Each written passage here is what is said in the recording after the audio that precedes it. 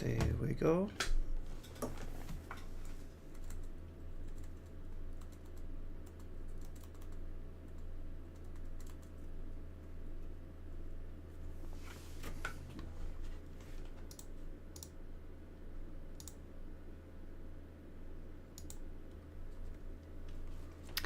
Okay.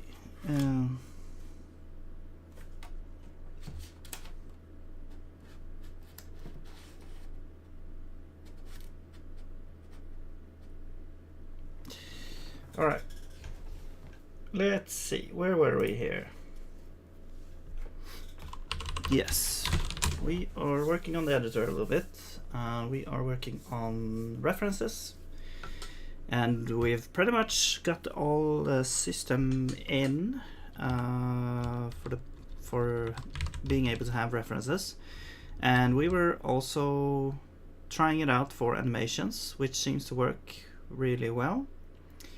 Also, textures are now documents as well, so that is good. So they are being able to have an ID that you can refer to. And then I would also, so in the future, whenever we have like that, some sort of asset that it doesn't have a corresponding sort of editor or like a sound file or something like that you want to add to the project, you can just add it as a thin JSON file with an ID to it. So yeah, that would have to be like implemented, but it's not that big of a deal. So let's, I think, go ahead and just replace all these other things we have here as well. I think we'll do the texture ones first because we've already done that. So let's go back to animations and check out actually how it looks. So now we have this ID, and it's a UUID instead of a like absolute path to the texture. So yeah, we're working with IDs now instead of paths. And so if we look here, we want to go to the tile map, and here we can see we have the tile map, we have history, but let's go in. So we don't have anything regarding a texture here, but we do have it in tile map. Should I fix the LSP before? We've been having a string of streams now where the LSP is broken basically, so, and I don't really know why. Let me see if I can see some logs here. Yeah, so it's like it's sometimes it doesn't find the correct things. Sometimes it works, which is weird, so maybe it has something to do with one of my files or something, that it's like it doesn't really understand.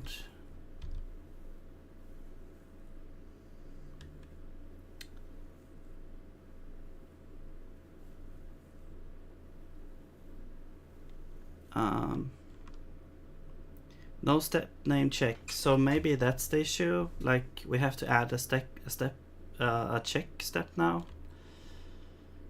And there was someone in the last stream, I believe, that actually told me that yeah, you could add a step check, and I've done that before. Let's see.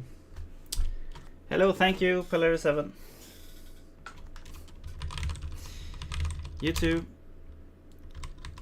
Okay, so let's yeah, I don't think I have a check step now. So where is this? Right.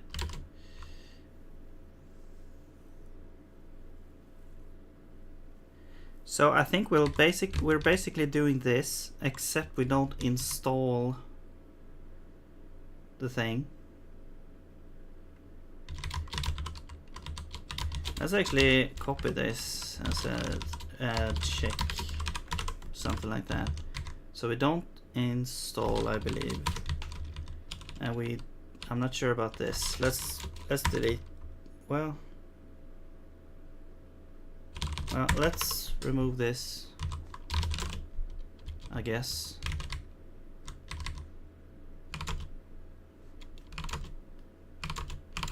Add check step, and command name is, yeah, we don't need these things. So this would be check, description, check, CLS, check step made for CLS. Okay. So now we should have that. So let's restart LSP. Yeah, it still errors out here. So, and there's a log at local state mv LSP. Yeah, okay, that's, I think, here. Log.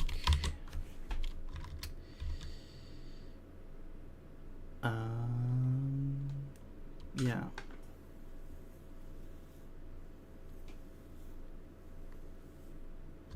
Clone.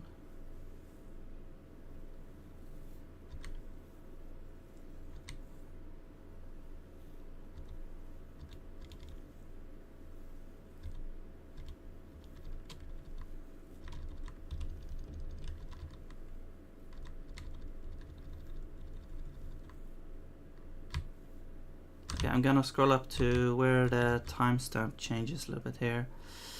Exited with non-zero status. Failed to open Zig. Yeah. Access denied.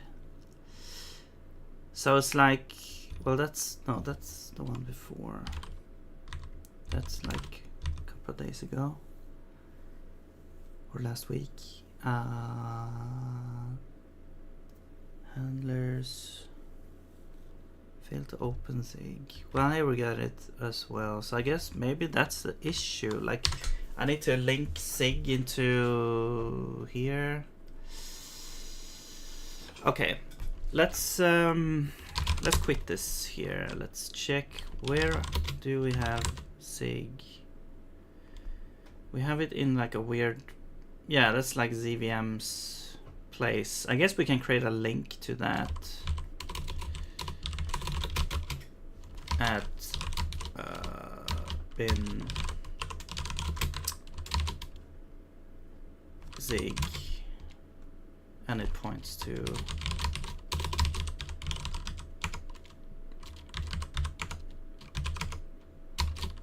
this. Failed. Well, oh, it's the other way around. No? What?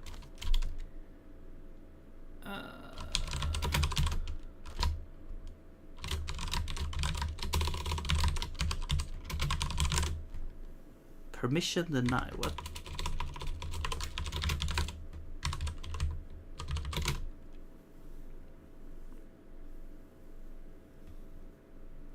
Oh. Okay, let's actually remove that, because I believe that's like an old version. Huh. Okay, let's actually just remove this. And we will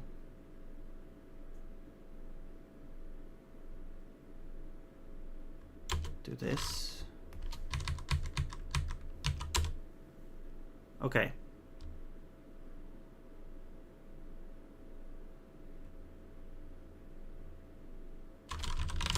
And then,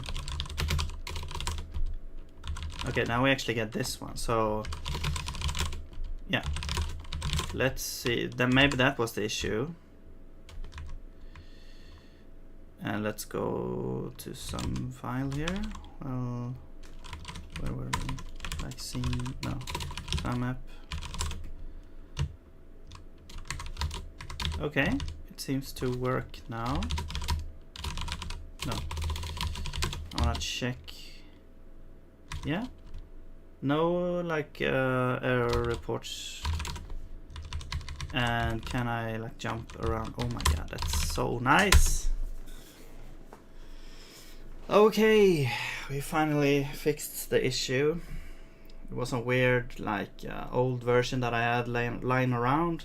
It wasn't a problem before, like in 0.13, but now it became a problem. Okay. So let's see here again. So we are trying to change out the system where we've refer to textures as file paths in, and we want to refer to them as IDs now instead. So in time map data we have a time map, and in time map we don't have any textures in immediately here, but we do have in the layers. If we go to the layer, and then in each layer we have a tile, and we go to one tile, and here you can see we have a tile source. And the tile source has a tile set, and this is the reference to, which is a incredibly inefficient way of storing this. Inefficient, I mean, like in JSON form, it's still gonna be pretty inefficient because the ID is gonna be like a 37 or something long string, which is not that much less than a full absolute path to the file. So it's still gonna be like, it's just because I wanted to have full sort of flexibility regarding when you build a tile map, what that it could have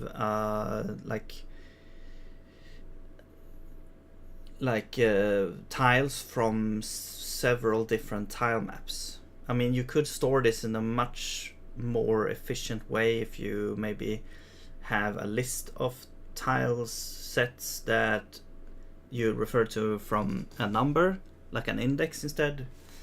But I have storing basically the tile map, the tile set in each tile, which is a lot. If you take like 30 by 30, which is maybe a low number for some tile maps, that's gonna be like 900 tiles, I think. Yeah, and that's gonna be 900 times an absolute path that we put in here.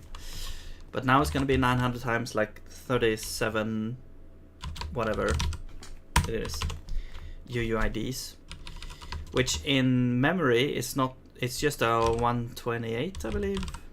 Yeah, 128 bits. But in JSON's format it's gonna be like 37 times 8 bits, 37 bytes. But anyway, I'm not gonna fix that right now. There are some other optimizations that we need to do, like for history and stuff as well. But this will, I'm just gonna update it to an ID for now. So the good thing is we don't need to duplicate the thing anymore. We can just take in a UUID and we can just set this directly now instead. That's a huge win. Now we don't even need to put an allocator in here, and we don't even need a dinit here and as well. So we can actually get rid of this now. The clone, we don't need to duplicate. We just wait. I mean, yeah, we just do. We don't need to do anything here, really. We just do this.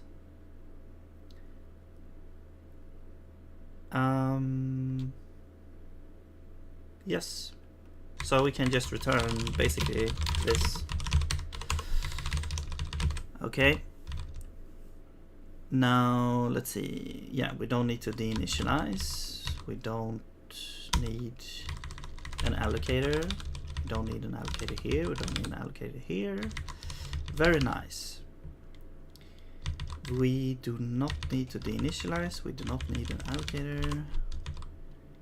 You can still set that to null. And for checking for equality, we can simply do A tileset is equal to B tileset.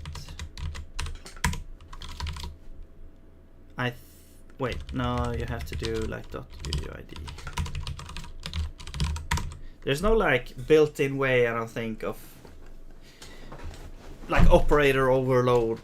I don't think there's gonna be that either. I think I have seen some discussions about that, but it's not like Siggy to do that. Okay, but yeah. So we can check for equal on U128, and then yeah. So that should be good there. And I don't think there's anything else in here. We went through everything. Okay. So now there should be a whole bunch of places. Unused capture. Right. I think we can just set it to null. Yeah.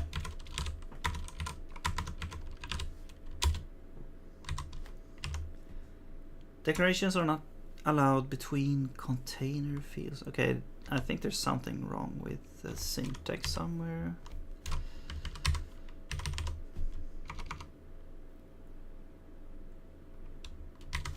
Maybe.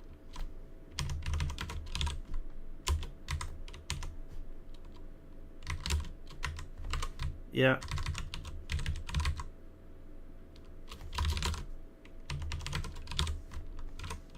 Okay.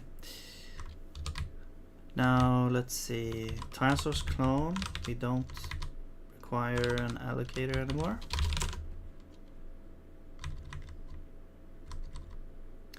Very nice.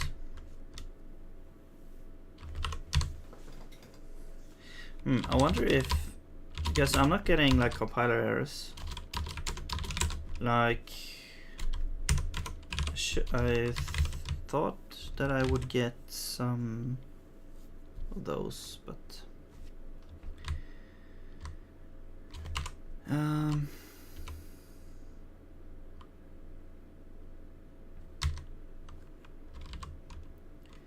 yeah, this one does not require allocator anymore.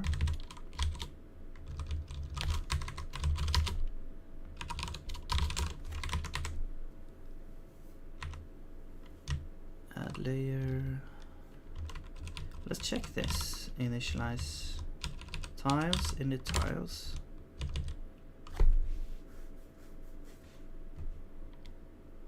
That just creates the space there.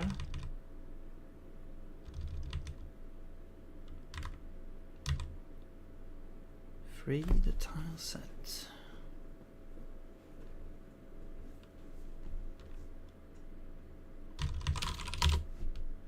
Huh.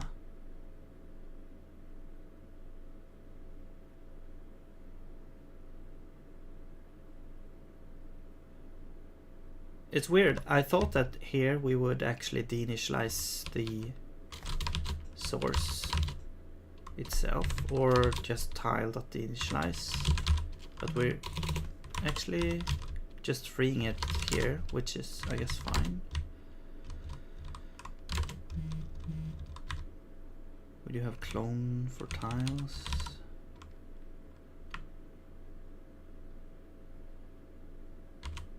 Oh, that's the thing there, and then we do clone there, which we don't have allocator anymore.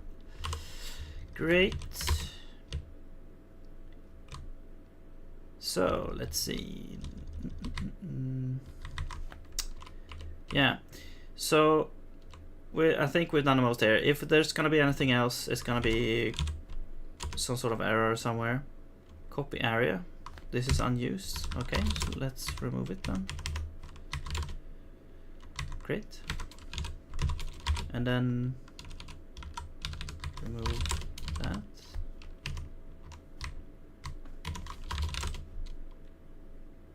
Okay. Yeah, it's gonna show up as a compiler, so we're gonna need to fix that later. But okay. What now? I mean, we could just run and see what we get. We need to, like, when you draw tiles, we need to fix that code. When you like request the texture.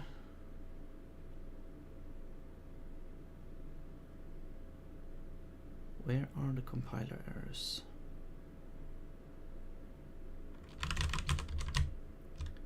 Here we go. Yeah, draw time map. So if, I'm curious, if I save now, will it show up as an error? No? Okay, I'm just gonna check my new Vim config here.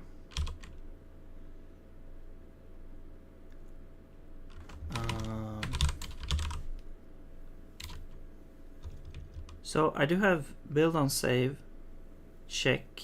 It does a check. Maybe the check doesn't really work.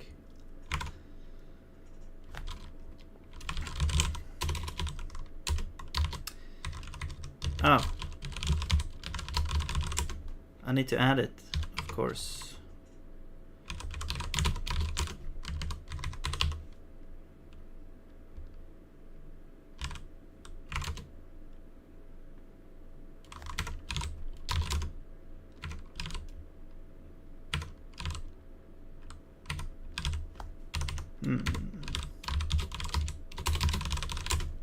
Let's try restarting here.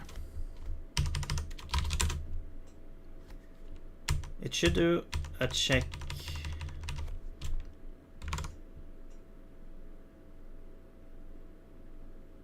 And I have enable build on save true. Let's see. Maybe we do need this, like get install step of build.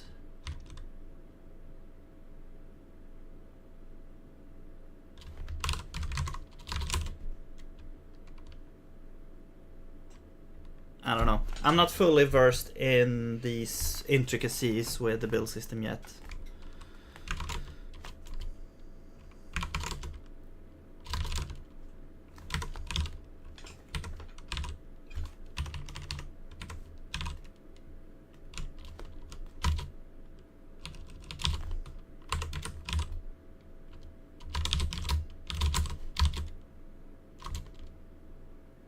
Here we have something happening.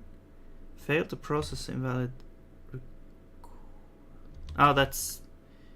Wait, but here we have sig build runner exit with non-zero status. Building no step name check. Yeah. So let's restart.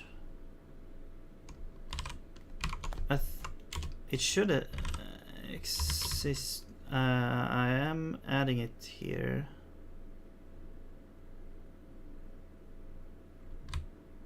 Maybe it's not, like, maybe this is supposed to not happen. Okay, I'll just check. I'll just Google quick here on how to add check step to ZLS.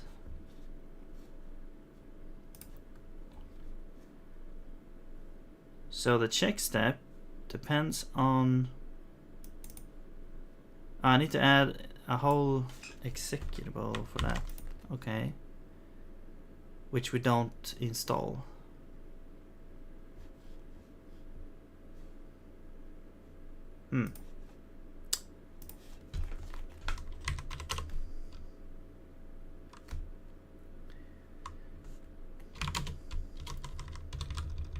Okay, I'll just do it over here. Can you get like exe name? Yeah. So the only thing we need is like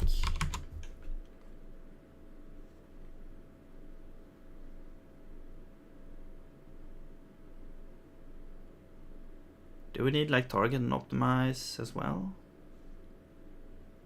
Maybe optimize is not necessary. I don't know.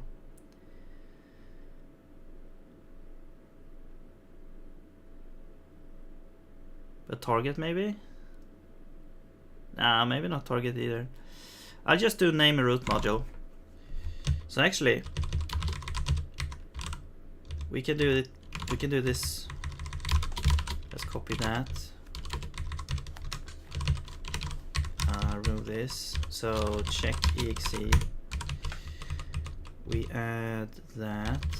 This is gonna be file name. This is gonna be file root source file. Wait.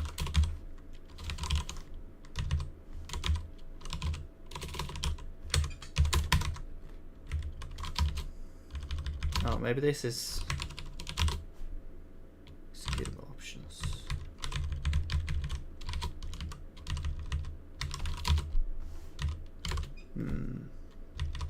Okay, so we can use .name and then forget about target and optimize. Okay, so we're creating a new sort of executable here. I don't think we do run. No, we don't do anything, basically like this.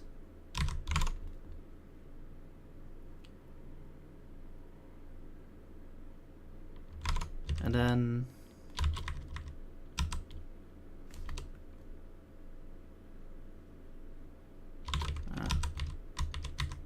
let's just try this. We get a step, we depend on this.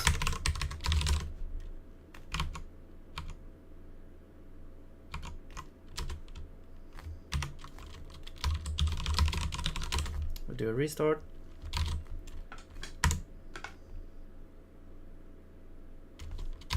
We do some sort of save.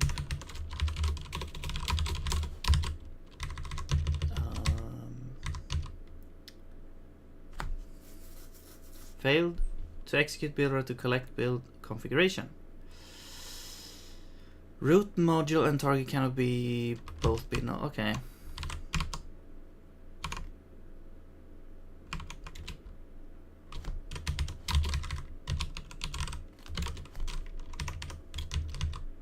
Okay, so let's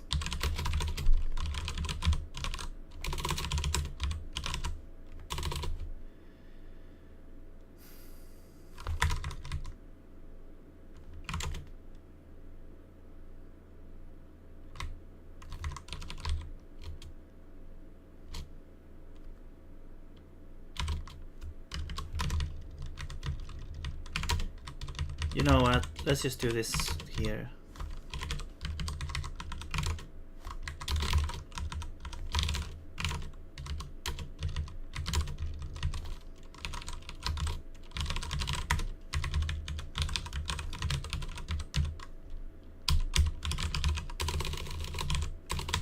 Let's forget about optimize. There we go.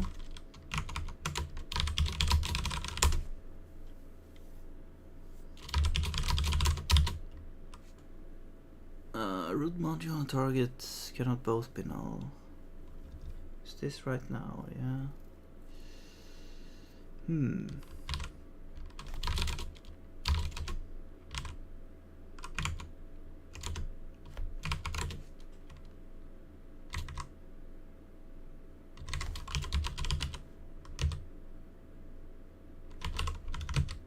But it's oh.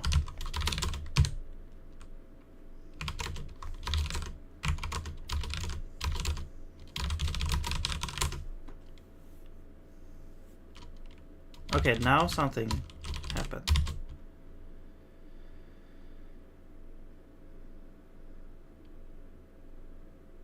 Right.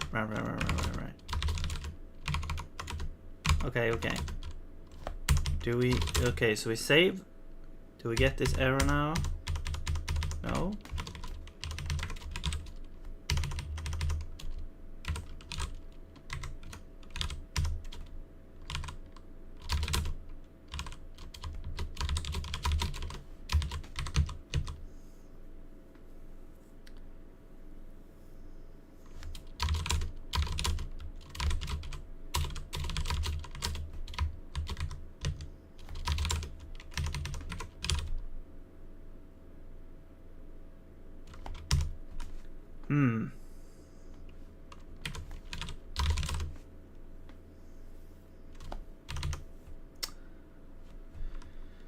Why is nothing happening?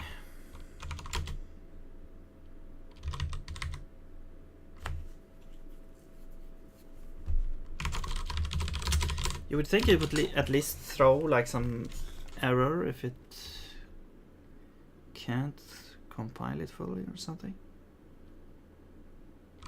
I mean, what happens if we run the build check?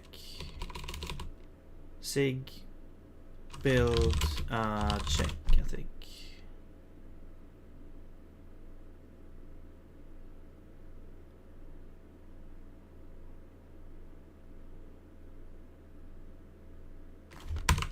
Yeah. No module name. Oh.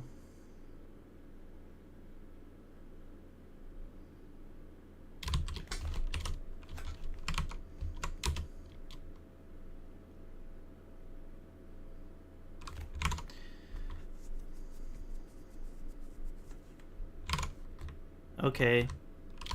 So I think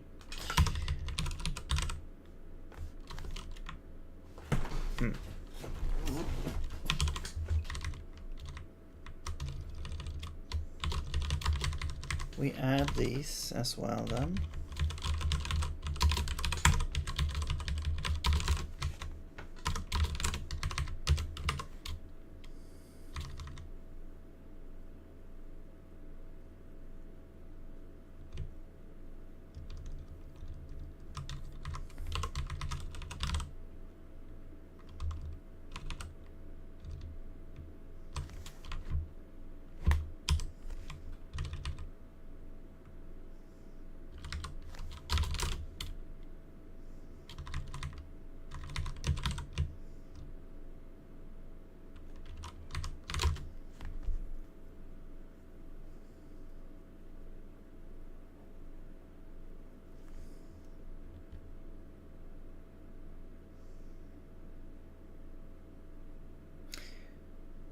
My concern there was it didn't feel like we were adding ZXG. Okay, there we go. Now we get a whole bunch of errors.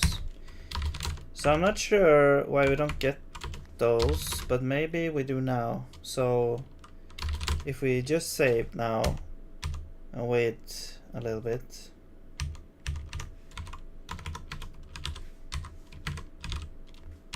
No? Okay, so let's try and restart the LSP.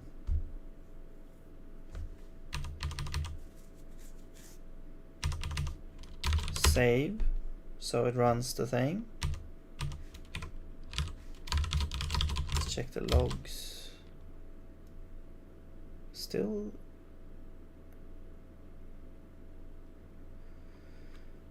operation not supported. What is this?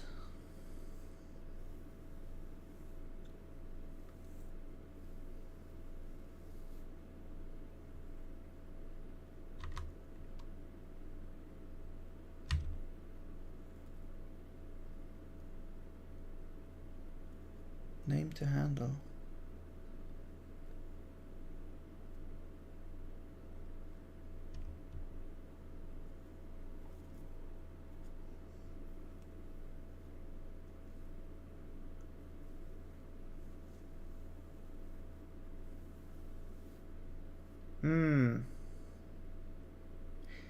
This smells like a little bug or something that's not implemented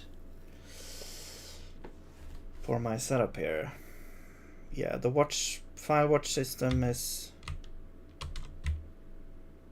usually a culprit.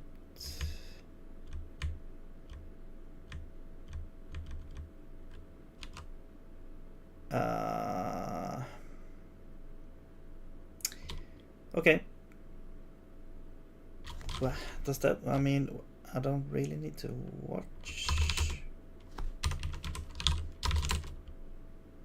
Is it that it can't actually see that something has changed?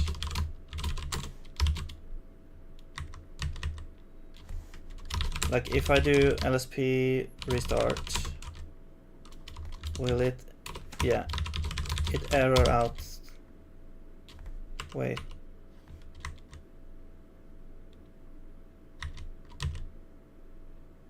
Yeah. So it can't actually do this. Okay, I'm gonna Google on this error here.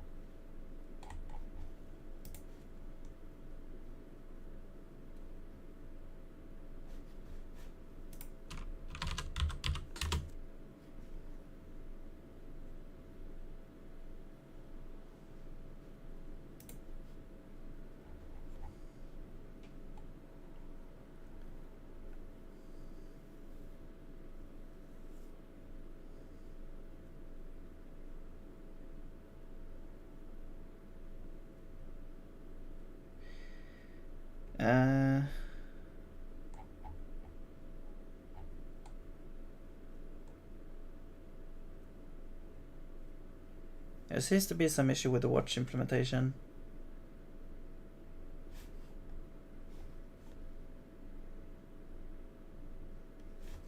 Okay, I'm gonna show.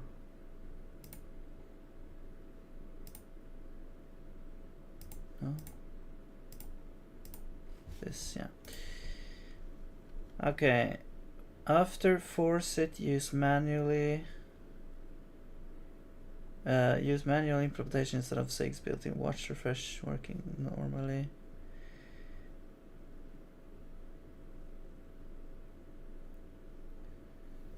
Maybe we can provide a config option to disable watch implementation. Now this was like 2 months ago.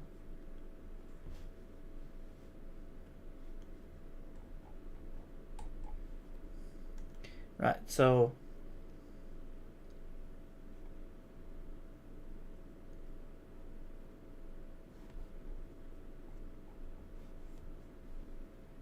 after my tracker receives manual implementation, best way for now.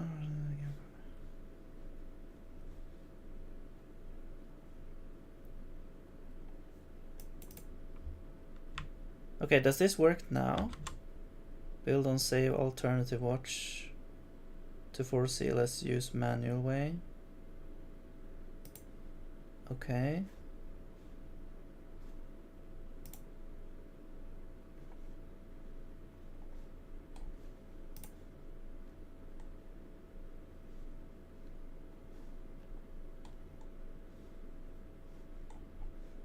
Wait. What's...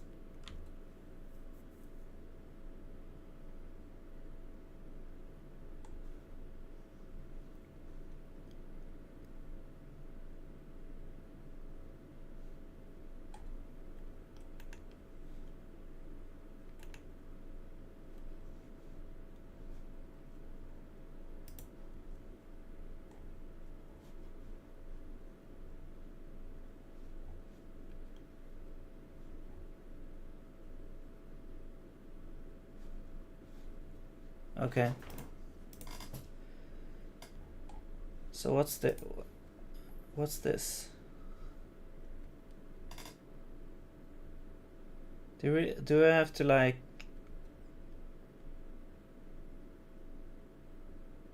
use this somehow? I've never used. So are you supposed to like monkey patch this, or I don't understand?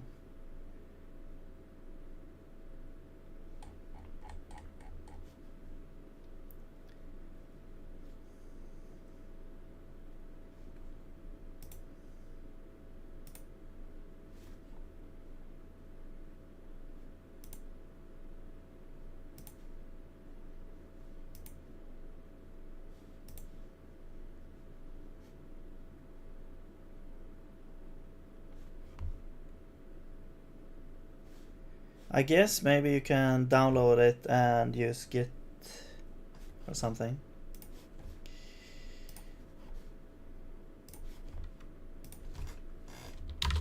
Okay. Is there like a patch?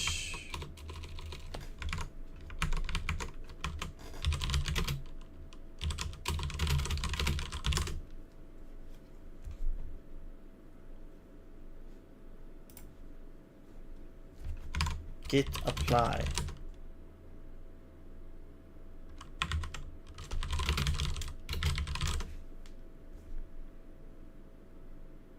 Okay. So I have to go to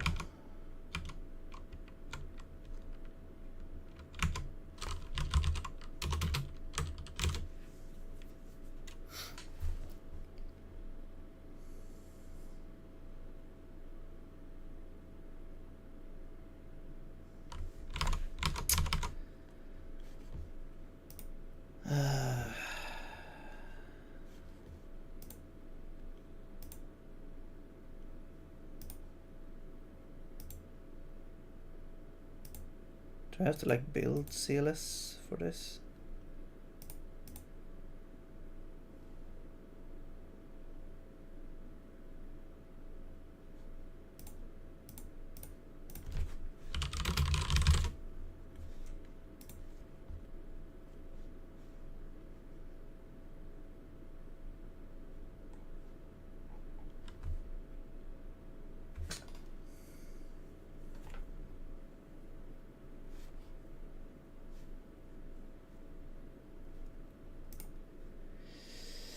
I guess what we could do is disable build on save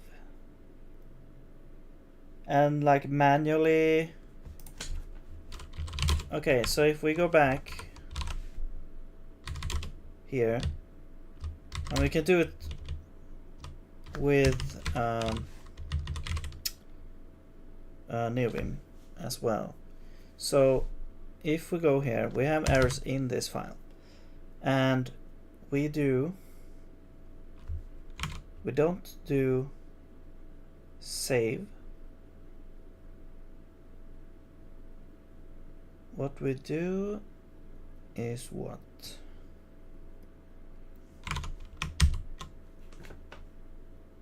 Can we do some sort of code action like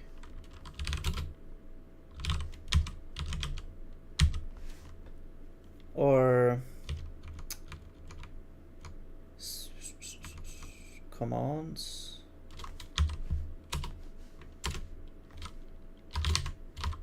Is this a function or?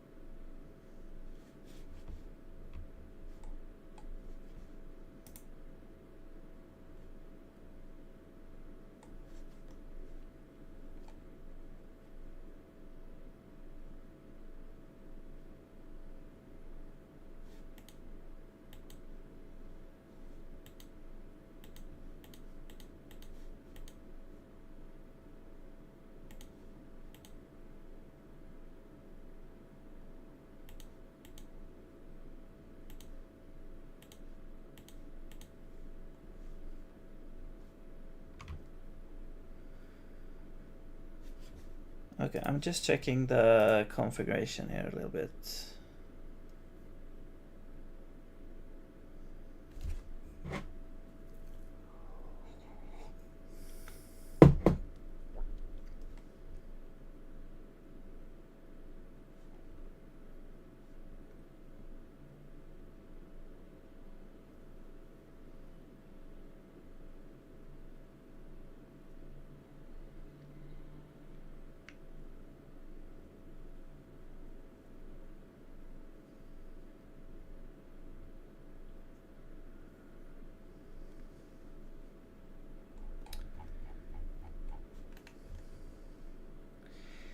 Okay.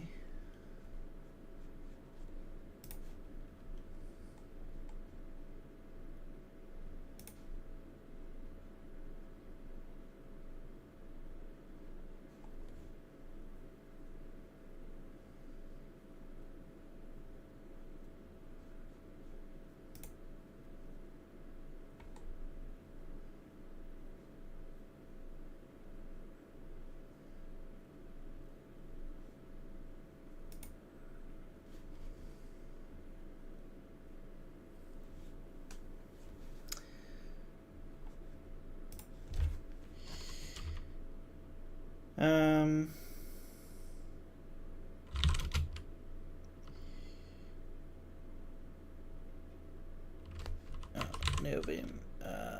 Send. So.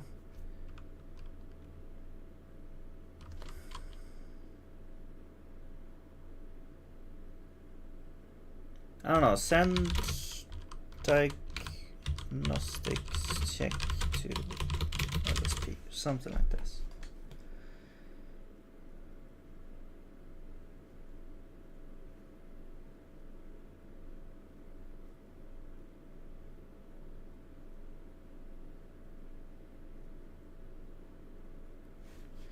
Okay, I'll just try something here. I'll just try and disable the custom build save on args. See if that changes anything.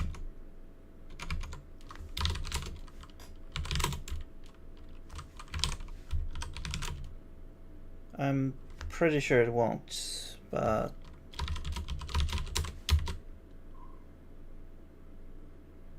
okay,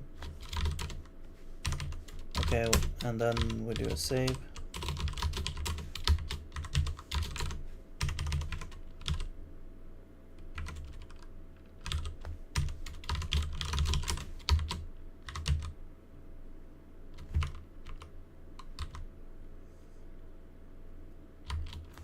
Nothing's happening.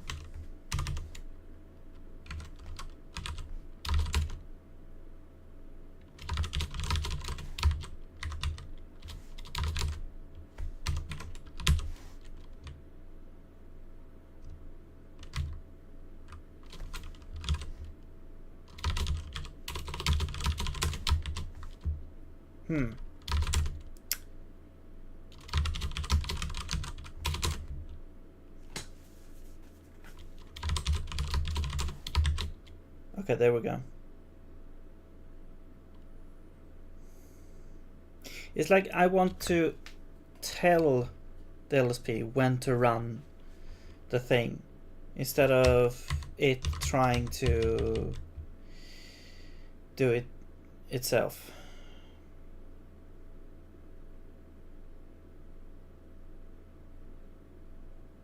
And I think that is what is happening. Like when you save something, or the LSP can, or the client can actually send up like, now something has changed here, and that, but it's different than the LSP like checking for changes to the file system.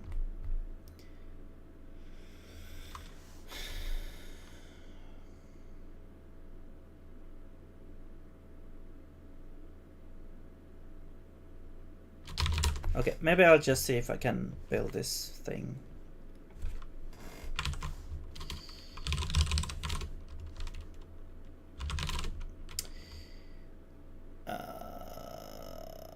So let's go here and then we'll make a new called CLS, or clone it maybe. Like if we check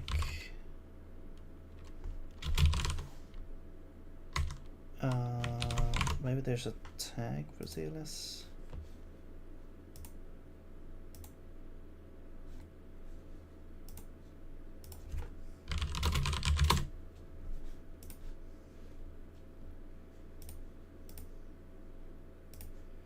Zero 14.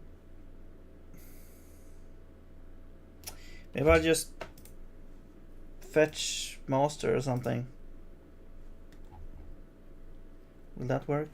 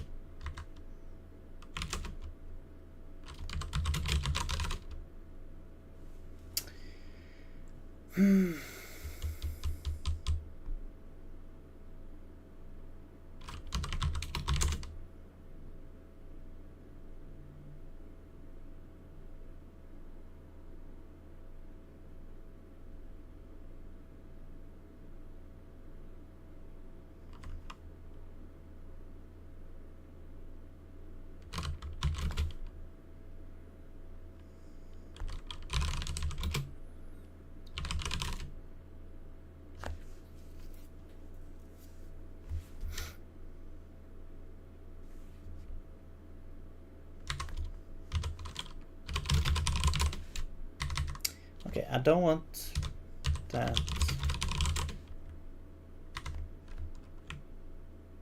What?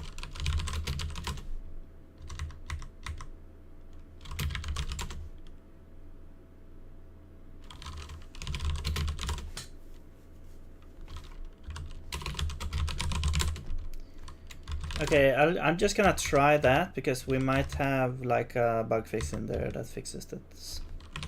So let's use this. Okay, but the ls should still be... Oh.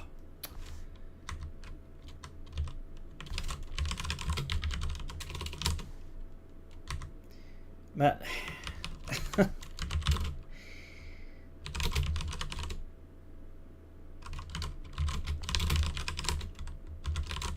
Okay.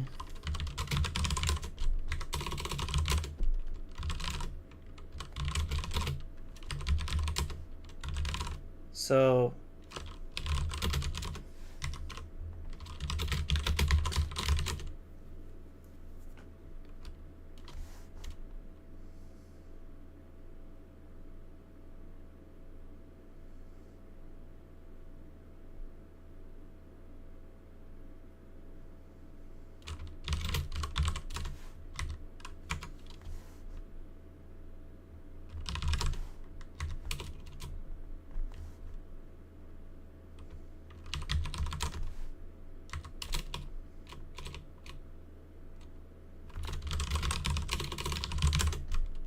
Okay, so what if I use master?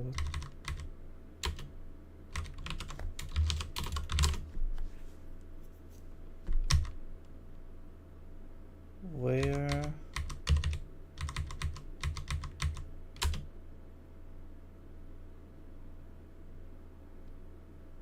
does that come from?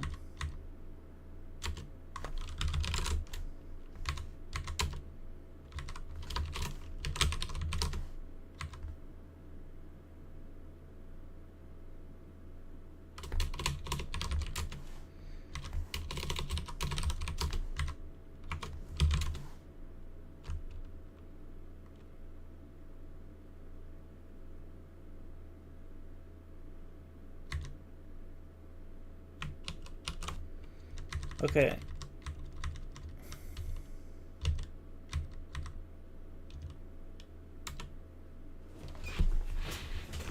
I mean, it might be like it.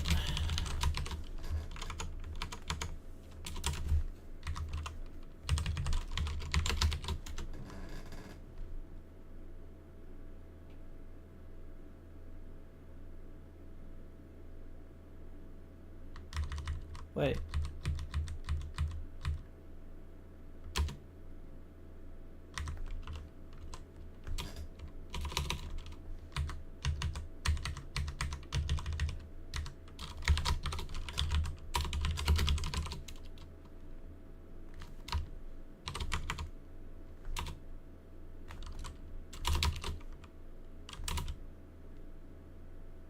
No. This is the place. Okay, yeah. Well, so I have something here called. Okay, whatever. No. Here we go. There it is. Okay. So, right. So bin just points to whatever is there. Okay. So if we go to master, we should have Zig and ZLS. Okay, so if we do this, we do. So now that should be master, right? So, but we will remove bin.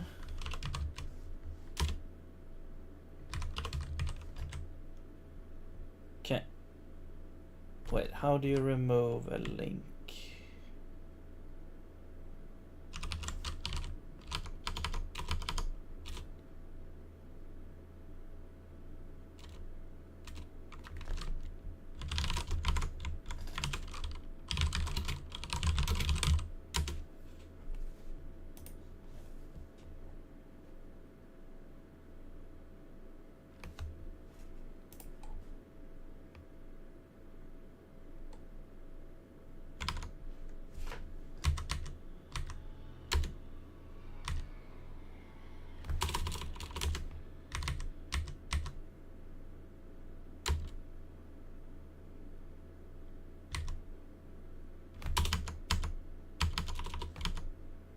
Oh,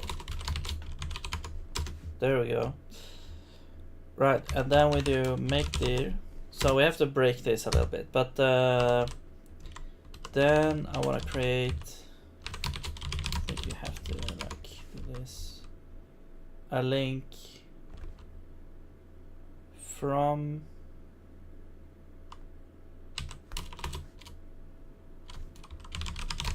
this to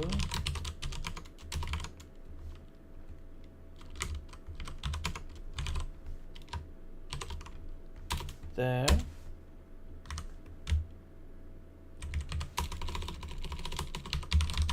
And then this one.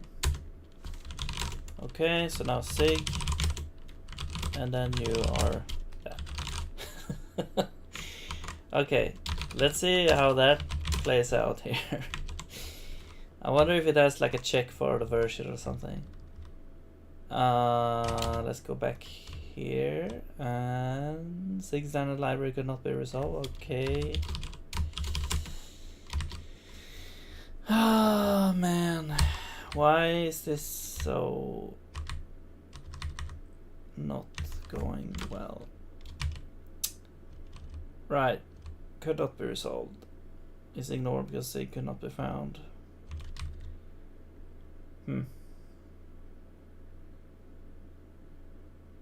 Oh, I see. I think I know what the issue is, because before bin would have a link to the whole directory.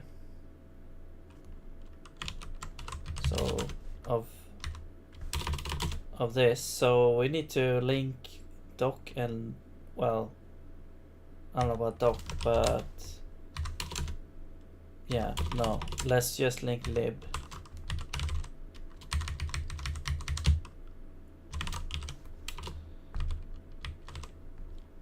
So this would be lib.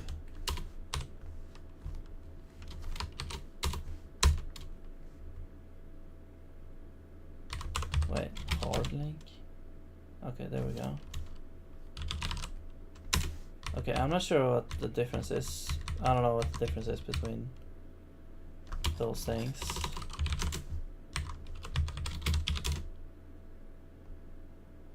Huh. Okay, well, whatever. Now we have those. Maybe we should make those into some. I don't know. Well, let's see. So now let's try this again.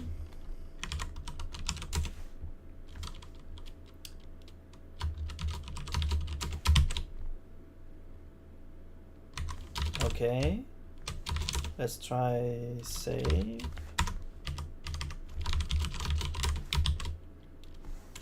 nothing here. Okay, no reported errors. Let's try restart. Yeah, same error. Okay, so it's not fixed.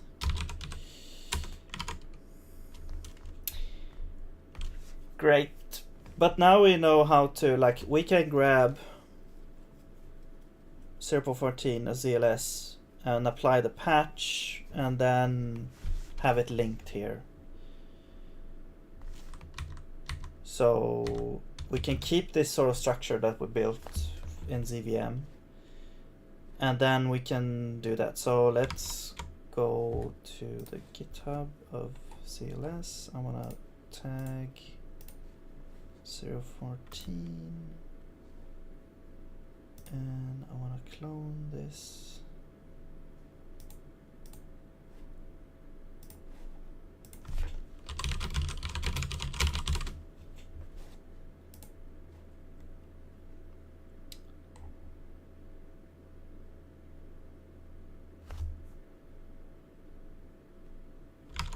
So you do git clone,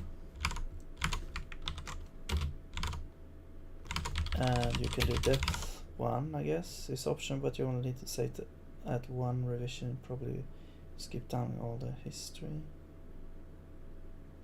Okay, sure. Branch,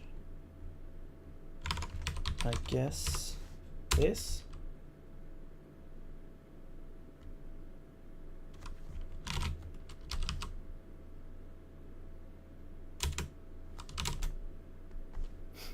So here we have that. How do you build? Requires Zig, yes. So we just do build, optimize, release safe.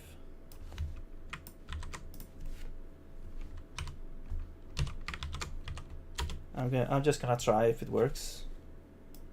So I kind of move my window a little bit.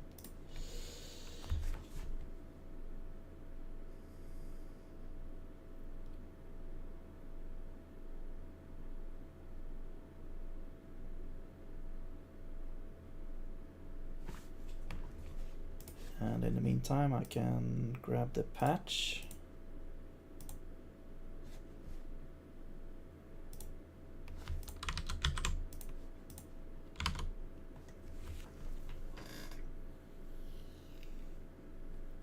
So that we can patch this ZLS version and hopefully get the build on save feature working.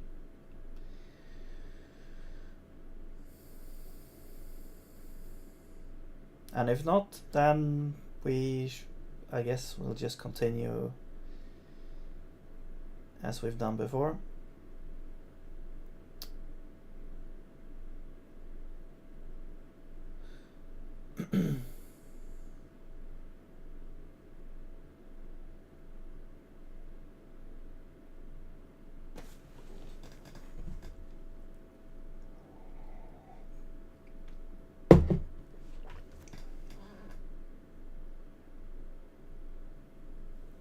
Taking a little bit of time here.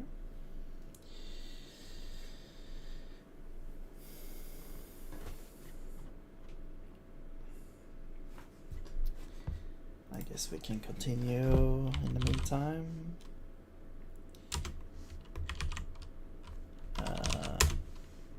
So if there are errors here, we need to run compile. Okay, there we go. Now it's done. So it's out here.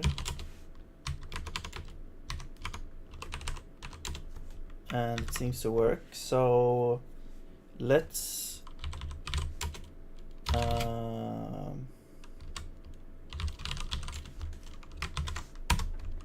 grab the patch here. I think that's all.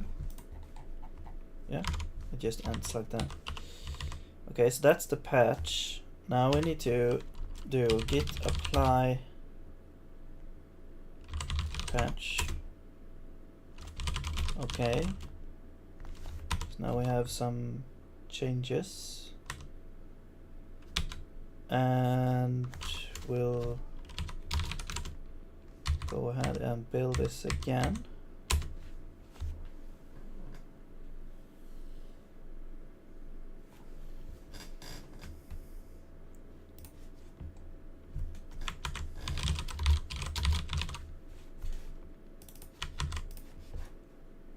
And I will also add build on save alternative watch true.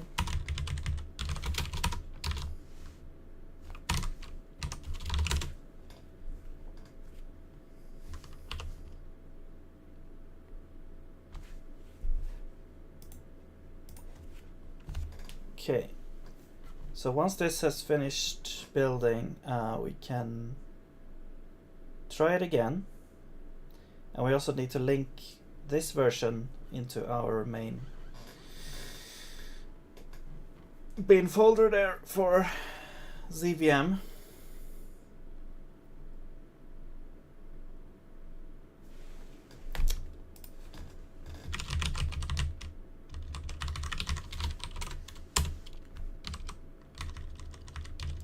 I guess we can wait until it's done and try it out.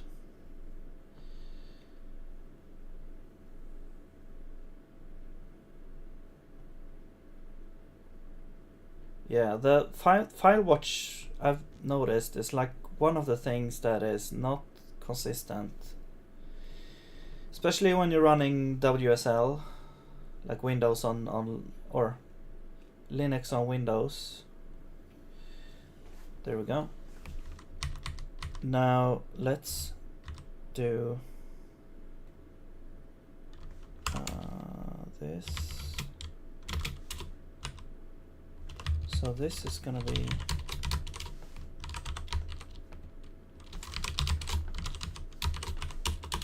that, and then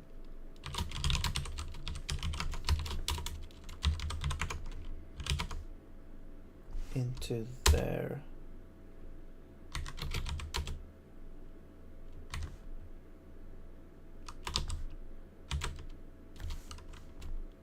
Okay.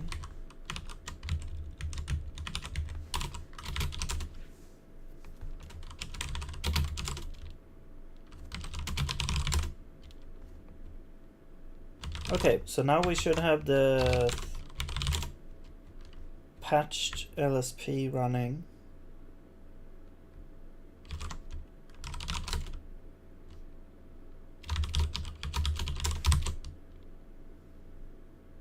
Okay, that's an old log. Let's try save.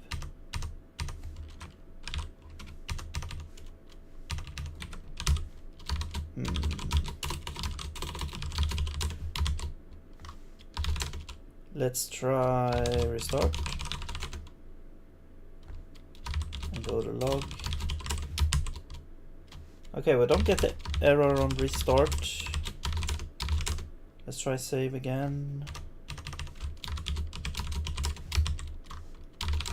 Well, I don't get the errors. Well, there we go. Okay. Oh, finally. Man, okay. It works. Great. Right. Wow.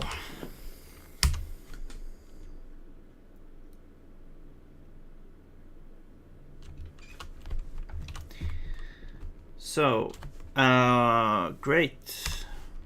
Well, it's nice that it works now. It took a little bit of forcing here, but yeah. Great. So, well, we have to remember that we're using this kind of custom setup here, but anyway, let's continue here. So, now this is not a file path anymore. This is going to be an ID, and also we're using this, which I don't think we actually... Wait, This is like the super old way of doing things. No client attached. Did it fail again? Oh, what is happening here?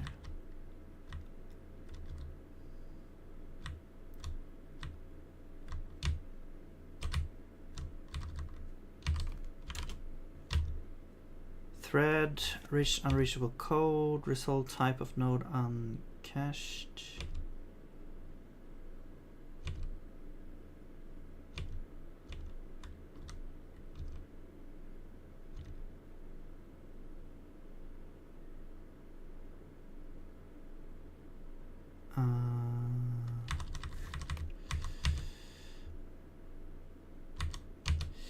Let's do this. Let's copy this, put a new here, and I will just delete this like first thing. And also, yeah, okay. Probably can delete all this.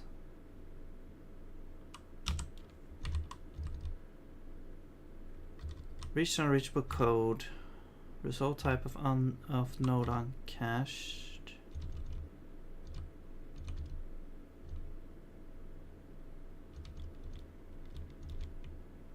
Okay, so there is some sort of weird bug here.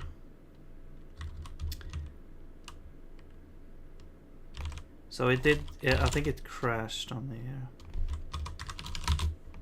Yeah. Let's try and restart.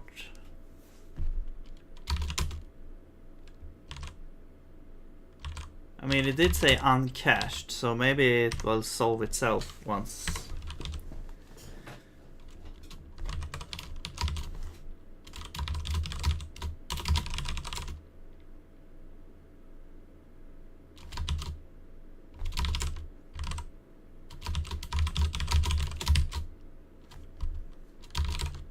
Why is it not like starting up here?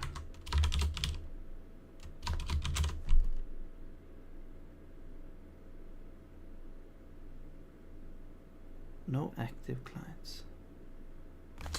What?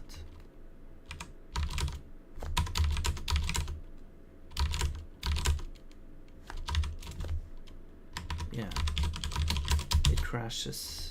I guess the same error. Yes.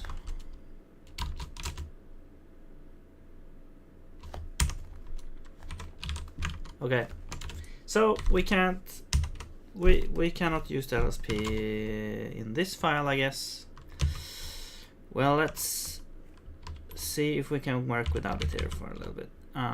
These textures, I'm not sure if we actually even use them anymore. If we go to request texture, oh right, we return null here. Because we don't want it to crash, I guess. But I think we'll enable this again.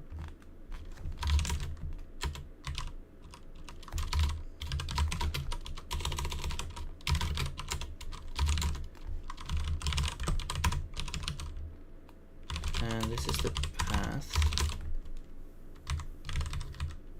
Okay.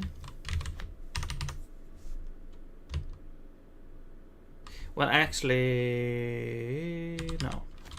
Since we have by ID, we don't need this to work. Actually, we'll probably remove this once the ID is like fully implemented. So this one will get type by ID. Yes. So yeah, because the texture is now stored in a document, it's not in the document system. We're not gonna actually use this old textures string hash map thing. So I will just remove this.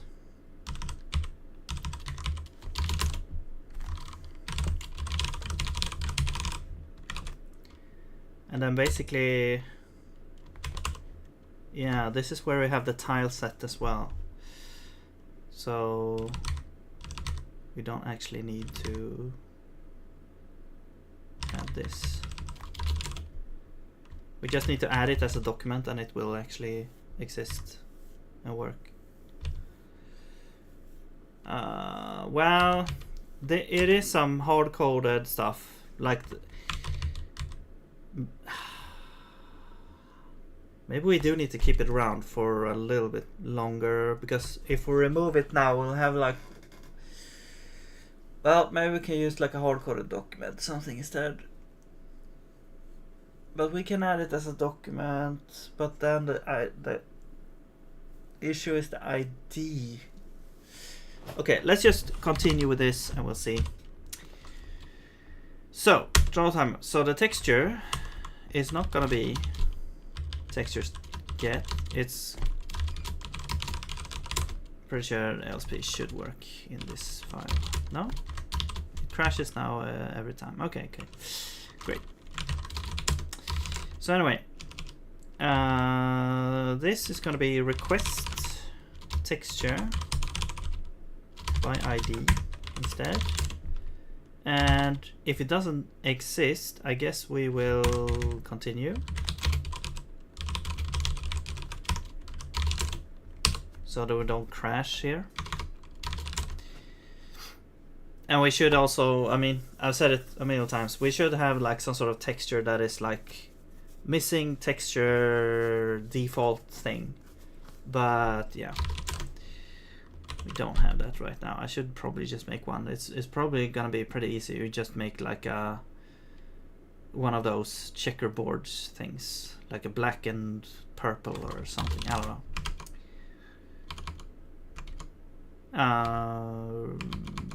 Yeah, so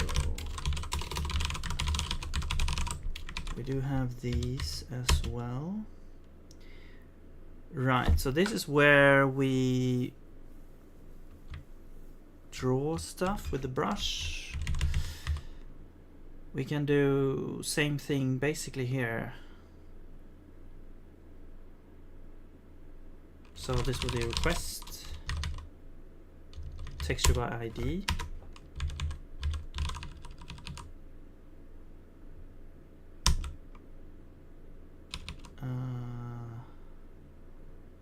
And I guess since we're grabbing it from here, it should exist, but it's, I guess also it's not, it might not be possible.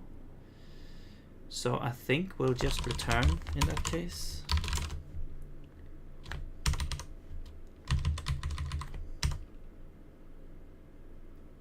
Auto discard for unused value. Okay. Right, and here we also have the same thing. So let's do request texture by ID.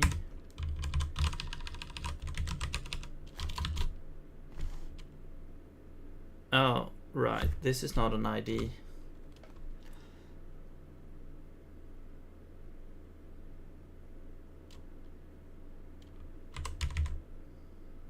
Well, I mean, I guess technically we could add a thing with this ID.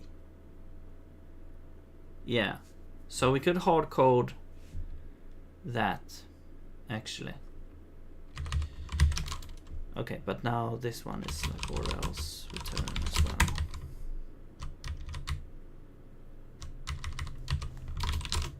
Yeah, if we don't have a texture, we don't really do anything in here.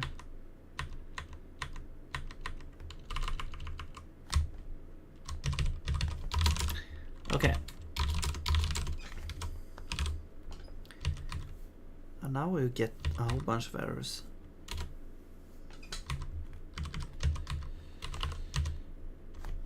Or is this like older? Yeah, because this is not a right. So that's not an ID in this sense. It's not a UUID. That's right. So we can actually do that. However, we could set this to be as like, let's say we go to config and we say like tileset ID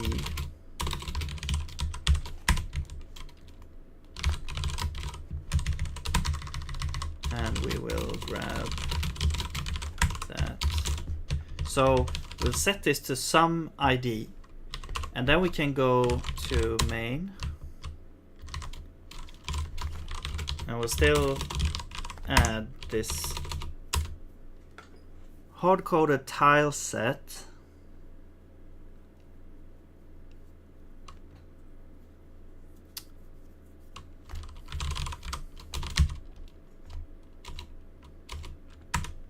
What's happening here?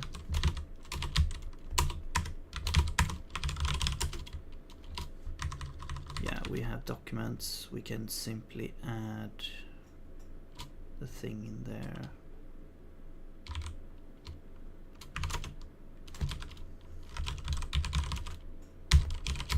Put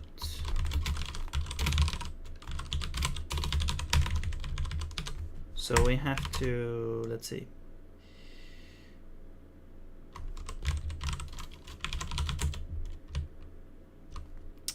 Allocator and file path. So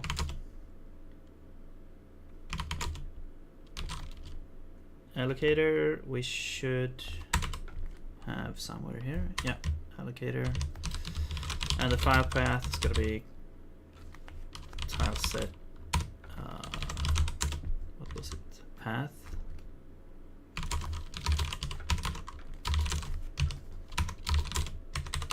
Okay.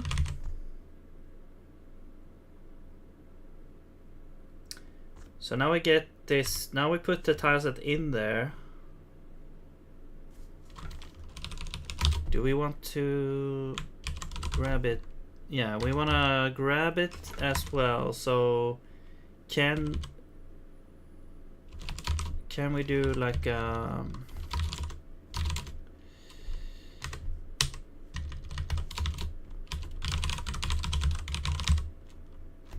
so wait, did it wait this won't return anything. What is this? Like,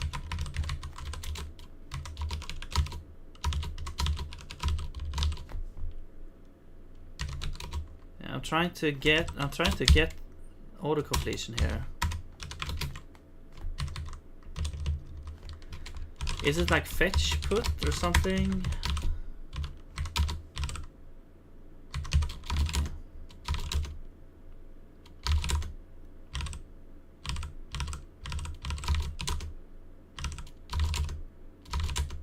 I'm trying to see if I can start the LSP, but it doesn't work.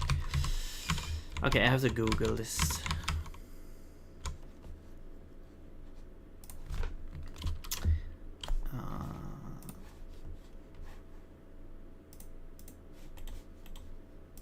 So it's gonna be string, array, hash map.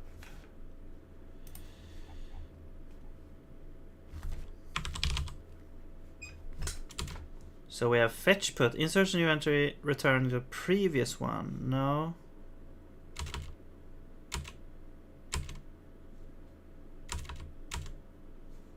I guess we can do get or put, because then you get the result out. Get, yeah, you can do get or put. Now the LSP starts working. You have the tileset document entry. So we'll do tileset document entry. But now it doesn't work anymore. It's like it doesn't work after this line.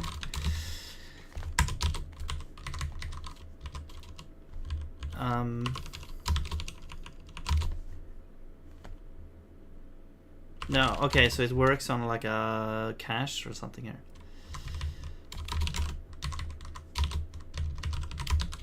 Okay, the formatting is messed up. Okay.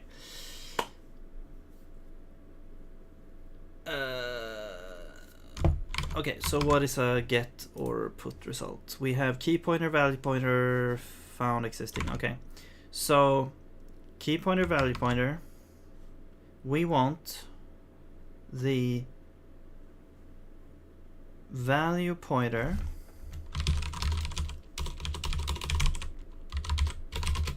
and we want to populate it with a document Or wait, no. Wait, what do we want to do here actually? It's no, that's gonna be the key. What did I think that I wanted to do here? I don't think we really need to do anything actually.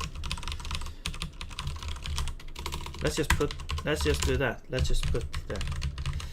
Yeah, I think what I wanted to do was like change the key into this key, but I don't think we need to do that. This is gonna be the key. Tileset initial.png. That's the key. And so when we, or not the key, well, yeah, it's gonna be the key in document.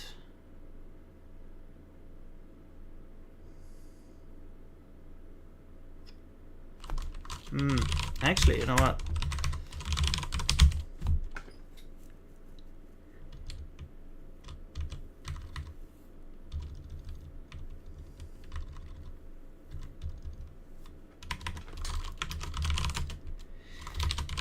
If we go through the normal system for adding a file, we actually add it to documents, but we also update the index as well. And once we've updated the index, here we go, add index. So we can add an index. We're just gonna use the key. Yeah. There we go. But we don't have a project. We need to actually do this.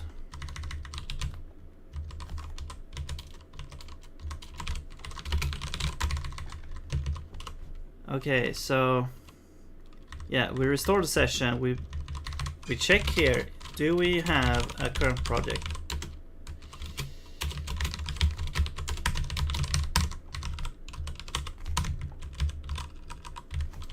Right. Then we add the index. And the index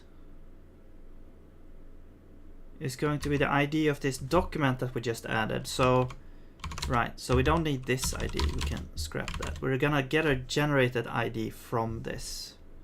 But I do want to get the document. Okay, so now we do get input. And we get the entry there. Oops. And then we say the ID is gonna be entry value pointer, and then get ID.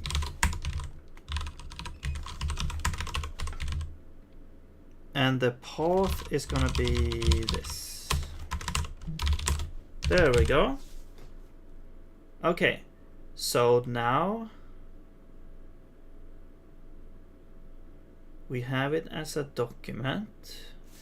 And then, so this means that we can request by this ID. However, how does anything know how to grab this ID? Well, I guess we can actually have a global here.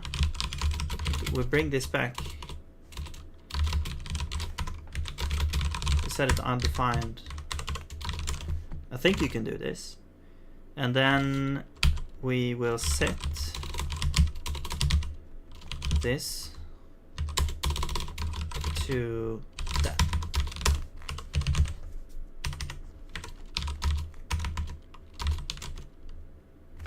Okay, so then if anyone grabs tileset ID, it's gonna be this. We can also put it in context, I guess. If we cannot do this, we can put it in context as well, because context, everything has access to context. So it basically becomes a global here.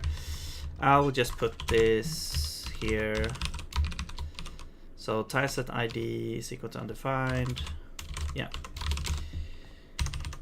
that's fine.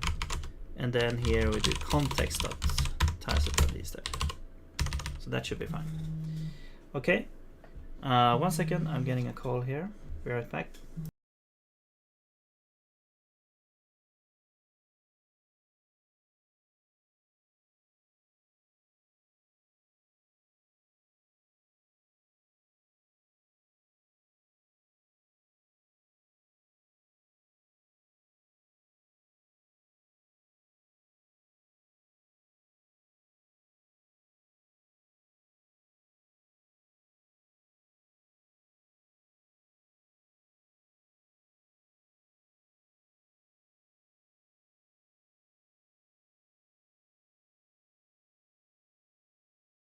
All right, I'm getting a food delivery here in like a couple of hours, so I have to keep that in mind. But anyway, now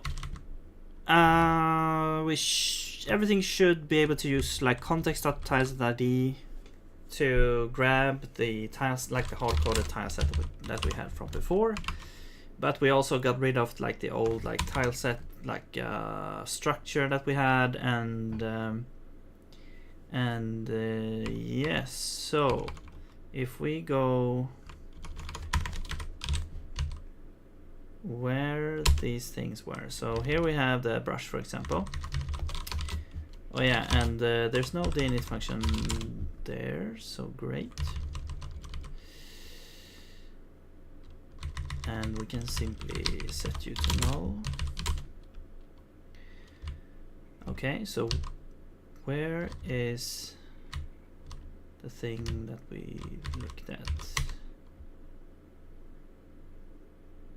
I think it's like dot tile set. Yeah, let's look at these. Okay. For one, we don't need to. Oh, is this like doing this manually? We don't actually need to do this. All right, so we're freeing this. This is not. This was a pointer before, but now it's not. So we don't actually need to do this. So we don't need to do any of that. And that one just copies there. I don't think this is an issue. There is the thing we just did. Here's the brush. We initialize. And this is a tile set. So this needs to be the ID, which means that if we go to where this is set here, this is like, yeah, wrong. So this needs to be UUID. Let's just set it to undefined. And then when we like initialize, we need the context.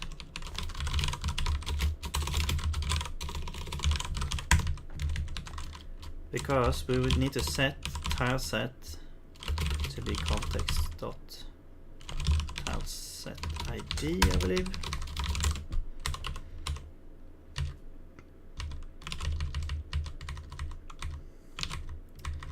Right.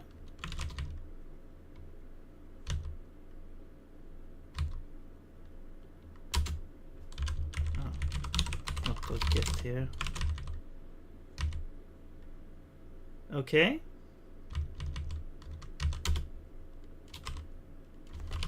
Yeah. Great. Oops. Okay, so let's see if we can run this now. No. Use of undeclared. Right. So we need to. All right. Yeah. Of course, it's not gonna run. We just added this as well. We'll see where this will error here. Here. Oh man, maybe this won't really work that well. Time map, non-persistent data. Yeah, this won't work. I mean, we could set it to I guess we could set it to undefined and then still. It's weird how the formatting still works. Yeah, we do this, but now we need to like when we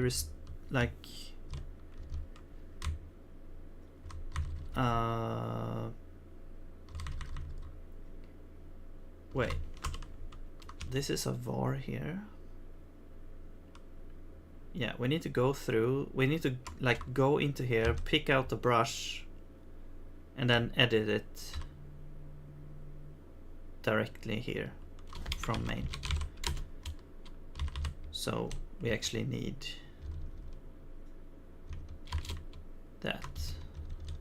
here, we will do no.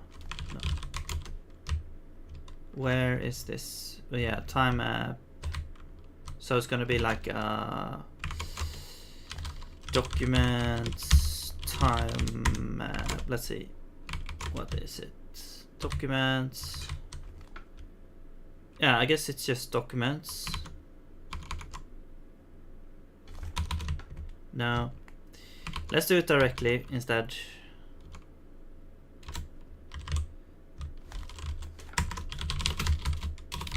Tools.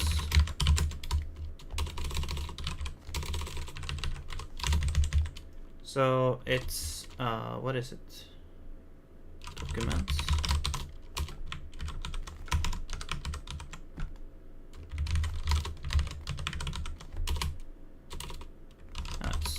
I'll just do this to get the auto completion here. Time map and non-resistant, I think it was. Okay, so there's that. Let's also, we need to make it public so we can import it here. Okay, because I have a kind of funky way of defining this. This was like one of the first things that I did in this project, and it's kind of weird. We have this weird like global mutable thing, which is the list of all the tools, which should maybe really be part of a struct somewhere, but yeah. So it's like unlike anything else that we have. But anyway, let's now, I think I'll just hard code it because it's super temporary anyways. So we'll just grab the first one. Actually this, yeah, it's a list, yeah. The first one, which, and then it's gonna be .brush, and then it's gonna be .tileset. And the idea here is that the tileset would be like, you can set the tileset to be any, and we can actually do that pretty easily now with the inputs that we have that can reference other assets. So you could make the tileset into like a thing that we can change from the editor instead, but I'll just hard code it for now and make it work here. So this would be now the ID. There we go. Hopefully this works here. No field or member named get ID in. Oh, that, all right. So we have to go into the document. So we have to go content, and then,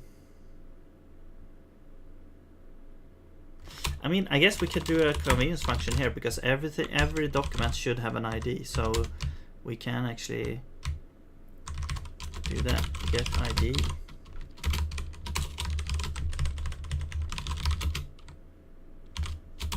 Document. Return. I guess it is technically nullable since content is nullable, so it's not perfect. Actually, we could sort of assert that it's, yeah, let's assert that it's not null here. And then,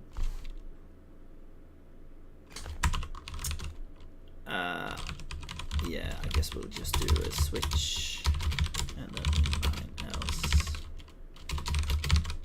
You get the content out and then content dot get ID.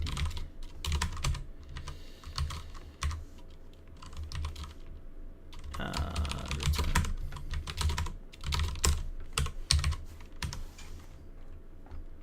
Oh, need to grab this as well.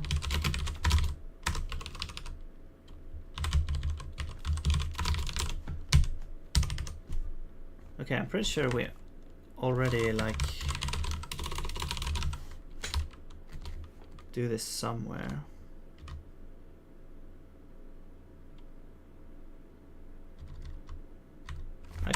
whatever. Yeah, so now we can get the ID on any document. We'll just get the ID like this. Oops.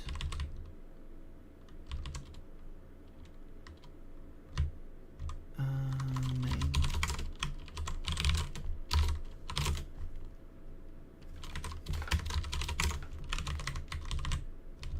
Expected. Something is it this? No. So asset index. Oh, I see. Context is actually, context needs to be, well, it is mutable. Oh, it's the project. The project needs to be mutable. There we go.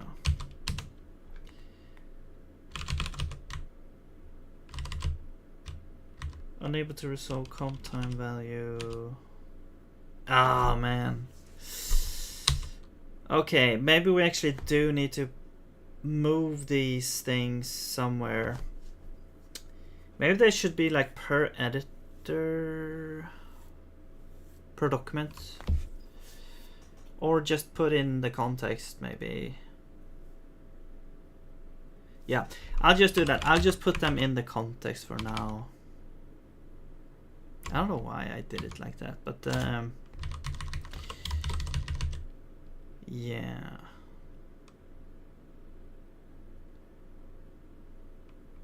I guess I want it to be sort of static or global mutable or something. Yeah, let's just put them here. I'm gonna move them anyway. So these are tools. They're actually only like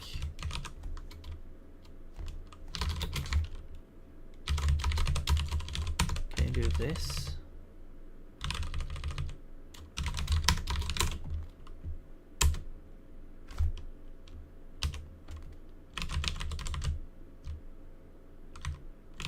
Yeah, so now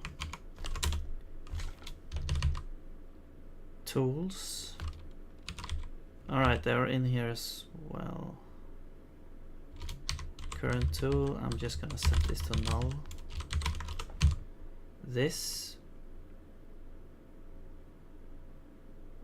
we will delete. Oh, we're deinitializing the tools. Well, let's do that somewhere else in the context.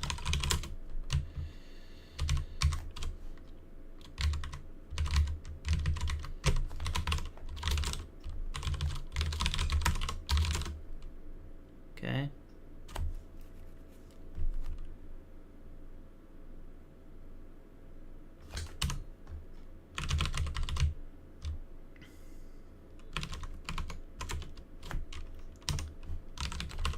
Don't need you.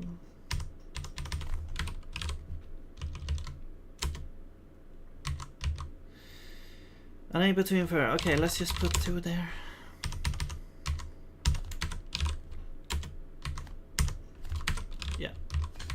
Now the LSP like starts working a little bit and then it crashes and burns. But let's compile. I'm sure we'll have some tools issues that we need to take care of. Use of undeclared tool.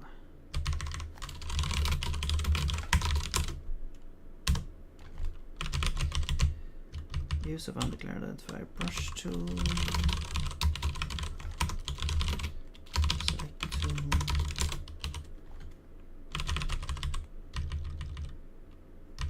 Member function. Expected 0 arguments found 1. Document generic. Initialize. Oh. Right, we can't change the interface here. We need the allocator, but we don't use it, so let's do that. Root source has no right. So now we don't have the tools there.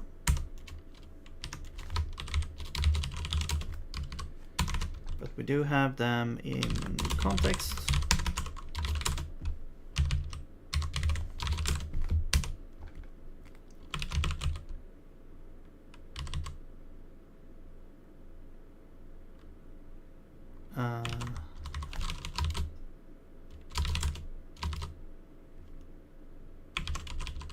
Oh, right, it's like implementation and then tool and then, or brush.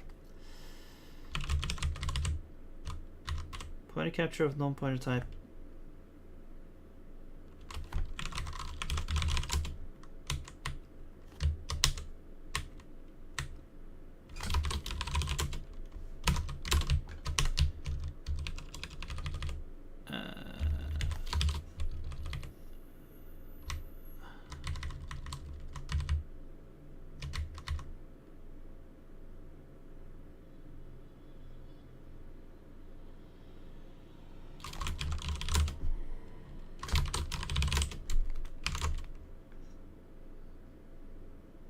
What? I'm pretty sure you should be able to do this.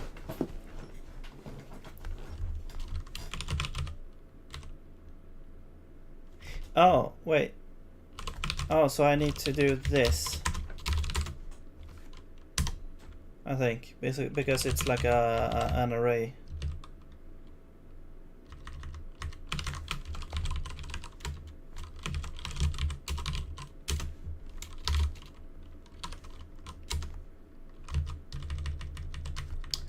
Okay, now get tool. This, I think we just put this in the context. No, wait, current tool.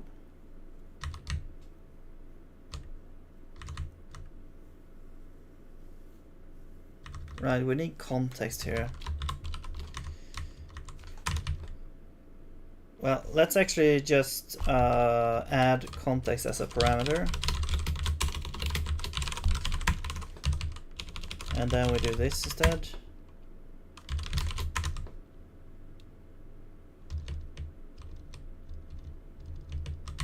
And so we need context here as well.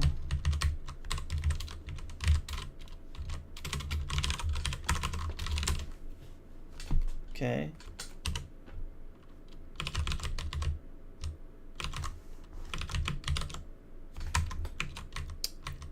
Oops. And we need context.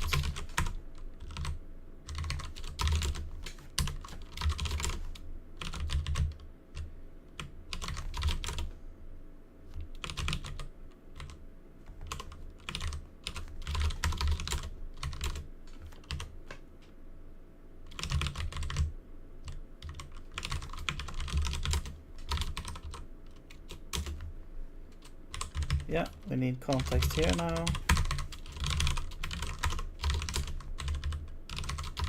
I mean,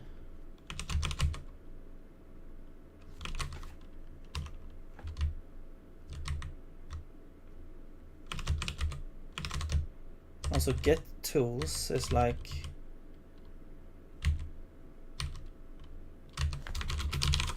sure.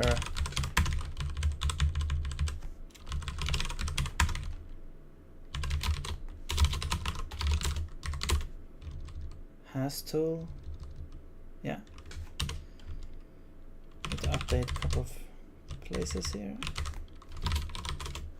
What's this? I don't have context.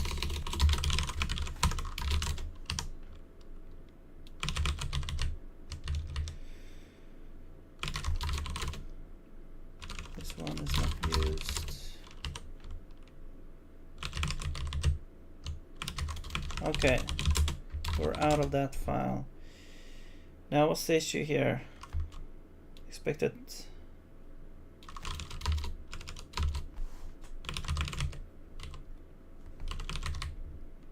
Okay. Let's remove this const.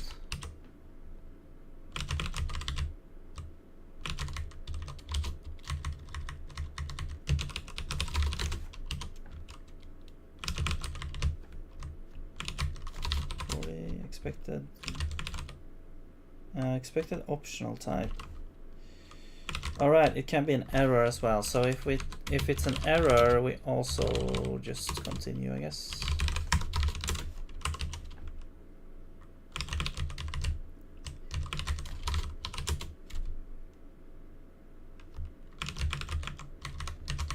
Right, and now, wait, expected, this is a pointer, so let's do that. Layout, time map.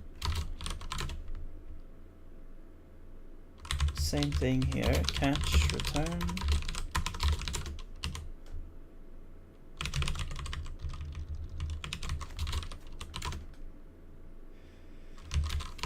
Okay, what is the issue here? We don't need allocator, I would think. Yeah.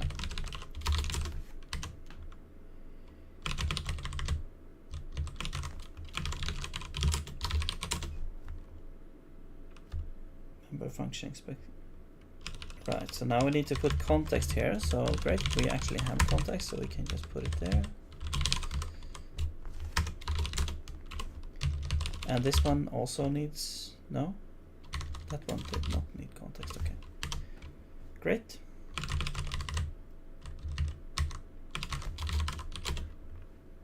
And this one also catch return.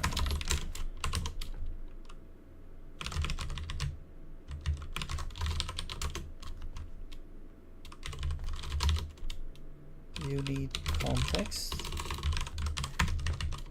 And you also need context.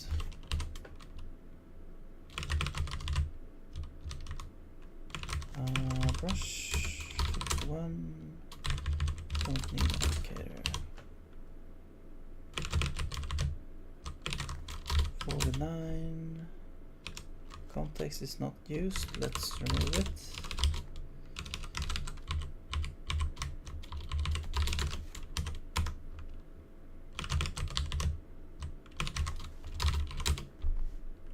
You don't need that.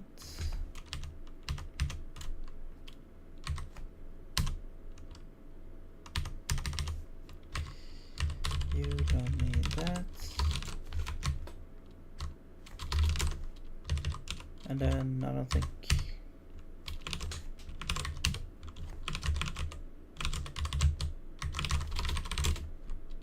No, you don't need that. We don't need to put context in there.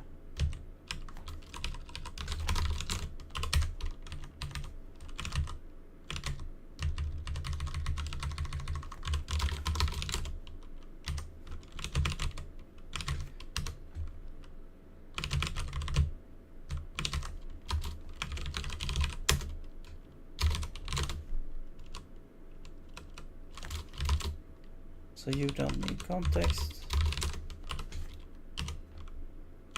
A lot of these small updates. You don't need allocator. It's nice that the compiler actually finds all these places for you, so you can fix them. Would be really bad if you had to like manually check every place.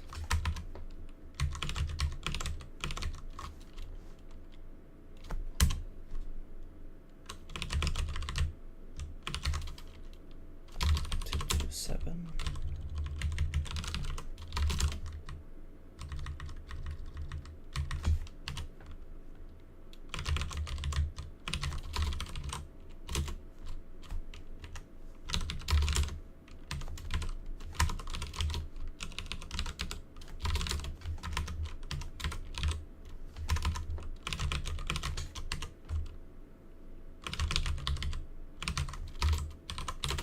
Was way more places than I thought.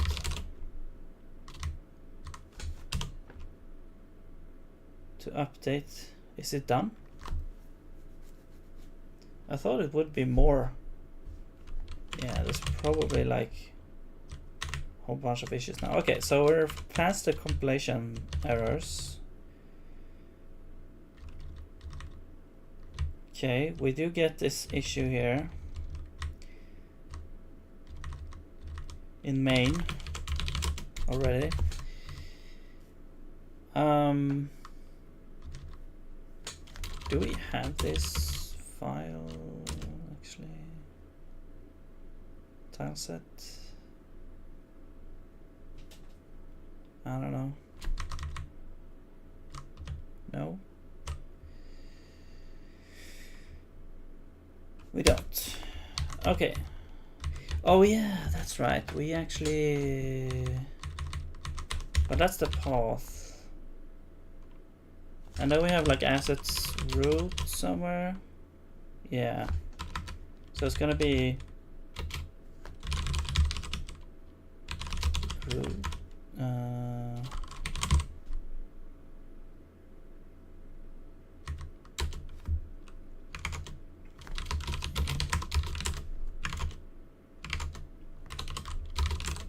This.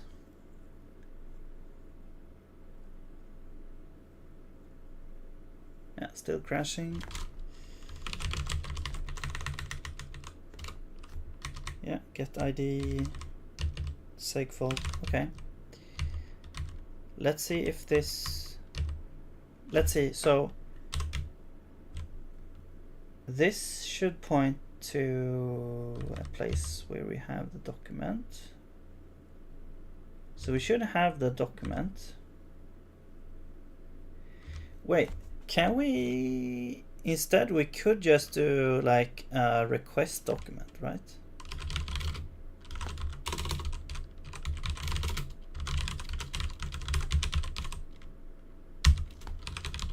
No, contest request document.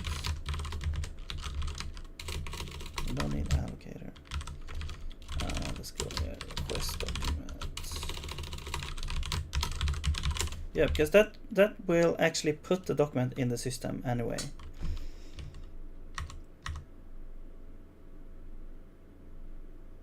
Oh, it has to exist in the path or the index.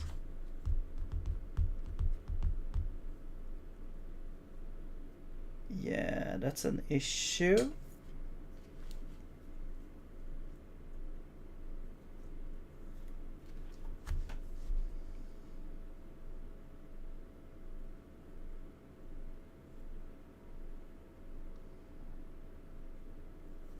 Okay.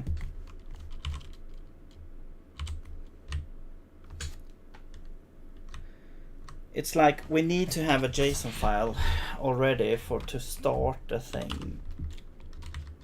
Maybe we can like hard code it, I guess. We can go to I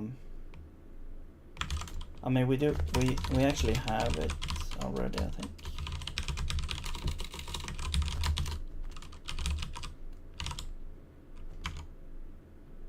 This one. So I guess we can sort of hard code this as the tileset ID as well, instead of doing all this weird things here.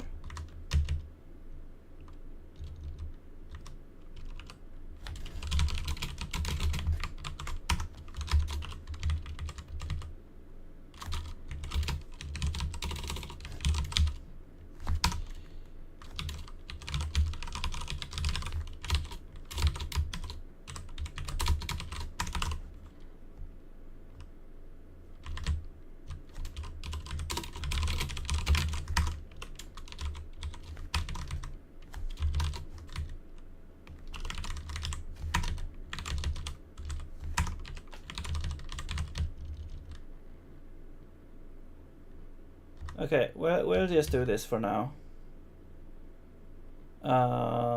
We don't need to add the index, it should already be taken care of. And then we just set these things.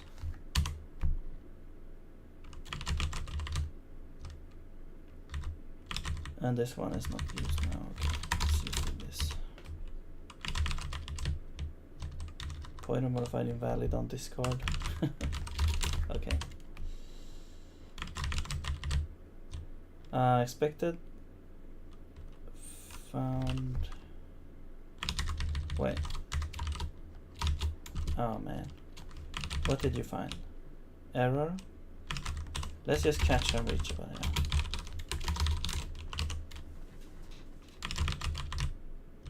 Expected type. Oh yeah. I need to wrap it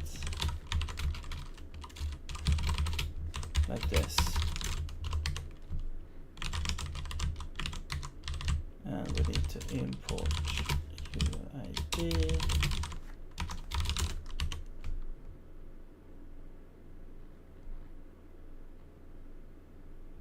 Okay.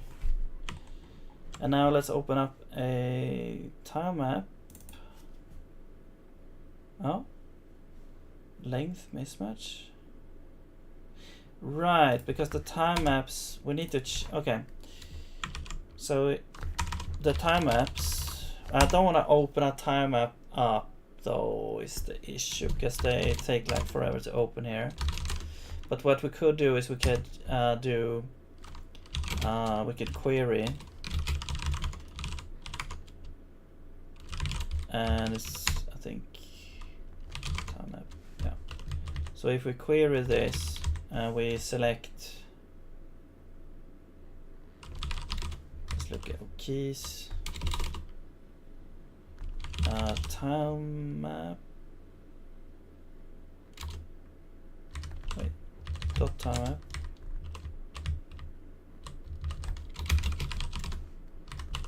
We need layers, tiles,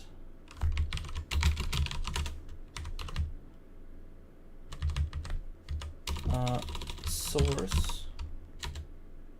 There you go. So the tile set here is the ID. So we need to update that to match the tile set, the ID that we have. So in order to do that, we need to go and we need to say tile set. Yeah. And then just so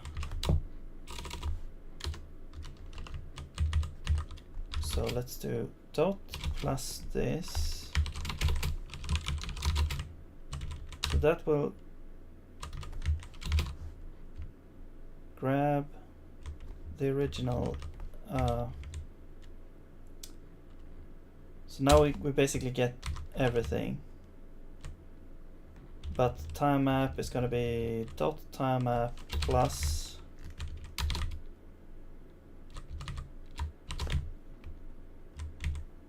and then layers.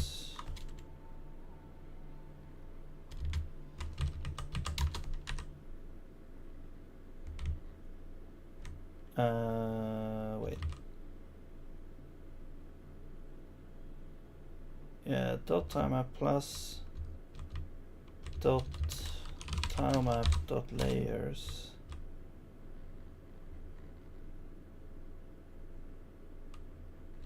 I think.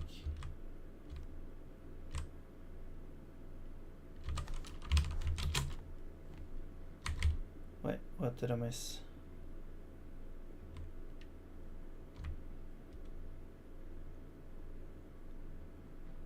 Layers.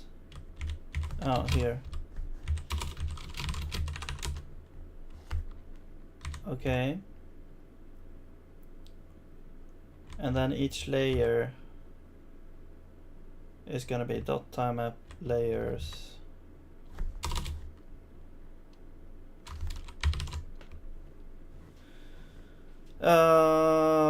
It's gonna be map.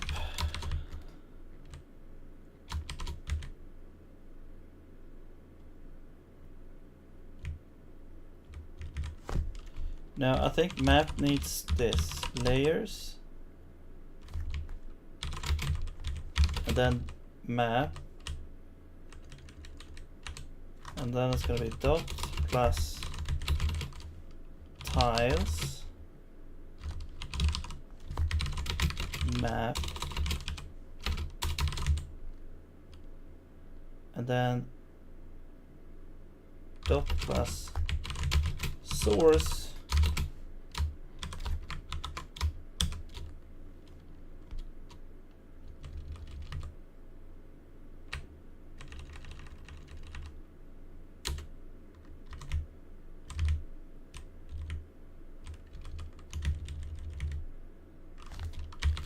Was it this? You need to do that?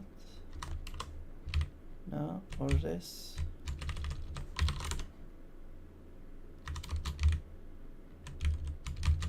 Okay.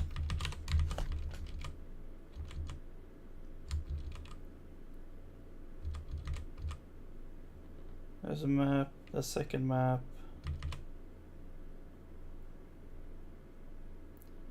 That one, and that one. So that should be good. I'm just gonna check how we did it for here.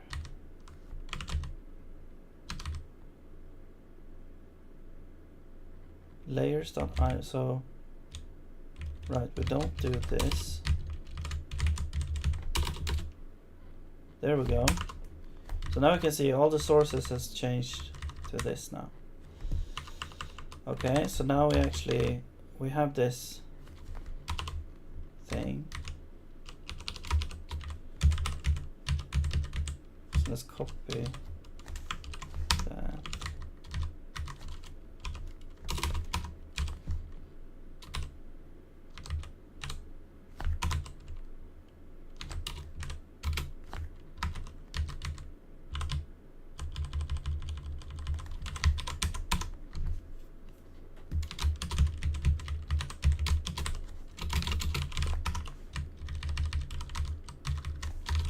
Okay, let's try this now.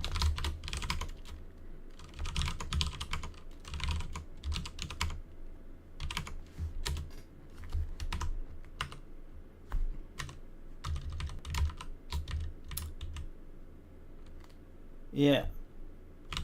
So that should work.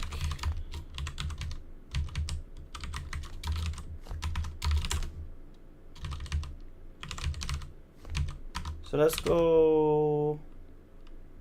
Well, first of all, I'm gonna back these up for now. I'm gonna back this up.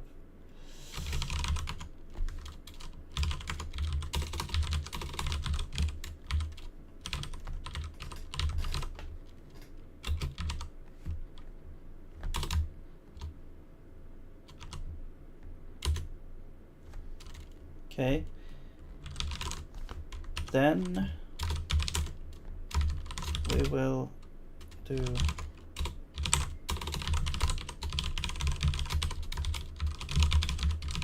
this.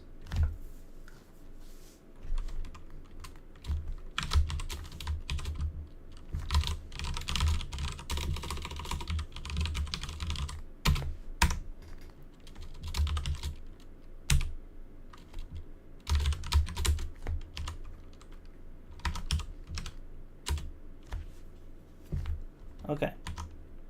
Now they should all be updated. Let's remove this. Let's see if we can open this now. Nope. Unexpected token. Oh, what happened? Okay, let's check the logs.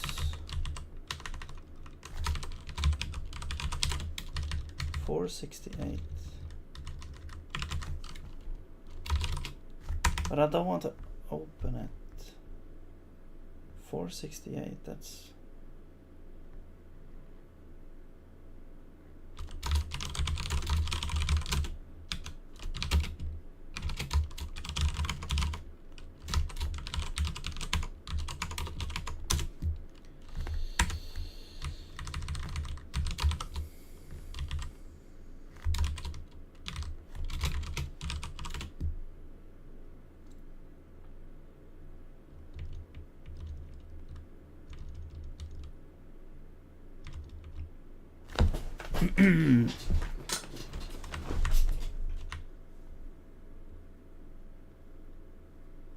Yeah, you see, this is a huge file.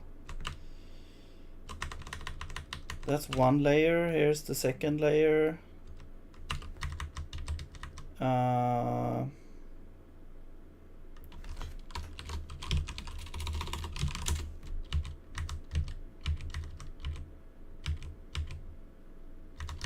Now we're at the bottom.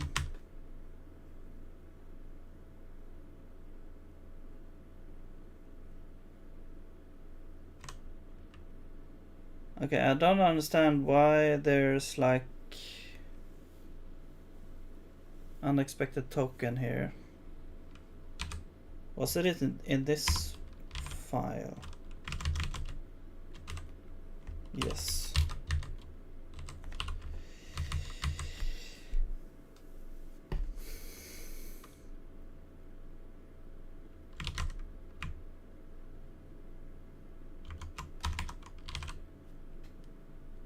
So it is a string.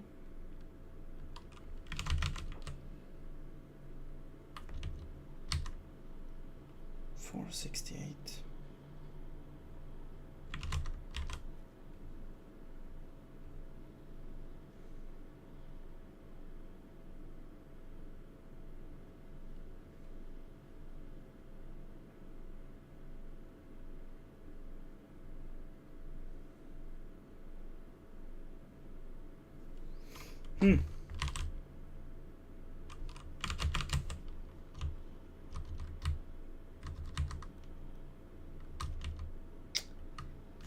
Man, I wish it would show like the context here.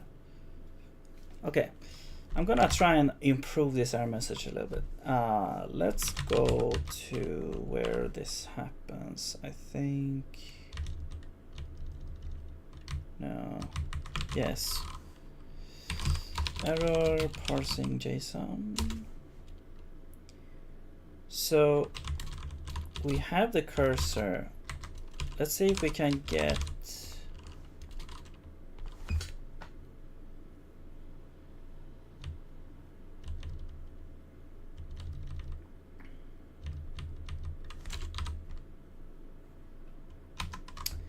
I think maybe after this they have actually deinitialized, so you can't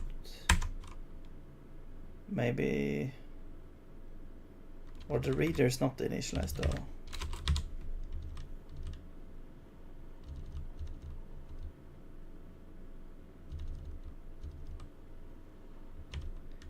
And I just want to see maybe input.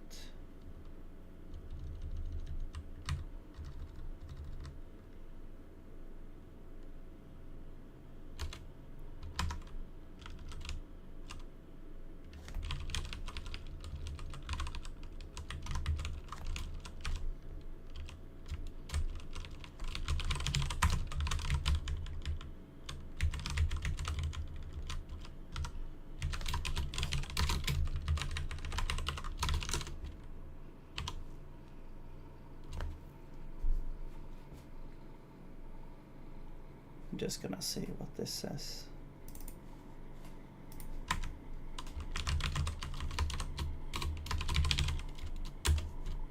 Okay, here we go.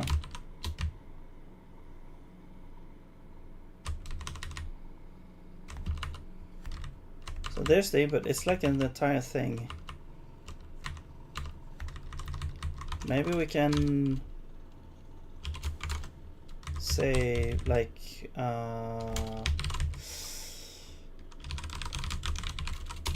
cursor minus, I don't know, 30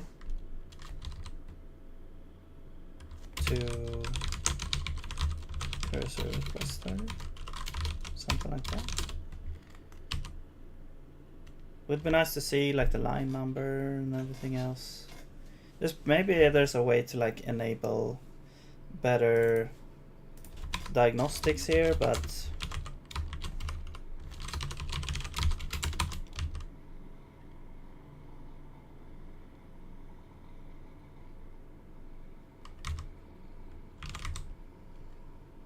okay, let's try like 100.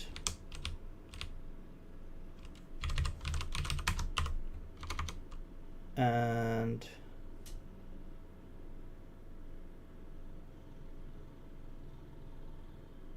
like, can this error if you get out of bounds? Maybe.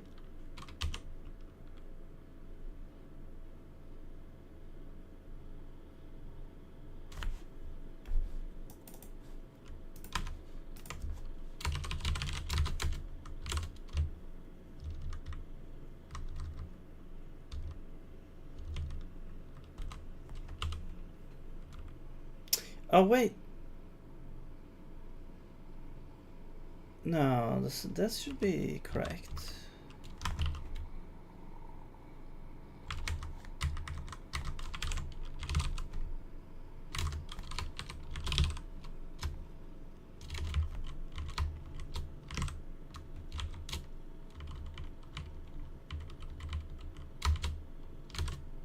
The source is a tile source. That's the thing. This does not have like... Okay. This is the issue. Okay. I'm stupid. Did I just delete all that information? Well, that's why we did a backup, so let's go back to here. We will copy the backup here.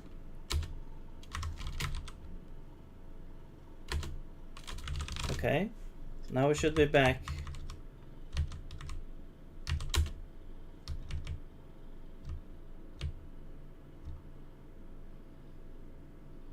Oh no. No, I'm pretty sure... Wait, how does this net look now? Oh.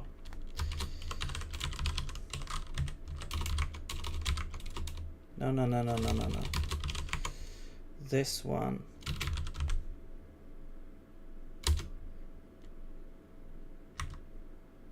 Oh. Let's just remove this. And then move the backup. Or copy.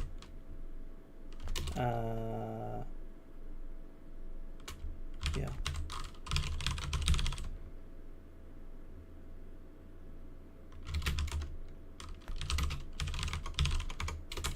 There we go. Okay. There we go. Now I got a whole bunch of nulls. But then when we actually get something that... No? Is not n here. Then it's tile set and then grid position. Okay. So let's go back here. And we will do... When we get to source is not going to be this. Source is going to be...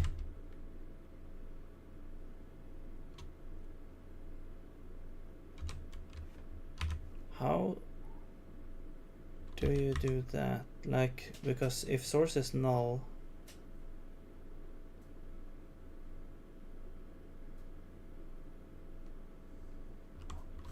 I'm just gonna check if you can do like if.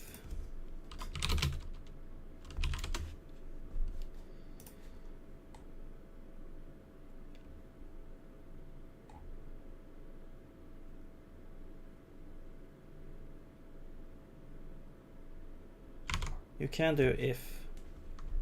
Okay, so let's try if.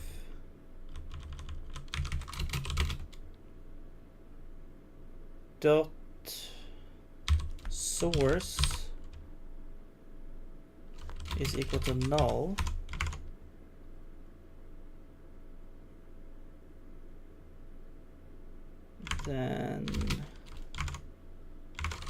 Then we do null, else we do this.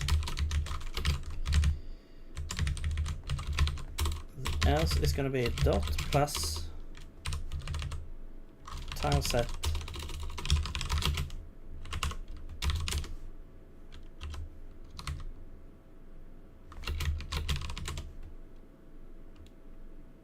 syntax error, unexpected. Okay.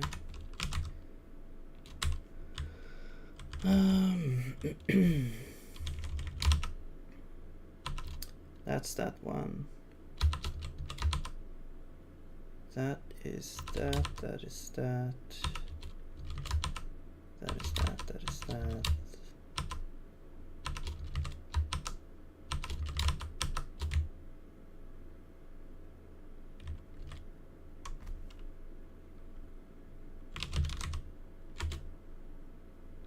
Syntax error unexpected.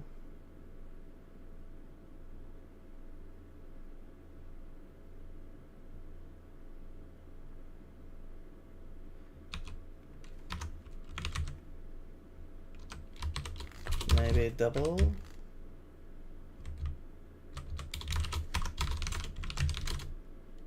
No. Oops.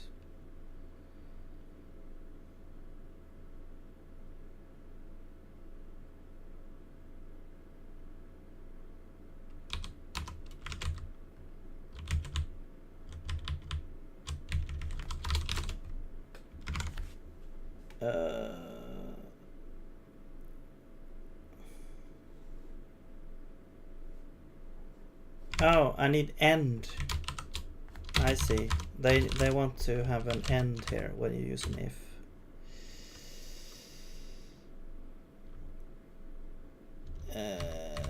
Except it doesn't work anyway.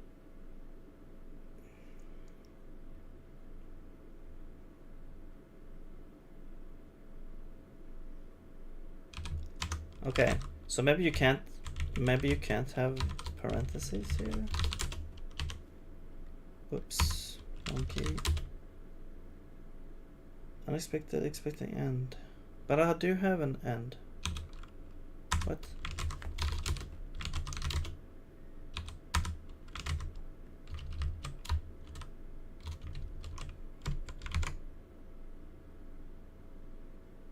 If condition, then whatever else, empty end.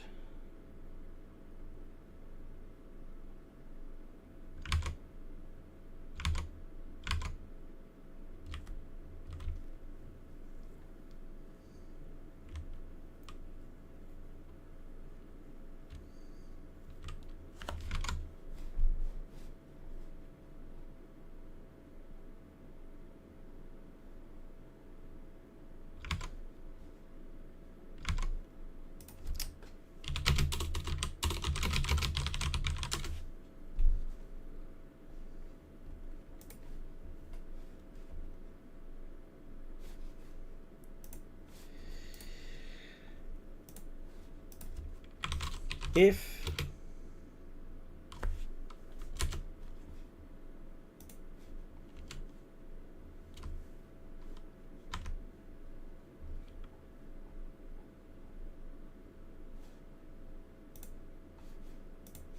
conditionals, if then else, if A then a B, else C, and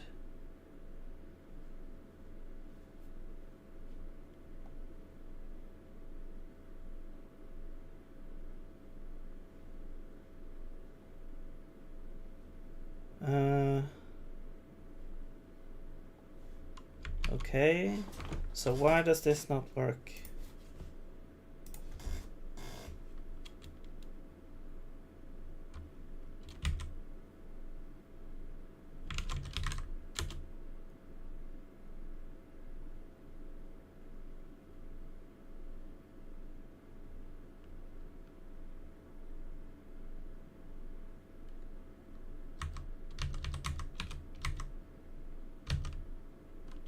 Maybe it's an issue with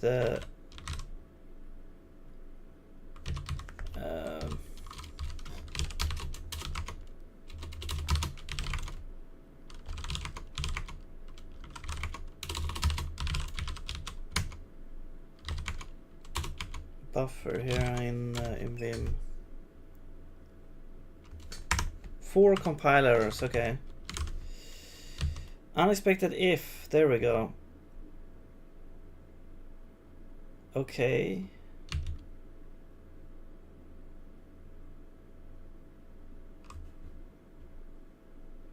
Let's see if we, I mean, let's try, maybe we can wrap it.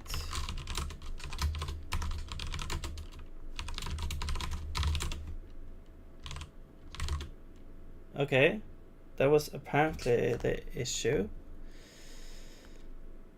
Okay, so but this does not look good. Yeah.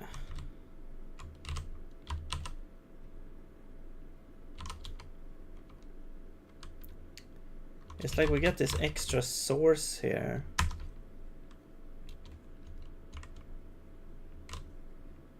Okay.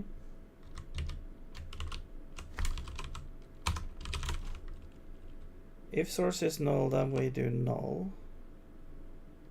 Else, I want to do dot source, I guess, maybe.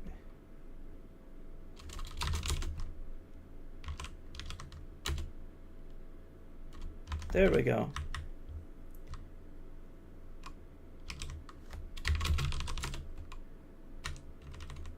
Yeah, we get the null as well.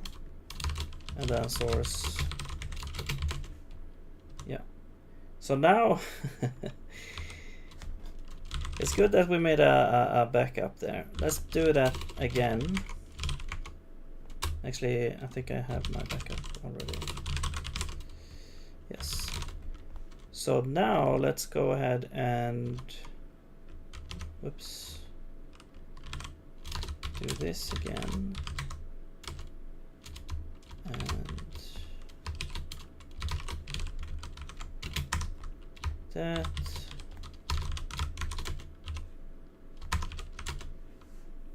Whoops, whoops, whoops, whoops, whoops. Also do this.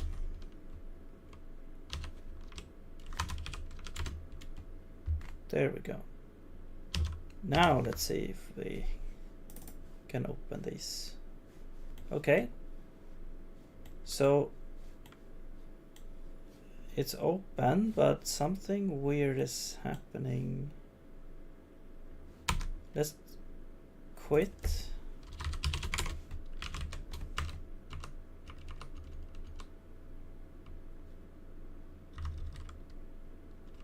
Right. It's unable, alright, because we're logging out a whole bunch of error messages. So it's unable to find this ID. It doesn't load in the tileset initial.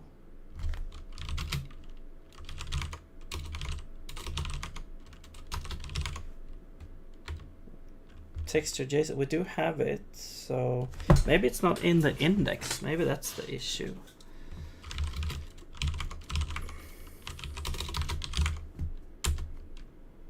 Oh, now we need, oh man. Okay, but that's not that's not a big deal. Let's open this up. Oh, but now let's see. Let's open up anything else. Animation. I mean, I guess we could also quit, edit the session, close the editor by changing this to null, and run. There we go. So let's add this texture.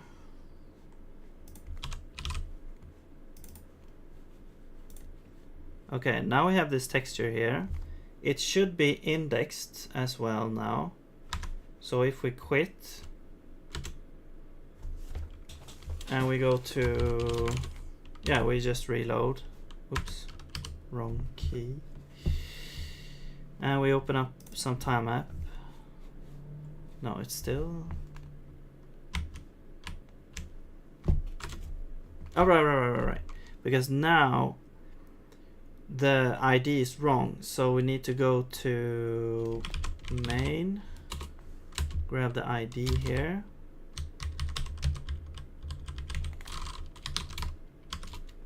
go to the texture file that we added, and we change the ID here to be this,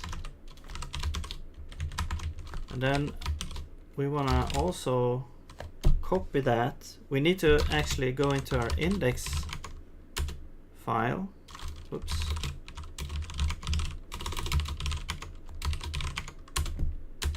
And search for tileset initial there. And then, yeah, and then we put you there. Okay, now that the ID should match.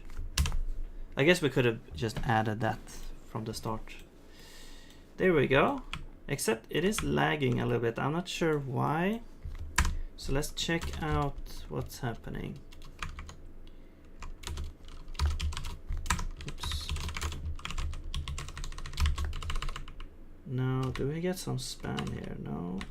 So why would it lag so much?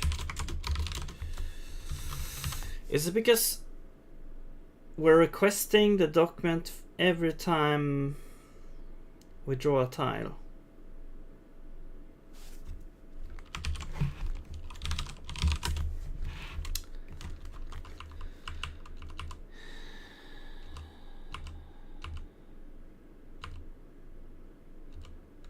Let's see, draw. We draw the time map directly, so we don't actually, you know, cache the time map in an image. We draw it every turn, every frame.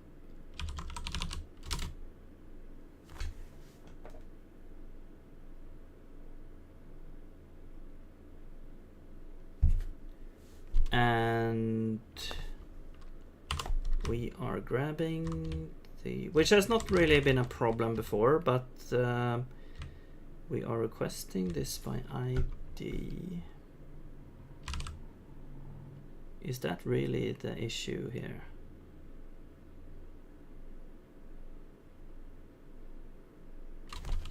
What if we just say continue? Let's say continue before that happens. What's happening here? Unreachable code.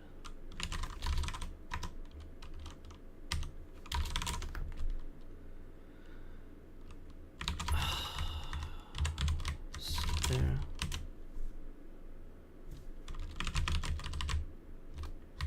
Unused. Man. It's really a pain in the ass when you just want to do something like this. Okay, let's just put it at the top.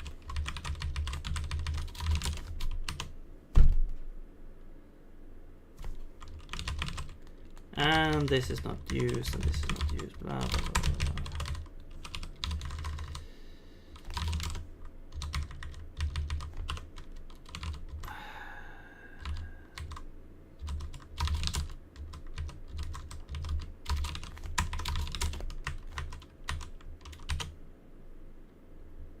blah. Oh, and I accidentally pressed 2 buttons here.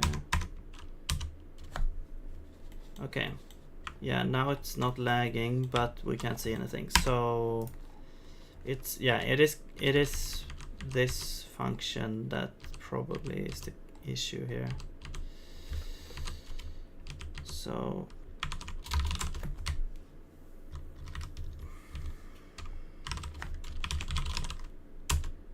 yeah, this, right, because we're doing a reverse lookup. Wait, we're not doing a reverse lookup, are we? No.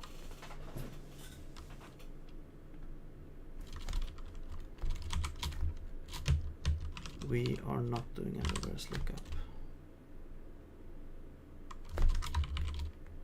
We're just getting the file path from the index, which is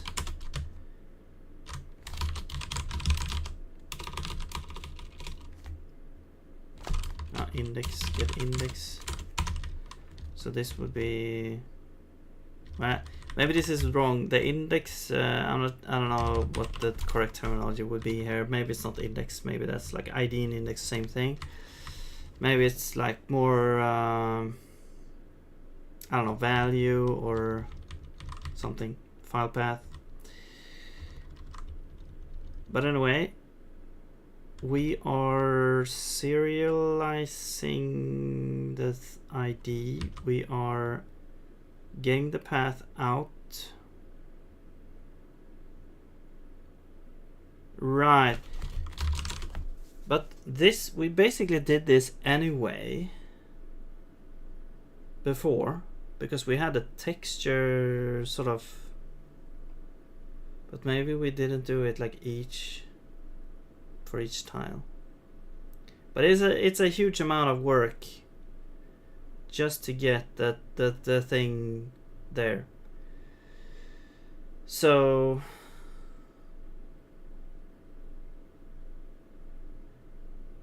but is this really the bottleneck? I'm not convinced.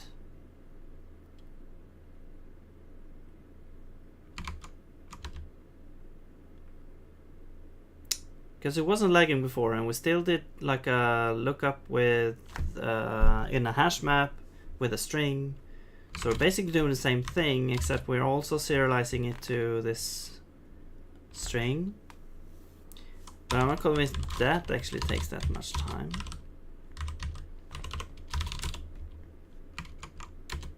And then we get a file path, and then the file. All right, and then we do another lookup. That's right, with the file path x. That we do request document, and we. Oh my god, we even open up the root. Okay, this might be why it takes so long. Why or what? Okay, so this, we probably don't need to do all this. It's just to make it into an absolute path, which we don't really need, actually.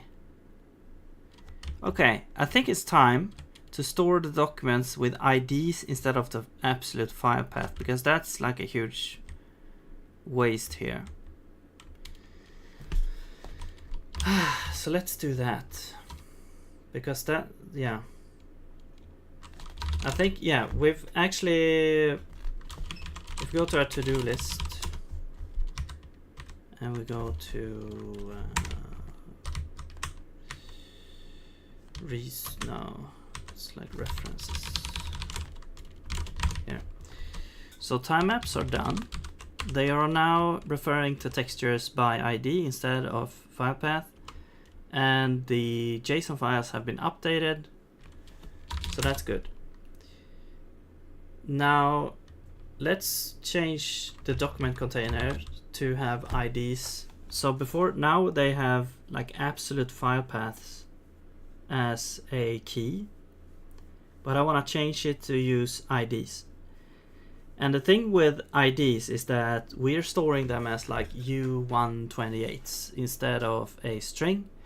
So using our normal like string hash map here, string array hash map, I actually want to make a new hash map that has these UUIDs as a key instead.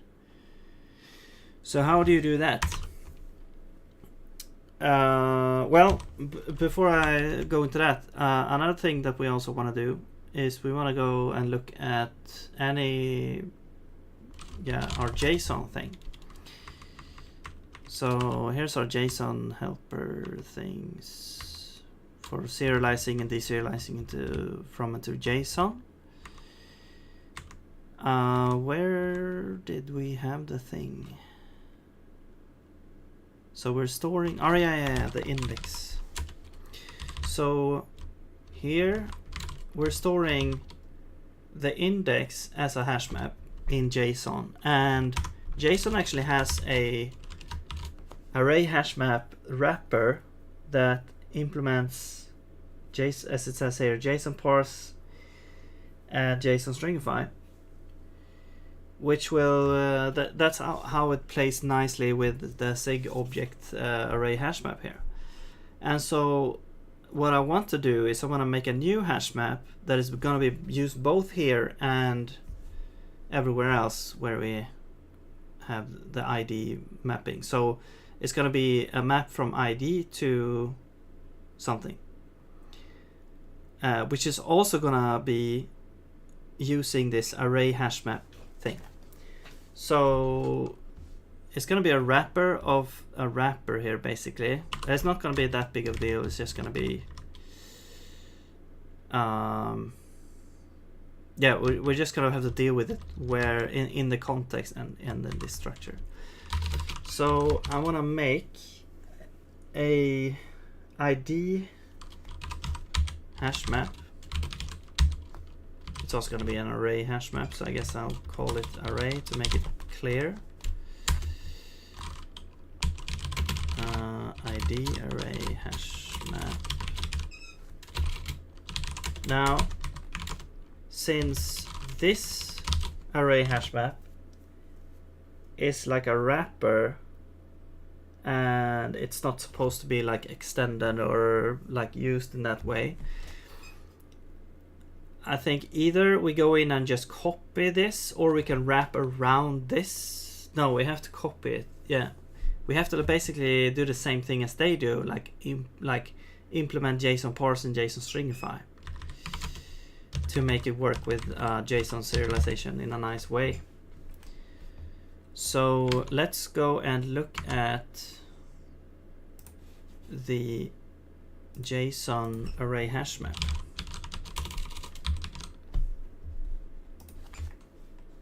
And we'll take a look at the code here. So here's JSON parse. It's not, I thought it would be less than this, but apparently it's, let's see if we can we do this? Okay, yeah, let's get the proper like version here as well. So I will, I guess I would just copy this entire thing. Can I just go to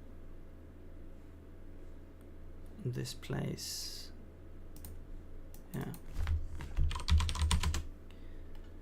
So now we are at array hash map of JSON. I think, yeah, I'll just copy all of this. And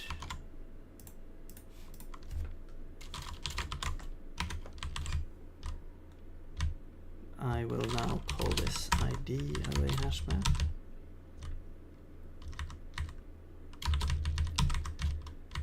Okay.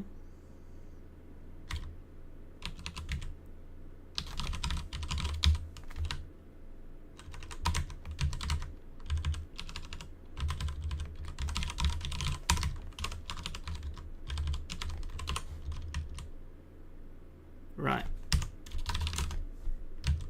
Now, this one, it's not going to be a string array hash map. It's going to be, I think there is something called auto array hash map, which is really nice because you don't have to specify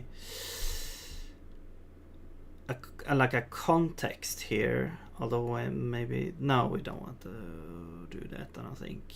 Because we're storing it with a pretty simple type, like the 128, U128.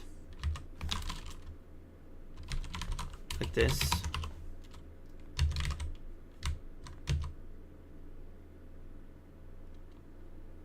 Then, and the T there. Okay, and then we do have empty there. That's nice. And I think we're basically, we have to change this as well.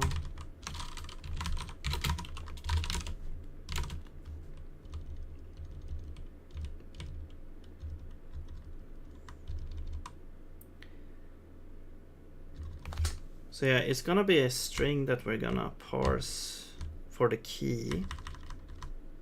So we have object begin, we have a token, we're looking for strings. We are not gonna put this in like this. We're gonna have to serial. So this is, now we're getting out the key for one of the fields in an object. So what we wanna do is we wanna change it to a serialized version. So we're gonna have to grab UID. And then we're gonna do earn deserialize this.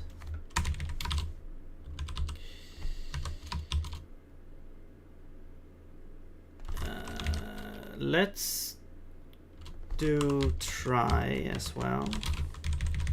And then this will be the UUID key, I guess we can call it. Okay, and that's what we want to use as a key, not K here. Okay.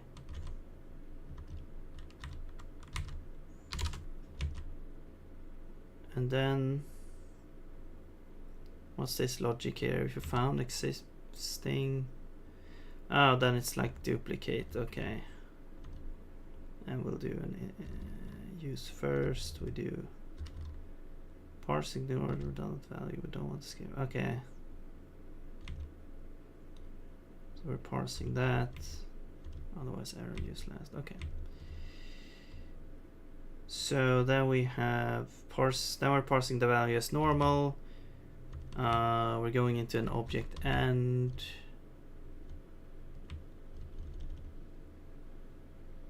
then we return. Okay, great.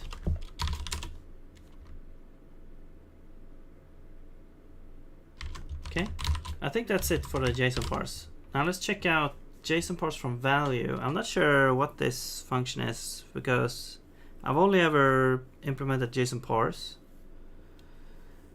but I'm gonna guess it's like a different, like here you get a reader, I guess, or a scanner or whatever they call it, a JSON scanner, where you can like get tokens that are JSON specific by, like, it's like an iterator almost here.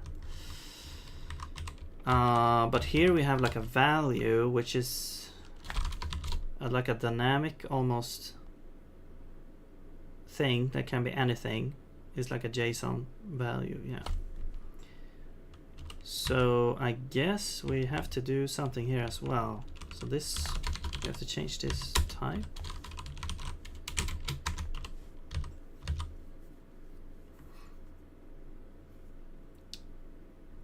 And we get an iterator, okay.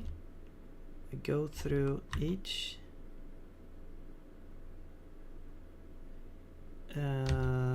field, I guess. We put, so here's the key. Now this is a string, so we actually want to do same thing here. We want to do a deserialize here.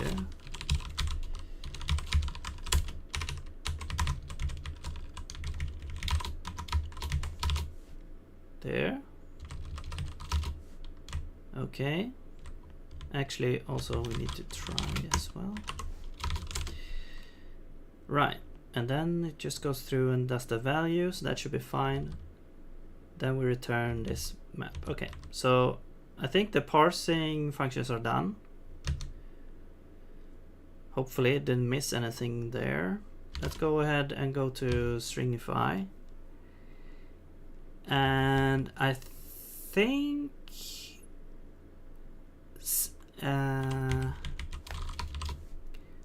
what we can do, since the key is this, if we wrap this in a UUID, we actually already have a stringified sort of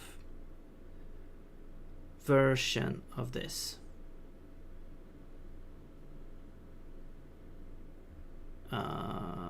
Thing. Actually, you know what? Maybe we actually can put. No, it's probably better to have the key as a U220. I thought that maybe we should have it like as a UUID, but it's like a wrapper around the U128. But I don't think it's gonna play nice with the auto thing.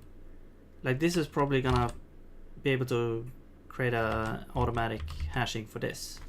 Maybe it can create one for like an arbitrary struct. I'm not sure. Because the struct is very simple. It only has one U128, so it should be possible. It's just that I'm not sure if the logic there is there. Auto hash map.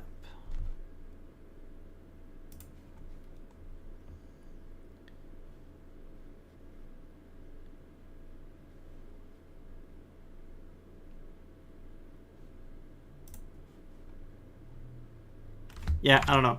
Let's not worry about it. Let's just keep it as what U128, and it's gonna throw like a compiler if it can't deal with it. So we can try with a UUID.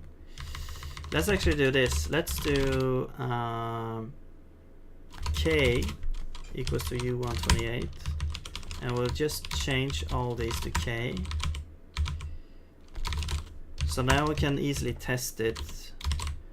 And then we also need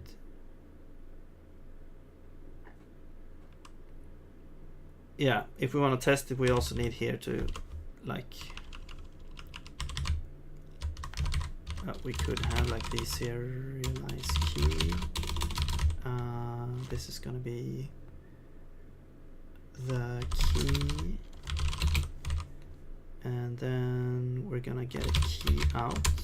So we just have we're just defining these operations here. This is going to be UUID and deserialize. Okay, so that is easy enough. And then for serialize, we just wrap it in UUID. Now this one is K, and we're gonna get back this. Actually, we are gonna get back, I think it's like a 37, something like this. Or actually, what am I doing? No, we're just gonna get back the UUID. Yeah.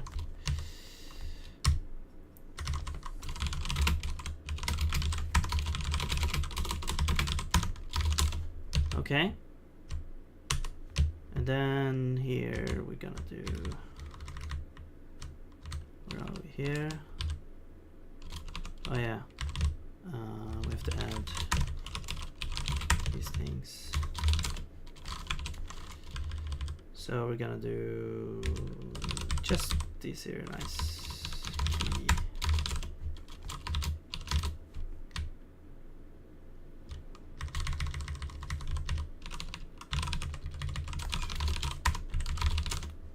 So now it's like abstracted, sort of, so to speak, there. Okay, and then here we're gonna do serialize here now. Serialize key.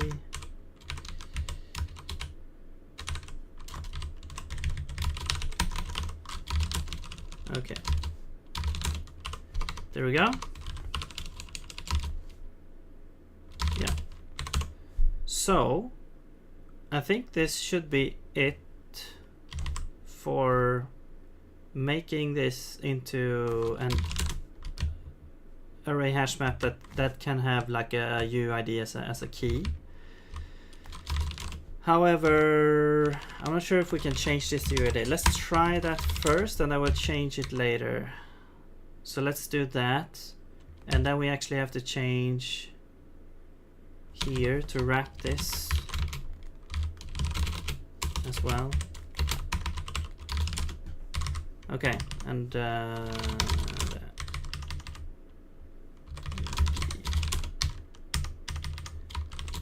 then was it anything else we needed to do? I don't think so. Okay, cool.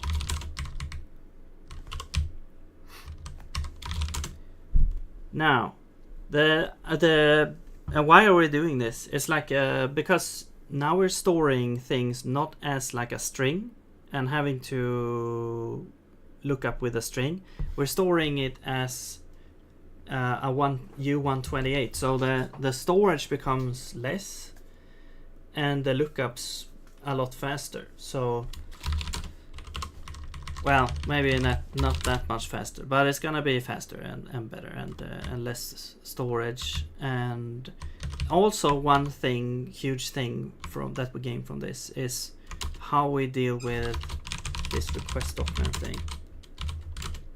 Because before, we're storing things in the document with absolute path as key, And to get the absolute path, we actually have to open the target directory, like the current directory that you have like open in the asset library. Open, that's like I think that's a syscall almost. And then you also have to, yeah, you convert the path to an absolute path using that. So it's a really roundabout way of building the key to get the document here.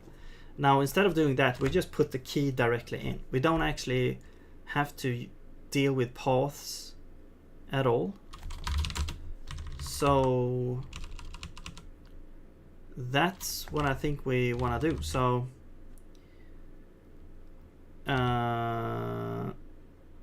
yes.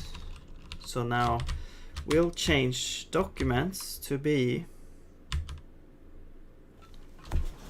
oh yeah, the editors as well. I think we have to change the editors also.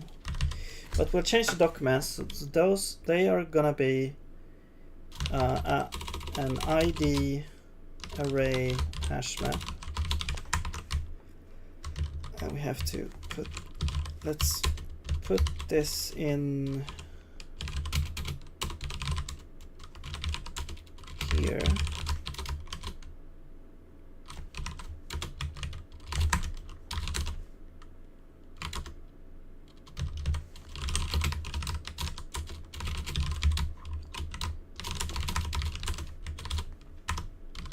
Okay. We also need to change this one because it's using the same key. And then let's also go to our asset index, and we'll do the same thing here.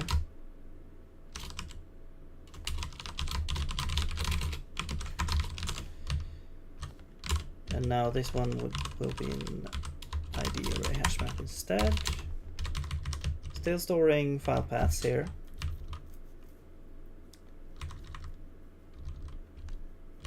Now we can actually also follow the convention here of implementing an empty variant. Is there an empty here? Well, I guess we'll find out. Yes, it is. Okay, so we actually can do this. Oh yeah, because we're not wrapping the JSON version. Okay, but anyway, let's go back to where did it? Wait, hash map is empty. That's right. Yeah. Okay. Here we'll do all of this. Deinitialize. That should also exist here. Yeah. Initialize. Load. That should be fine. Load existing index. Yeah, so now we're not reading in this type, we're reading in ID array hash map. Let's see if we can search for this. Yeah. Okay, and then we have hash map is equal to that. That should be fine, I guess.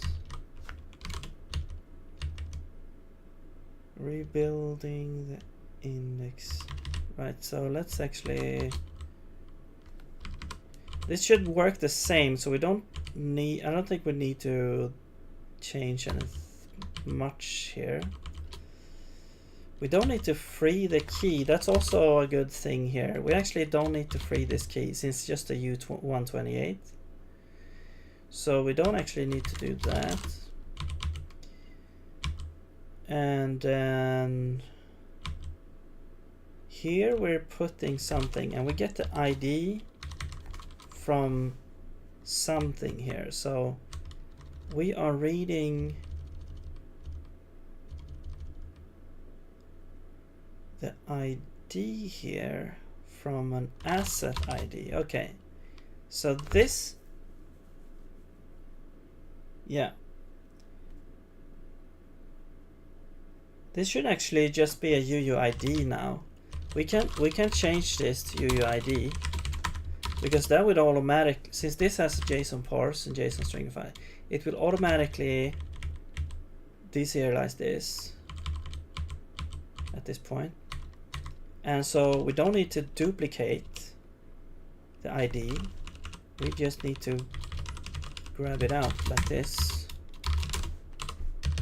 And then we can use it directly. Yeah, we can use it directly here. Since the key is a UUID. Yeah. Okay.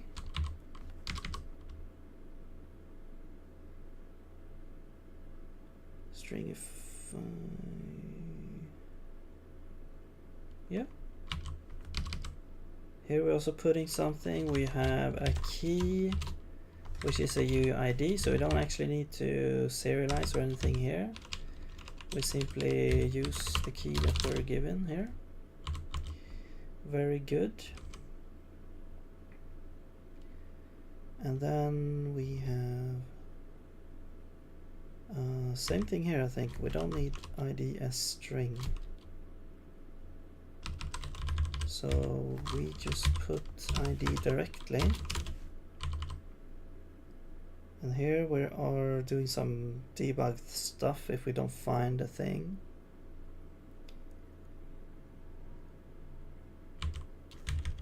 So here we actually do wanna actually, yeah, let's do JSON format here, since we have that built in for that value. And the key is, wait, the key, oh wait, no, this, the key is the one that has to do this.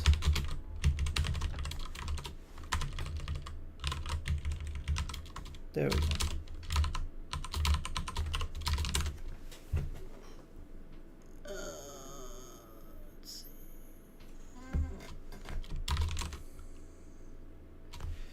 Okay, just a second here.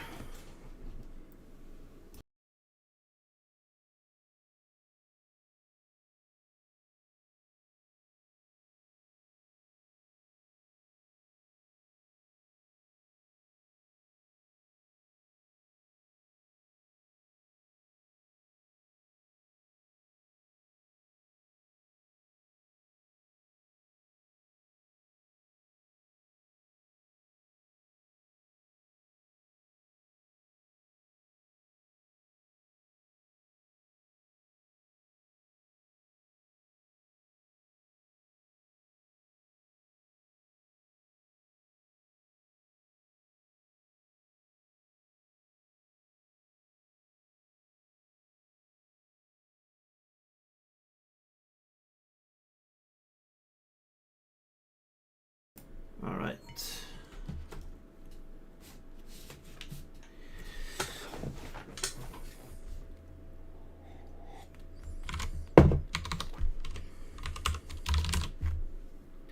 So let's see. Okay. Anything else here? Get ID. So here's the reverse lookup. We begin with a file path and we put a key out. I'm not looking to optimize this just yet, but we have to fix the return type here. We don't actually, this is actually not as string. This is gonna be, yeah, we just return this directly there. Oh yeah, that's ID format. Oh yeah, I actually have format already, so we don't even need this. There we go. We don't even need that. If you have a format function defined on your on your struct, it will also format. It will format. You don't need to specify S here either. It will format that in a formatting function like this, like like standard log debug here, for example. Okay. Nice. I forgot that I actually had that. Okay. I think that's it here. Okay. So the asset index is updated with that, and I think from outside it doesn't really change anything from this one. It's just internal changes, I believe. I'm pretty sure. So that's nice. Now we do have a bunch of changes we have to make with this now, documents and opener. So let's start with documents. And these, I mean, we could just do this, or is it, can we do dot empty? I'm just gonna try it. If it fails, then we, well, actually we have it, we have dot empty. We have just we have actually defined it here, so that should work. Okay. And here's the deinitialize. We don't need to free the keys anymore. Also, same for opened editors. We don't need to free the keys. Very nice. Put. We're duplicating. Right. So here we are doing stuff. Let's see. What is this? This new asset? Yeah. So we're using this absolute file path for a key, which we are not supposed to do. We should use the document ID, which we have.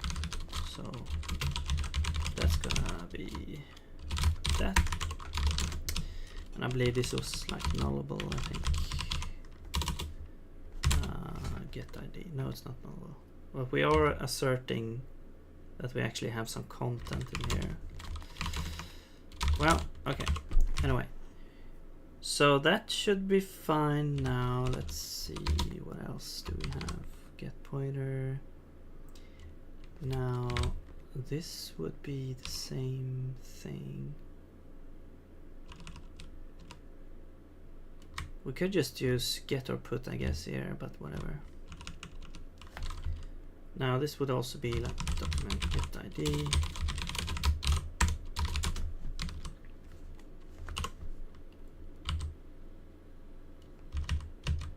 Add index. Yeah. So do we actually need the absolute file path anymore? Or is it only, it's for loading the content?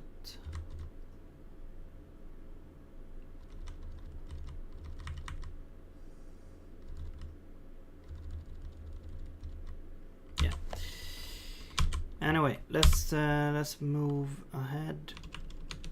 Here we're requesting other documents. So here is a place where I want to change up some stuff.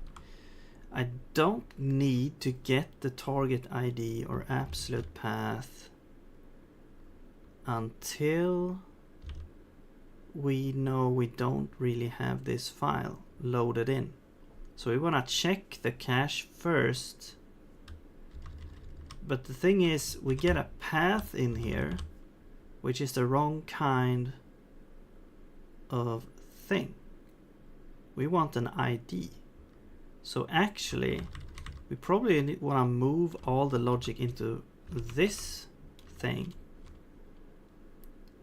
because this is a by ID version of request document. But let's start by doing that. Let's move this here,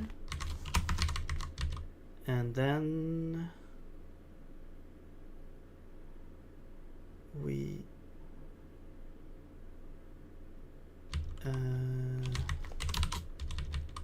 then this version will be like, yeah, you get the path. We want to get ID by file path instead, and then request document by the ID.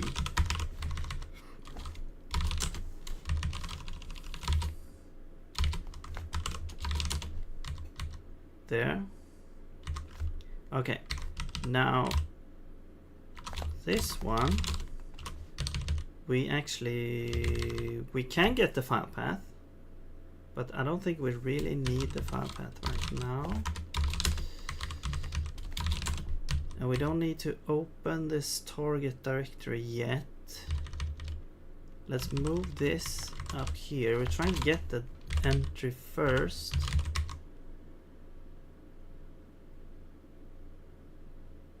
By ID, so this will be the ID. And then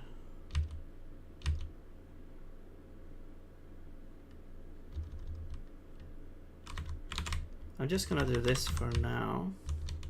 So we get that, we check if we didn't find it, then we need to open it and stuff. So then we actually need to do all that. If we put this here, yeah, now we need to do all this.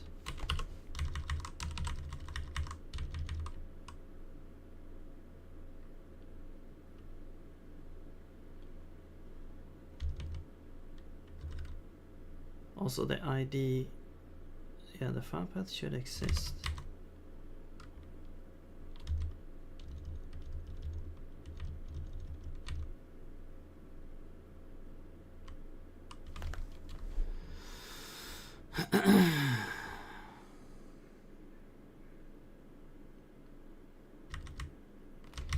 But anyway, let's do that. If we didn't find it, we get the path. That's gonna be the path. The path here is the file path actually. Do we have, is it gonna shadow anything? No. So let's name that the path. Okay.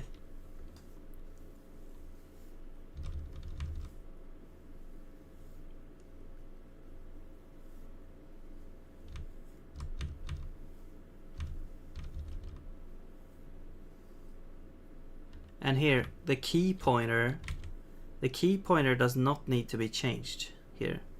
You don't need to duplicate anything and do stuff like that. Because we set the key here and it doesn't need to be duplicated. Okay. So basically, we request a document. That means either document is open already. If it is, then we just like return it. Yeah, we do load, but if we already have it, then I don't think we even do anything. And we return a document. Let's see.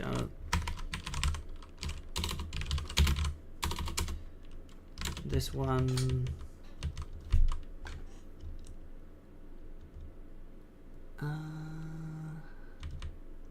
We're checking for the document type.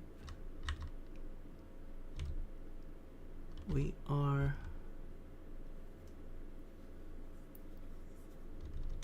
check.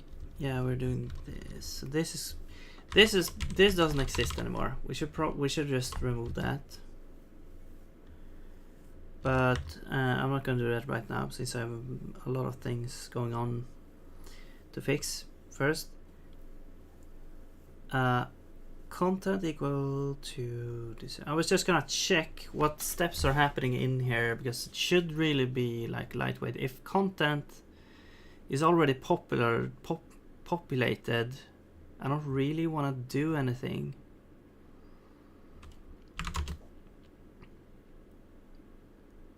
So it's like, I don't actually want to do this if we already have content. So if this is null, then we do this.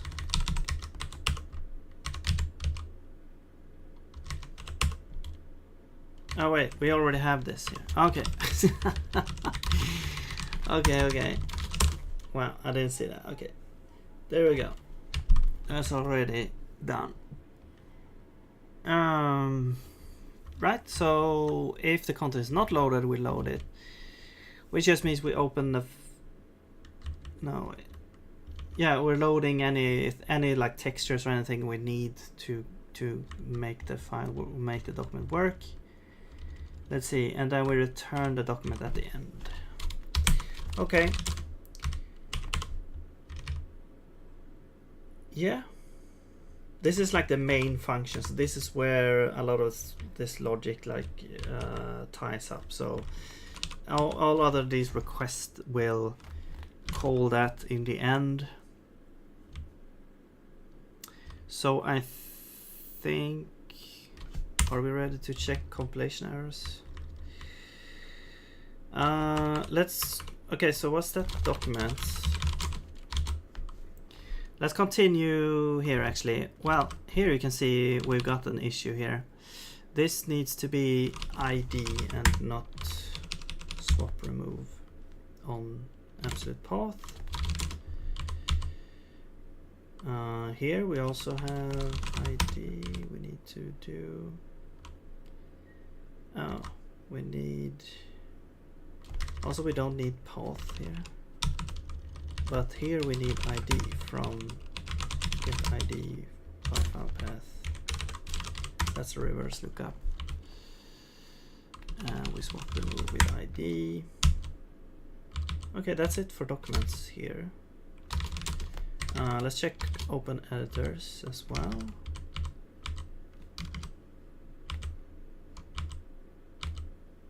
Key. Oh, we don't need to do this. Open editor, get open. Yeah, so this is the path. I guess we'll have to do like a reverse lookup. We could also, we could do the same thing here. Open editor and then open editor by ID. We don't have that because right, we're opening it from here, open file node, which is like from the assets manager. The assets manager doesn't keep track of the IDs. It only keeps track of the paths. I guess it's not really a big deal because it's only like gonna happen one time. So let's grab the ID there and we'll change our path for ID. Okay.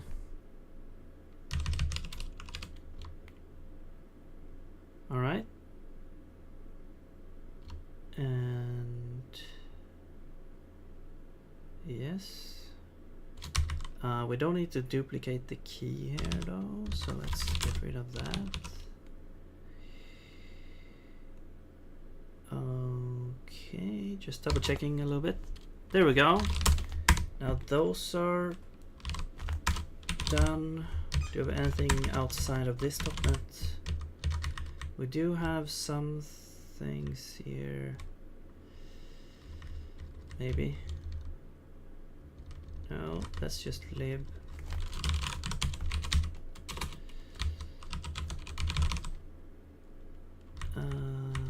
That's just... I don't think there's anything outside that references those. Okay, so are we done?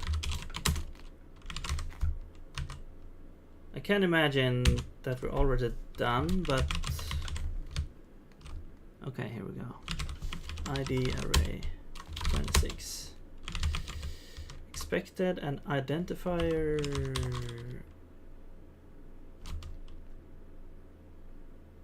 Oh.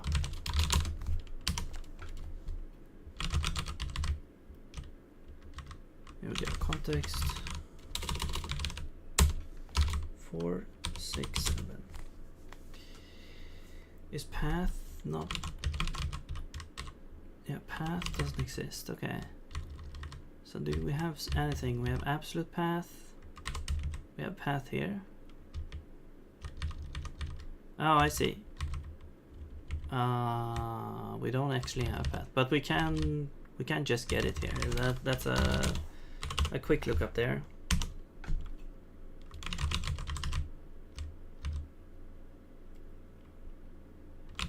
4, 6, 9. A new document type. What happened? Oh, I see. Well, okay, we can move this. We can do this, I guess. It's a little bit unnecessary though.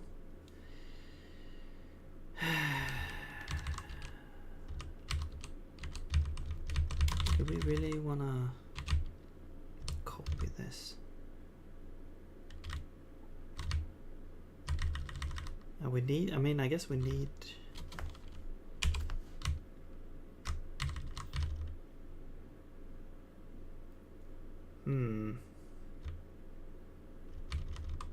Okay, whatever. A little bit of copy code, copy paste. This doesn't hurt anyone.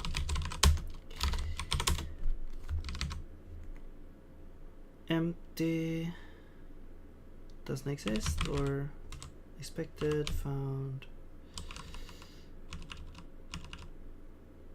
type of, huh?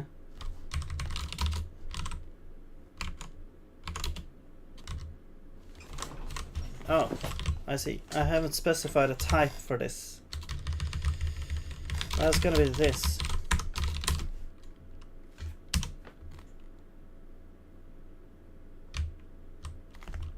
Should probably change all these to this as well.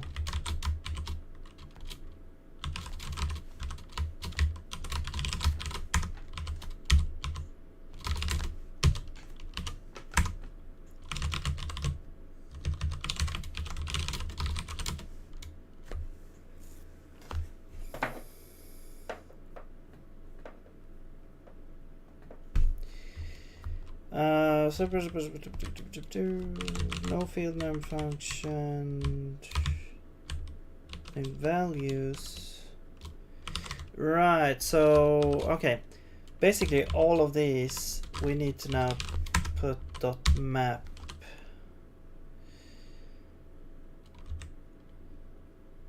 How do you like append at the end of a word?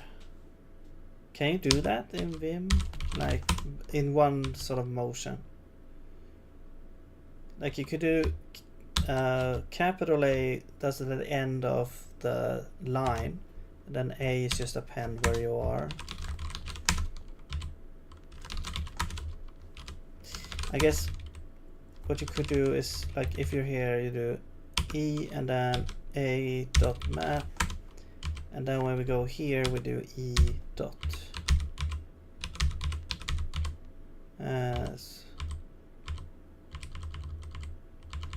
That's fine.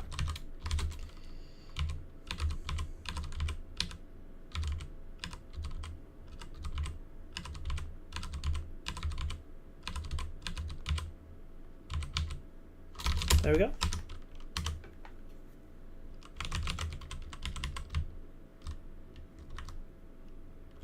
Also, actually, when we do, well, clear and freeze probably, yeah. But I don't think we're doing like deinitialize anywhere for these ones. We're doing clear and free instead. Yeah. Okay, so what's up here? 411 expected type.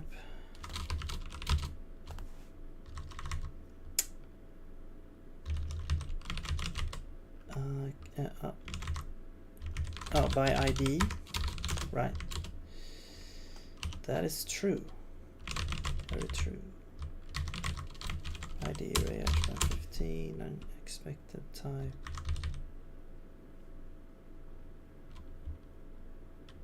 What?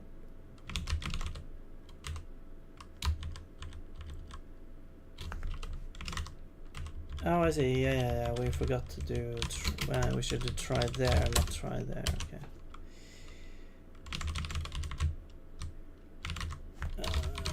18 expected.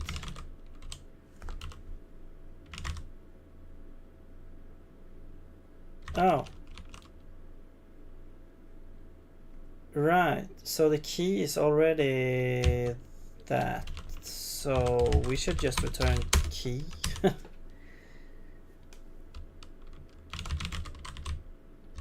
Okay, no field, getter put.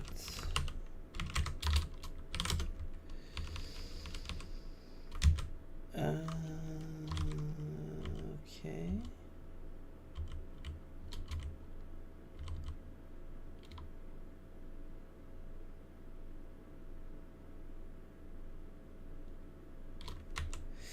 Oh, wait. No. Yeah. So this is like the inner hash map or whatever. This is gonna be this. I don't know, maybe it's, yeah. Okay, I was a little bit too quick here to do stuff here, but this should actually be, yeah, we'll just spell it out here. I totally misunderstood here. KT.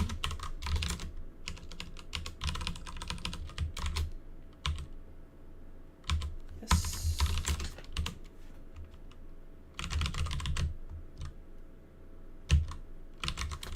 $81. Okay, what's up? You.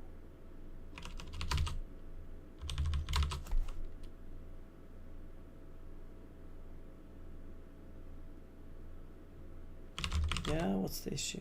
Do you actually, you require a, oh, you require a string, I guess. So this is actually going to be a string then. We could do, well, it's going to be,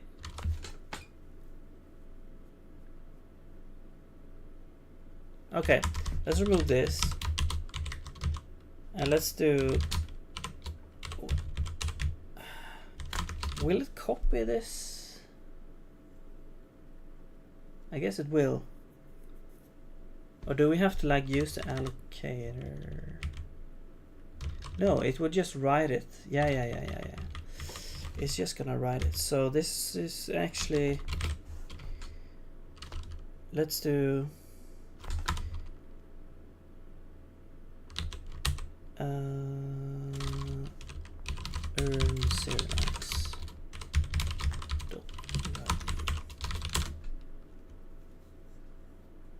Yeah.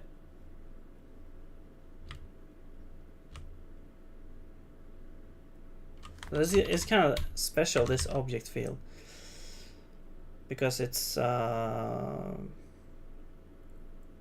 writing in a specific way. You can't just do write here. So you have to turn it into a string and then pass it.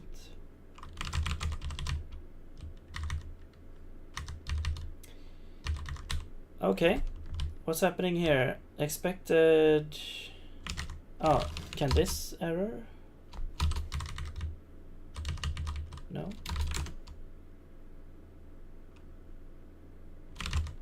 Wait, where are we? JSON parse.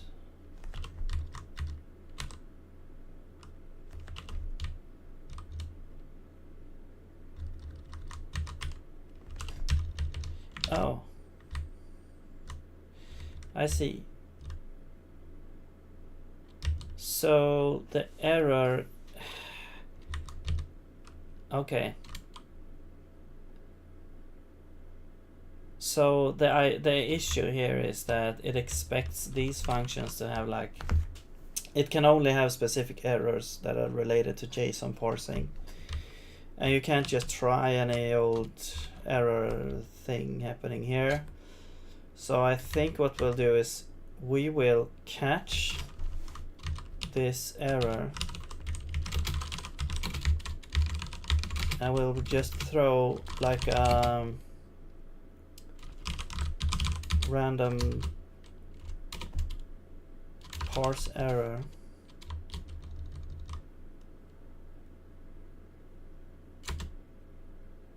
What's this source?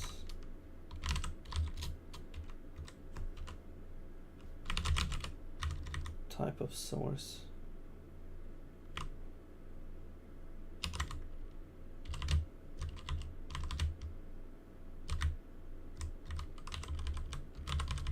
What?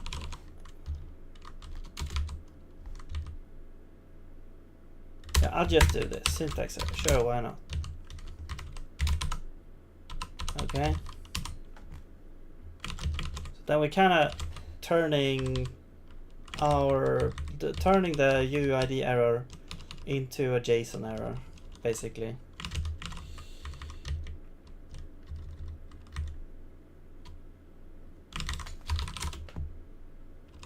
Okay, it wants a thing there.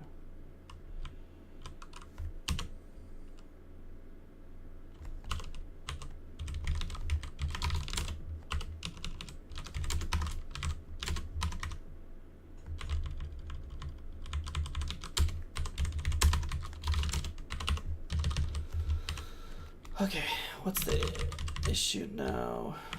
16 catch error, unused capture. Okay, yeah, whatever. Let's do that. I mean, I guess we could log the error out, but oh, what's happening now? Executing multiple servers. Are we trying to free like a struct or something? Unload document by ID. 528, yeah, probably. Alright, we're trying to free the key. There we go. We don't need to do that. So a lot of really nice changes. I mean, we're removing a bunch of code. It's really nice to actually do this. Oh, there we go. Okay, now we have to get our bearings on what to test here. I believe, yeah, this is what worked. Now if we open up this, nothing happens. Okay, well there's one issue. And we got a leak, perhaps, yes. Okay. A JSON leak, of course. Array list. The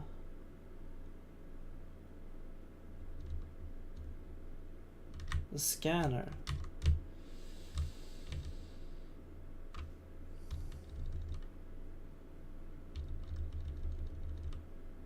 Yeah, it's probably from index file. Wait, where? Okay, let's go to index. I think the issue is here. Where are we?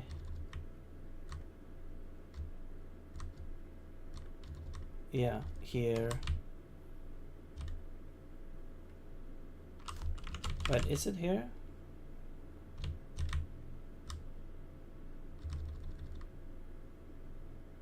It's probably read the array hash map. Yeah, here. Okay.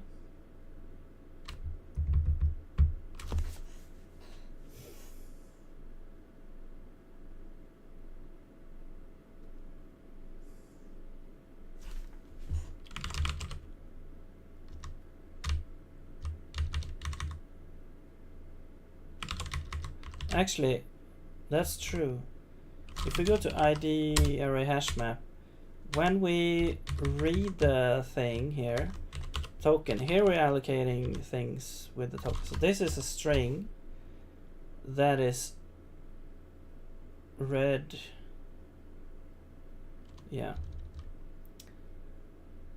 But the thing is,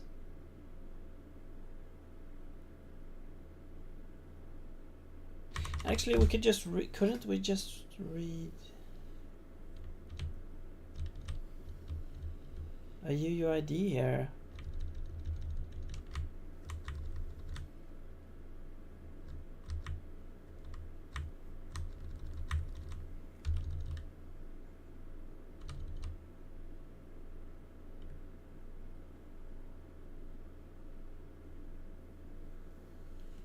I'm just thinking of how they deal with the colon here. Like, yeah. Because is this token, does it include, like, does it consume the colon as well? Because I don't see any reference to that here. And yeah, then we just go ahead and go into our parse. Parsing the value here. So I'm guessing this one actually does that.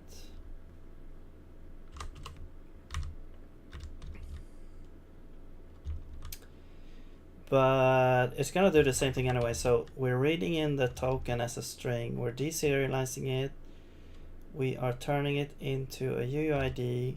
Now we actually don't need this token anymore, so we can deserialize it immediately. So we can actually deserialize the token at the end here. It has to be a string or an object end, I guess. I mean, either way, we do want to deserialize it, right? Yeah. Or I mean, not deserialize, the initialize or free it. Let's just try that. Let's do free token.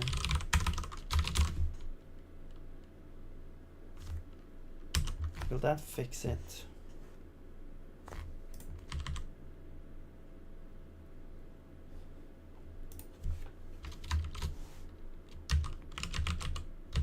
What is this?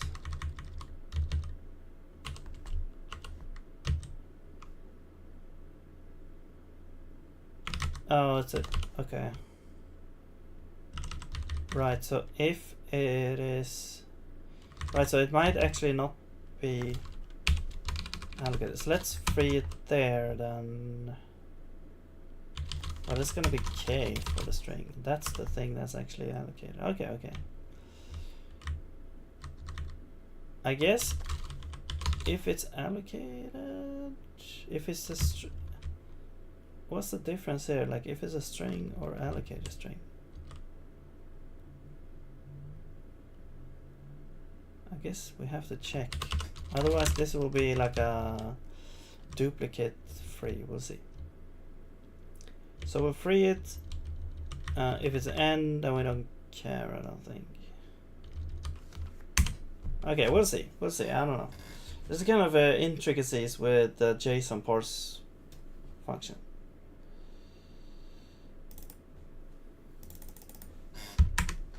Okay, so we didn't get any leaks. Great. It was like a shot in the dark here, really, but I guess it works. Okay. Now what? The thing doesn't open, so let's see if we get some messages somewhere. No. Okay.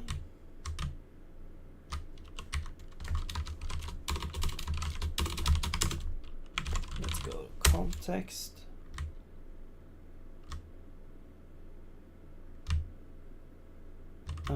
Actually, this one, is this even used anymore?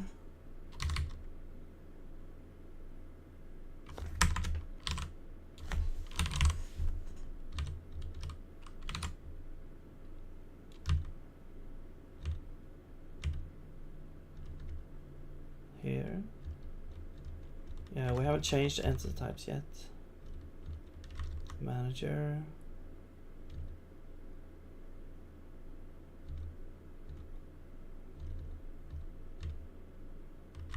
Scene. Yeah, so basically all the types, all the asset types that we haven't dealt with yet still uses this. But what I was thinking is now when we actually have this built, we can get the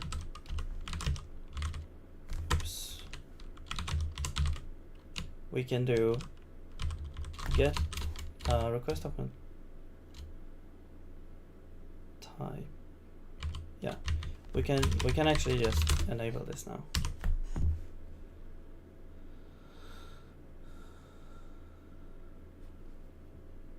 And then we'll go to, I guess, I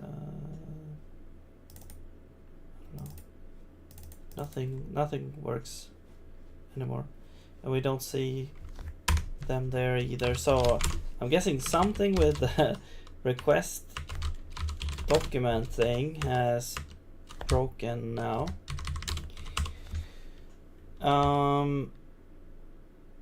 So let's log some stuff. Let's do requesting document ID. Okay. Requested document not found. Loading.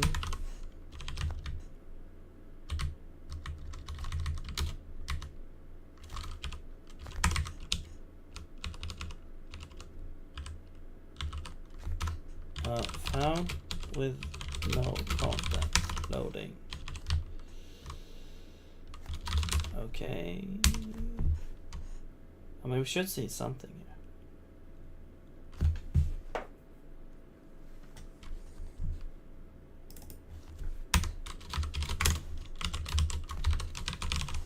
Right, requesting document. Yeah, it's requesting a whole bunch of documents. Okay, so I think what's happening is we actually do go into the editor, because when you do, it basically requests the thing every frame. So actually, but let's try and open an animation instead and see how that looks. Yeah, that's the same thing there. And there you can also see, like, it only loads the content 2 times and then it goes ahead and just returns the thing. And about the same amount of logs here. So that means that the thing is loaded. We are calling the request document here. Let's remove that because it's spammy. But the editor is not showing up. So why is that?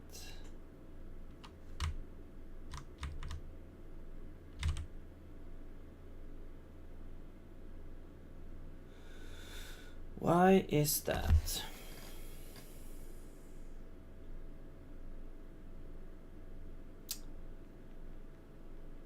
I don't want to remove the index file because it's gonna mess up all the references. Or wait, it's not gonna mess up the references.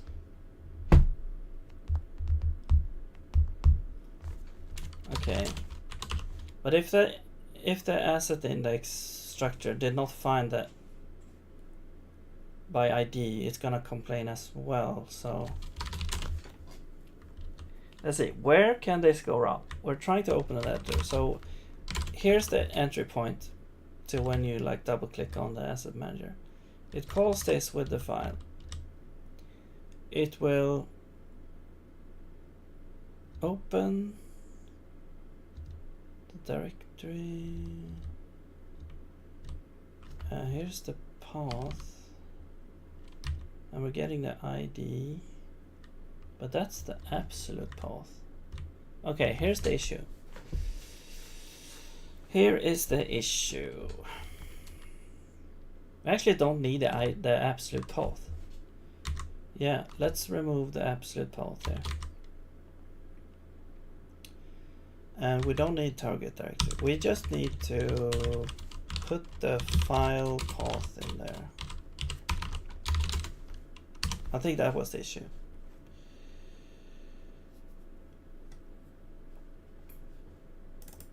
Okay, there we go. And we got rid of the lag as well. Awesome. This one does not. Oh, it's the demo thing. Let's see if the animation still works. Oh, that one crashed. Oh, because I haven't added those textures. Okay, so instead of crashing, we should probably just add an error.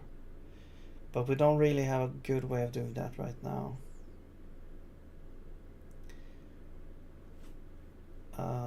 We could add like the temporary texture or something like that. Or, I mean, the error texture. But yeah, now we can load these things in. Very nice. Do you work still? I don't know. No. Well, you sort of work, but we don't. The time, yeah. We have to fix the references there. But yeah, these things actually works, except animations without proper textures added into the project will crash now because it doesn't find it and then it just crashes. Okay, but anyway, let's go back to our to-do. And we can, yeah, we've done these two. Now let's do the rest of these. We've done this one now, so that's very good. And it solved a bunch of issues for us. We removed a whole bunch of code, a whole bunch of like duplicate strings, freeing strings and stuff like that. So it really lowered complexity, and it also lowered memory footprint and storage there. Yeah, really nice. Okay, now what now? And also lookup speed is also improved. Now let's do entity type. So here we have entity type. We have texture path. So instead of texture path, this is going to be texture ID now instead. Is this working now, or will this just crash or something? Yeah. Yeah, the LSP is a pain in the ass. So yay. But anyway, I'm just gonna do a substitution here. Texture path, texture ID. Sure. There we go. Fixed. No. These has to change. No, that was it, I guess.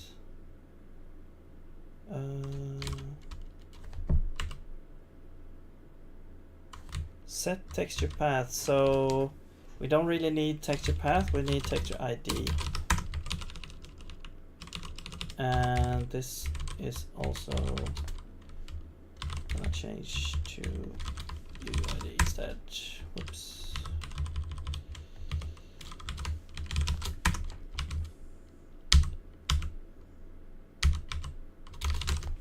Okay. And we don't need to duplicate, we just need to, yeah, we just set it, so we don't actually really need a function for this anymore, but yeah. And we don't need the allocator. We don't need the, well, we do need to, yeah, we do need the allocator here though. Here's also like texture, if we have texture ID, we duplicate it. If we don't have it, we're null. no, we just set it to texture ID, and we don't need the allocator. And since this is not the main thing, we don't need to put the allocator here. We don't need to deinitialize this at all. We don't need like clone is just, you know, return self.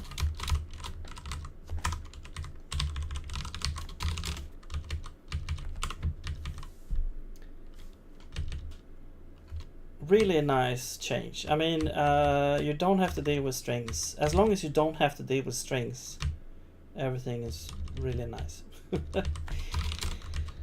Okay. Draw. Yes, that should be good. Okay. Here's the actual persistent data thing. Name should be good. Yeah. Icon dot empty. Yeah, fine. Deinitialize, we don't need, yeah, this one doesn't have deinitialize anymore, so we don't need that. Clone is fine, except we don't really need a clone function. So let's just do this, and then, you know, we just remove this clone function because it's not needed. There we go. The only thing we need a allocator for is name, so that's great. Okay, so that should be it for entity type, the structure thing. Now we go to the document.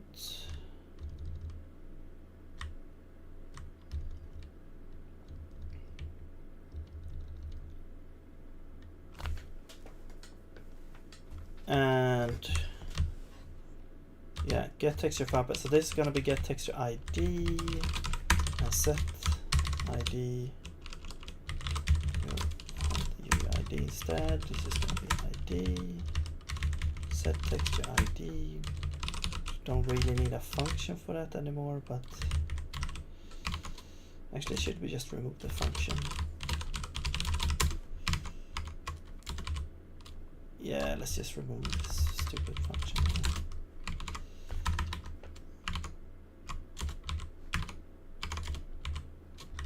Okay, we'll just set you directly.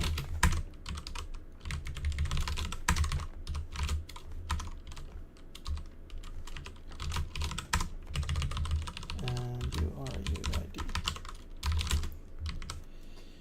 Okay, and we don't need the allocator. There we go. It's nice to have these convenience functions in this sort of layer in the application, but I don't need it further down. Okay, let's go to layout now. So here we should have like a texture file path or whatever. All of these are gonna be ID instead. So actually, what if we go ahead and do texture path into texture ID, and then request texture, it's going to be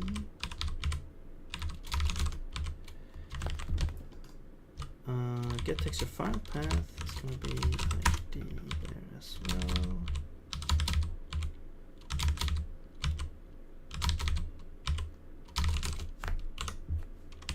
Okay, and then we have set texture file path. It's actually set texture ID. We don't need an allocator, and we just put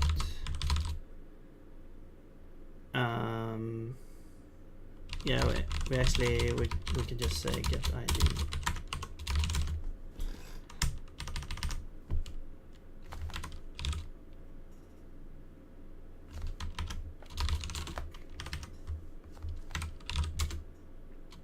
Is the LSP like working a little bit now?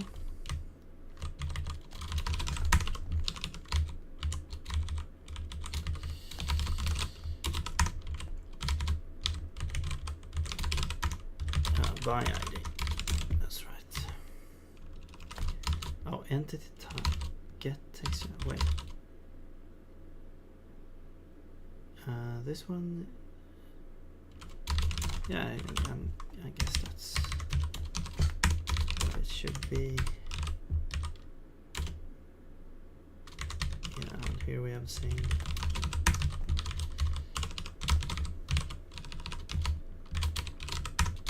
Thing.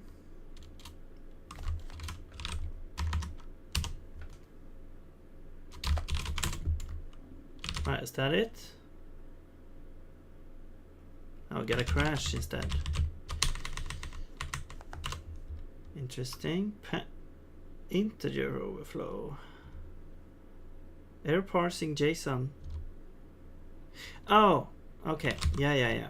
We need to now. Right.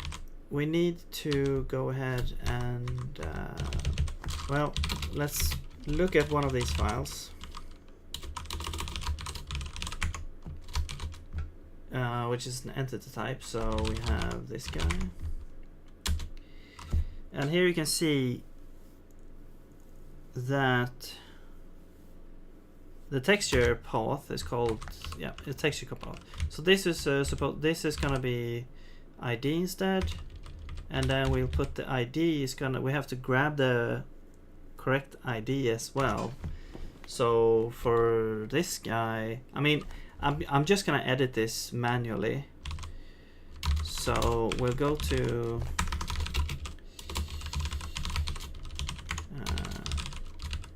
this guy, and then we'll also open up the texture, so we get the ID here. Texture path is going to be texture ID, and then we'll change the content to the ID from that. So if we now open, it will still crash. Okay.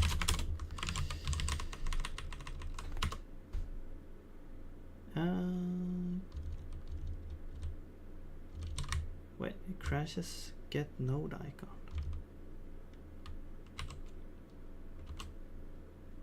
Oh, right. So we need to do it for the other one as well. So let's entity. Yeah, this one. Oops.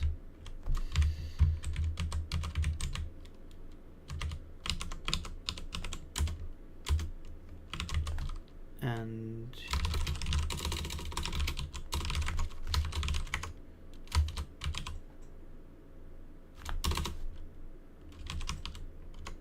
yeah, I think it's this one.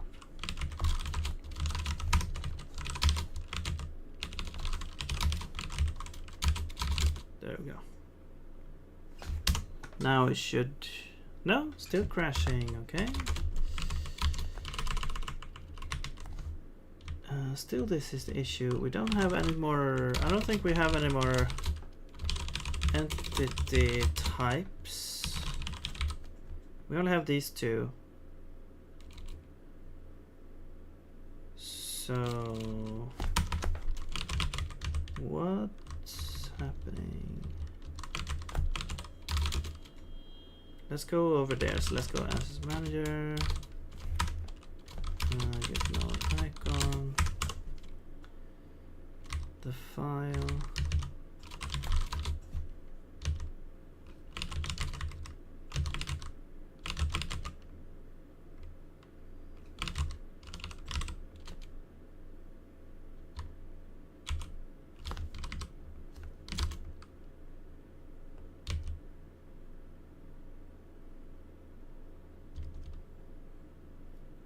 It's weird that it doesn't show more. I'm guessing it's happening in here somewhere, maybe.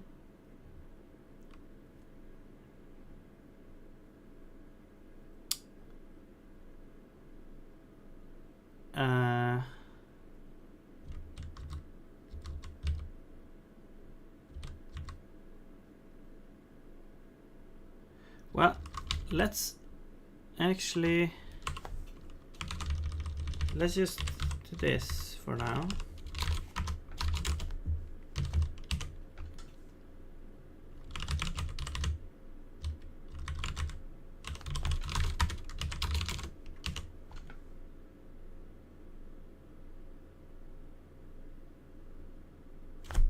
Okay, so I think that's where they like show up here is the thing. If we go in here, you can see this works. Okay, and where's the other one?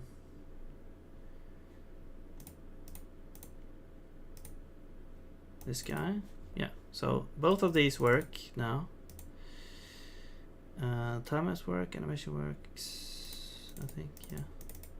Oh, yeah, for those that are actually defined as JSON files. But so for some reason, this does not work well here. I'm just gonna leave this for now. I'll come back to this later, but it's not that important right now. I want to make things work here.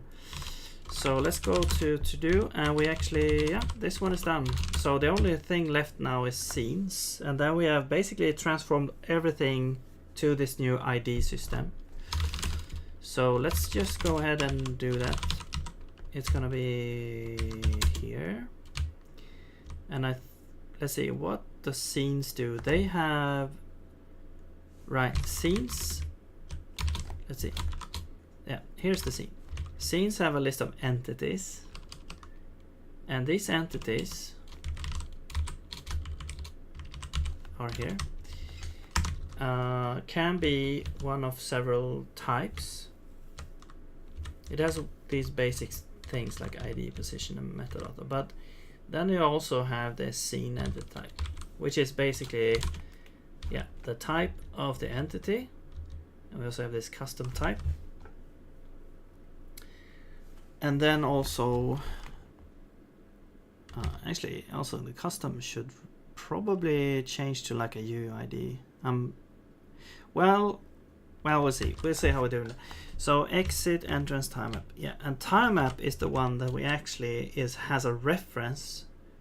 Well, actually, these also have references, but we'll start with the time map first. So here's the time map. And it has a file name, which is the file name to the time map. Instead of a texture we had in all others, this is now a time map it's referring to. However, we can actually change this to be the time map ID, and now it's a UUID instead. Right. So let's do that. Clone. Yeah, same thing here. We don't really need a clone now. We can just remove the clone. We don't need to free the file name. We don't need to check anything. We just set it to null. We don't need an allocator. This is time ID. We don't need the special set file name function, so we can just remove this. Okay. Very, very, very good change. And let's see. Oh yeah, we do have like a clone on the entity, which does do clone on the type. And you have a clone function, and for tile maps we call clone, but it's actually just this.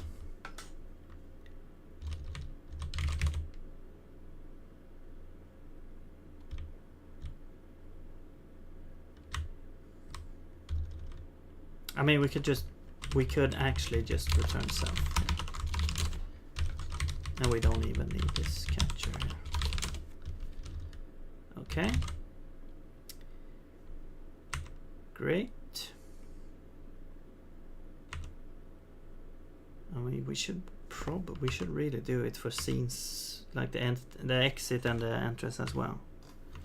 Yes. Okay. So the scene is gonna take the longest to actually do stuff because we have a lot of stuff here. We also have some magic buttons in the layout for going to other scenes and stuff like that, but it's not gonna be that much. Okay. So I think the scene entity time map are actually done. Yeah. Let's do entrance as exit now. So here we also have like scene file name. So let's change that to scene ID instead.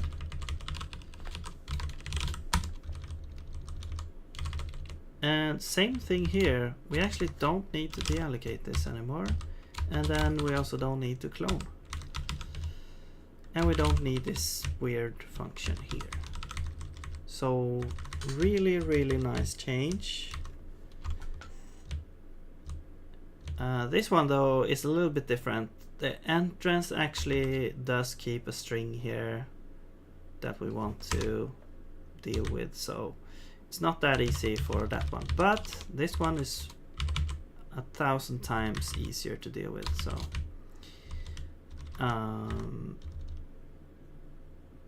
oh yeah, it's gonna be different here as well. So now we can actually add exit and time to these that we don't really need to deinitialize anymore. Very cool. Clone. Oh yeah, we can just do this. Exit and time we do that. We can remove exit from there. Very good. Okay, I think that's basically it for this file. I mean, the important part is changing these types here and names, and then everything that falls out from that is going to be caught in by the compiler. So, oops. Yeah, so here we go. No scene, no thing name file file name here. So here is where I think this is draw, the draw function. Yeah, draw entity. So for time map now, we request a document. Yeah, we request a time map document. Then we request then we draw it. Yeah. So we actually don't have the ID, so for the file name we have the ID instead. I'm also gonna copy that. So I mean, instead of doing document, just do document by ID and pass the ID, and there we go. And also we don't need the free. We don't. Wait. Right. So this is just because if there's an error or something happening here, we are trying to prevent this from like spamming errors, because this happens like every frame. So I think we can safely do this. It's not a real nice way of dealing with it, but it's what we've got right now. Okay, I think that's it, what we need to do for that place. Let's see here. So we just actually need to set this to be get ID.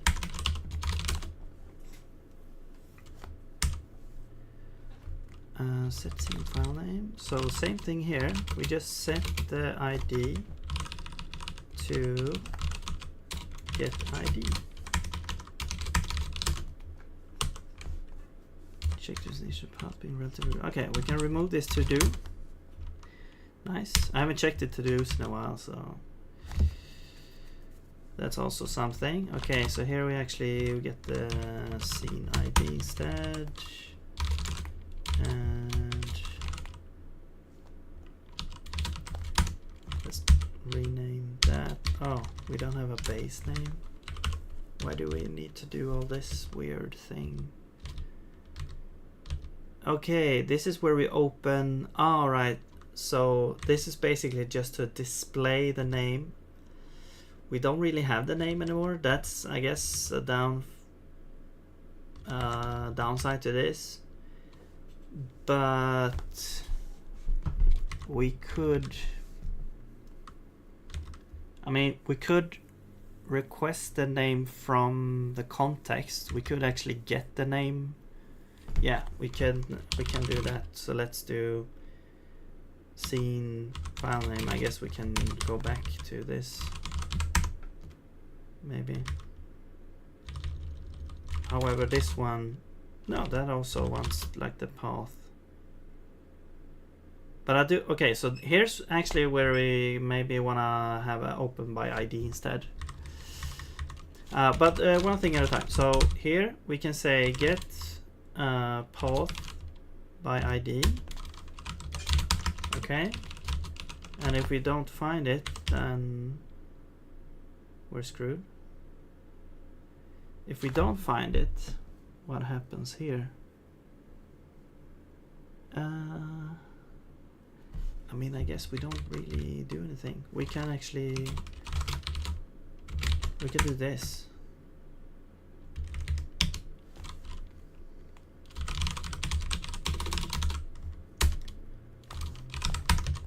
Yeah.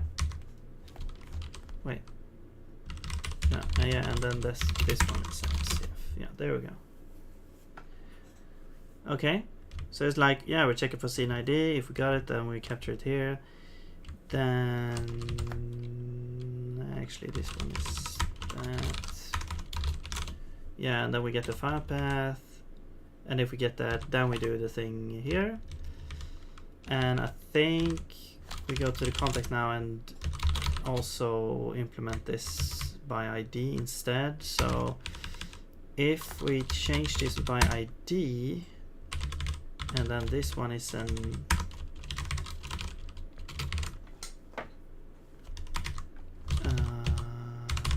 this one is going to be ID. This is ID.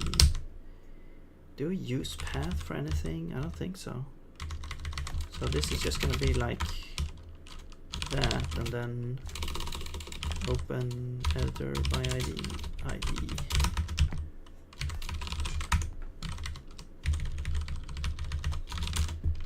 Okay. And maybe we should change it so that by ID is like default instead, but yeah. Okay. Like by ID, we rename everything named by ID to not to like request document by ID is going to be request document, and request document is going to be request document by file name or something like that. What is happening? Expected this or that? Why?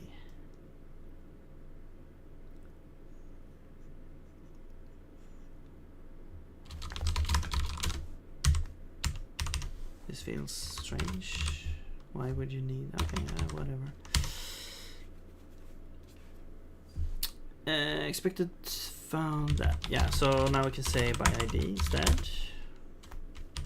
Great. Okay, it seems like it's running on some sort of cache here. The LSP. Okay. What else do we have? Wait, are we done? No, pretty sure we're not done. Okay, so a couple of things. Yeah, I mean, we are, I guess we're done with the scenes. That was very fast. I don't trust it. Well, maybe it wasn't fast. Maybe it just felt like it was fast. So, okay, what's left now is actually changing the JSON for, we have to change the JSON structure of the existing files. So let's do, can you do this? No. How do I get this? I'm gonna do a test village. There you go. Shouldn't be that large. No. Okay, so we have the list of entities. They all look the same basically, with a few exceptions, of course. But the thing that we need to look for are time maps. For type time map, file name. This is going to be time map ID instead now. So the question is, do we change this? yeah, we have to change this manually, because how do we do the lookup? It's like it's gonna be super, no, that's not gonna work. So let's just do it manually. We don't have that many scenes anyway, so we can, I guess we can speed it up a little bit. We can do this, and then we can do, oops, projects, scene.json. So here's all the scenes, and oops, 1 second.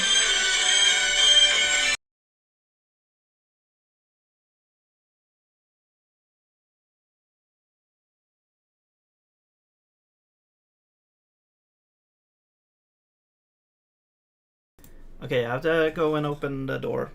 Be right back.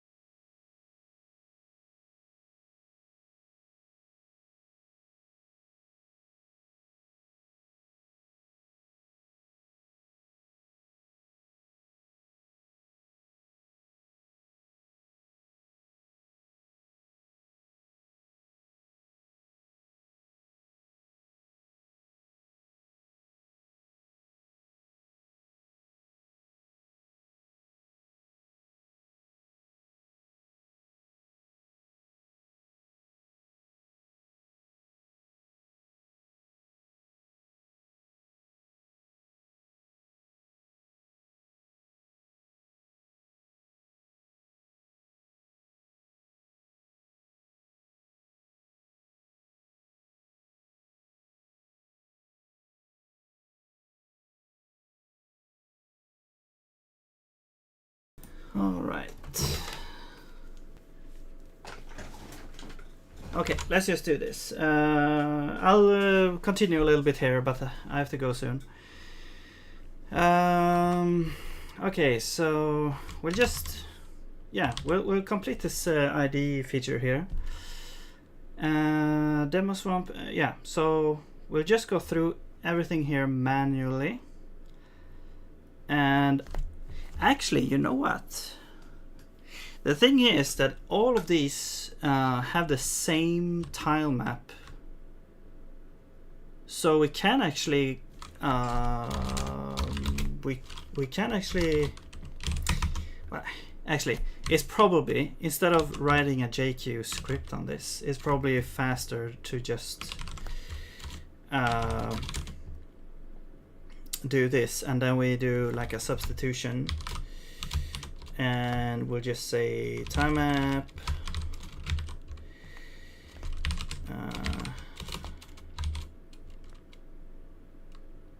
oh, can we do this?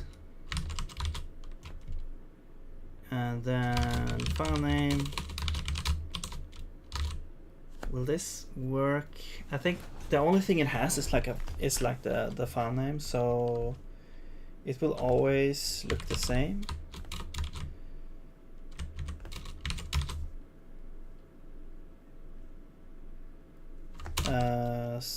Yeah, I want to do this. Wait. Why?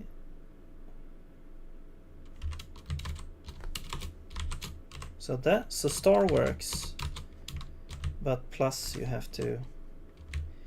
Okay, I just want to make it sure that it works on formatted files as well, or unformatted files. And then we have this thing here.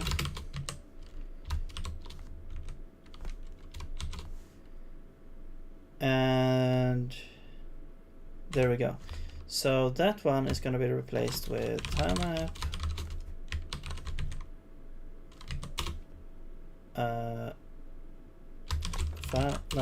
Time map ID.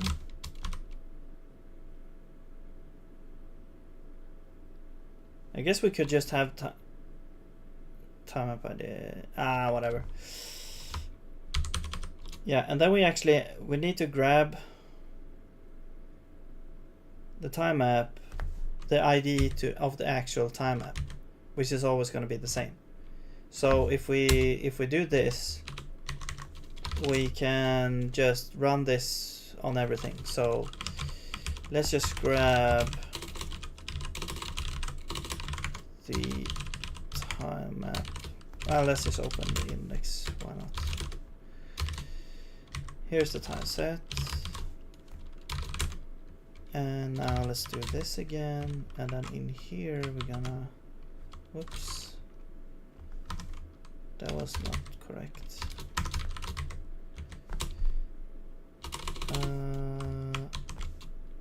It's gonna be, wait, why can't I do,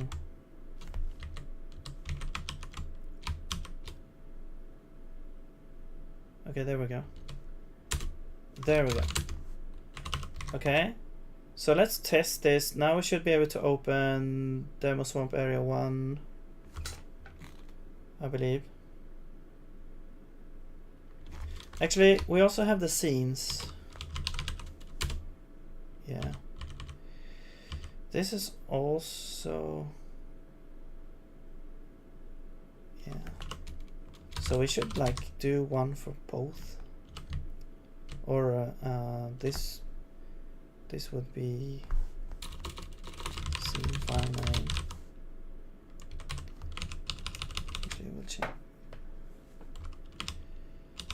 Okay, let's go ahead and open. Oh, but these ones are not gonna be that easy to change. But what I'll do is I will fix this one, and I'll go in and see if we can run this in the editor. And if we can, then we know that the substitution works. But we cannot do these like automatically. We have to grab the ID manually. Well, we could do a script of that, but I'm not gonna do it. So what did we want to do? We want to go grab. We want to. Let's do it here. Let's do index. Right. And so we're gonna search for test village. I mean, I guess you could do like a macro as well. I guess you could do a macro. So if we got this set up here, we can do a macro. We search for scene file name. Then we go there. We go to the end. We go back. We select we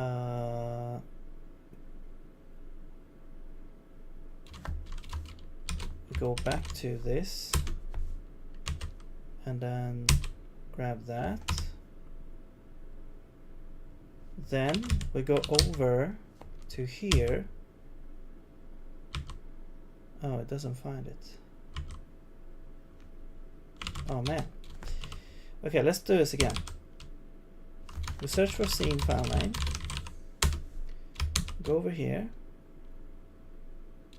We go to the end and over there.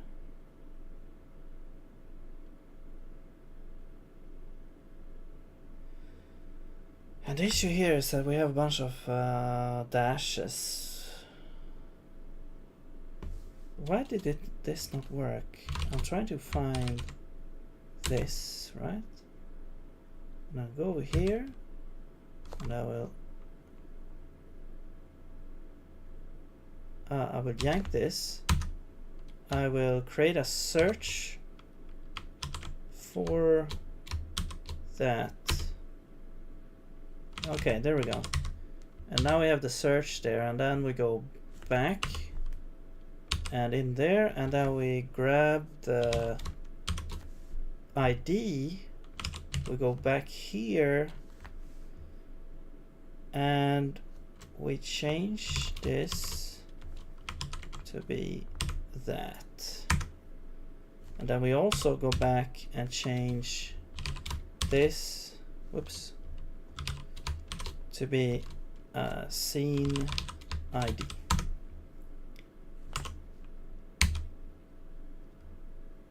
Okay. Well, let's open this and see if it works. So wait, which one was this? This was, oh, but now this doesn't work anymore. Okay, well, we'll just have to avoid opening. But this one was Demo Swamp Area 1, okay. This one. Oh, that's the time map. Okay, so it crashes when we try to open it. So let's see what's happening.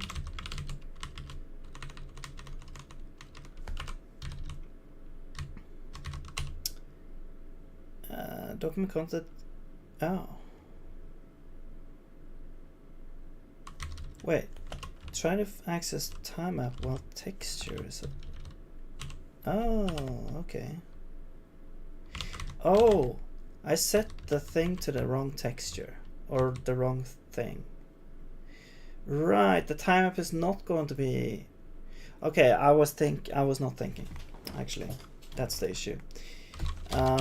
So I set this ID to be the tile set, but it's going to be the tile map. So we probably want to do a macro for that one as well. Let's save this. Let's make a macro and add another thing. Let's search for tile map.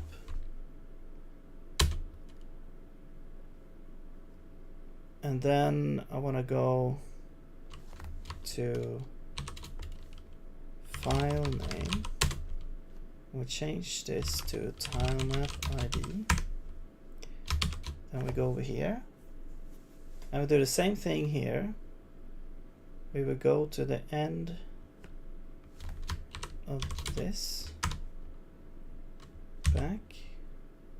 We will select back to this, yank that, create a search for that, search for that, go back,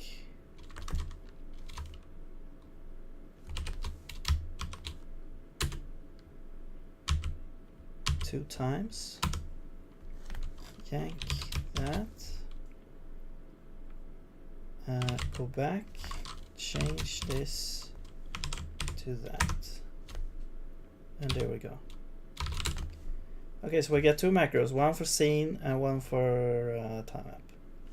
Now let's see if this works. Now, unknown field. Did I name it wrong or something?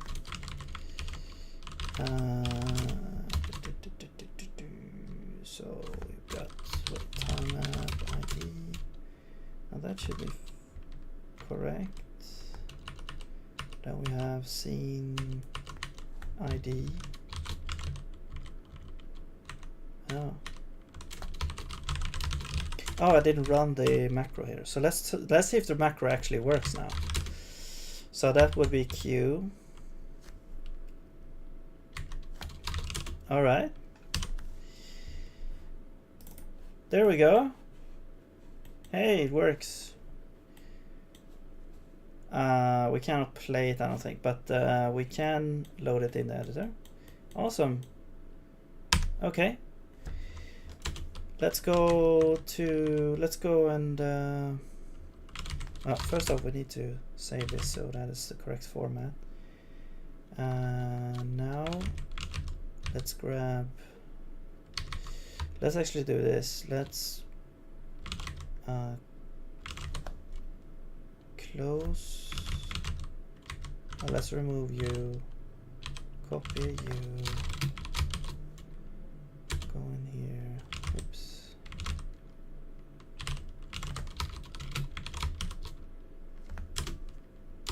Okay, run that and that.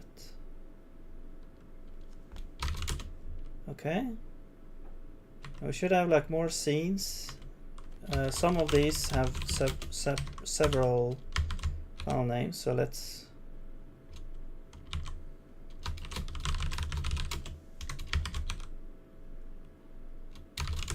All right. There we go. It's interesting. I really want to make sure this works now. Forest entrance 2, because it was like several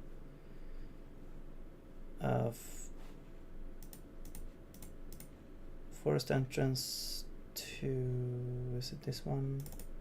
Oh, it works. And if we can see there, it looks like they work. There, it's gonna crash if I try to open it now, but nice. Okay, so that one's done. Let's grab you.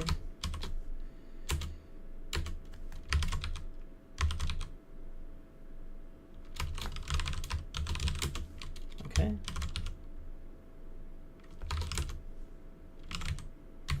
Now let's just go through them.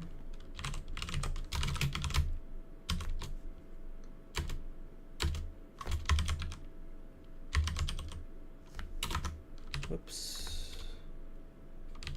Okay, let's go back.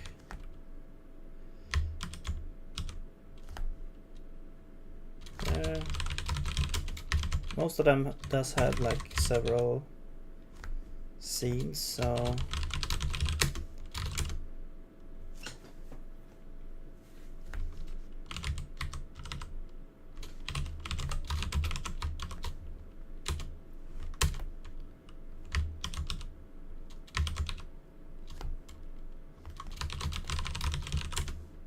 no, not this one.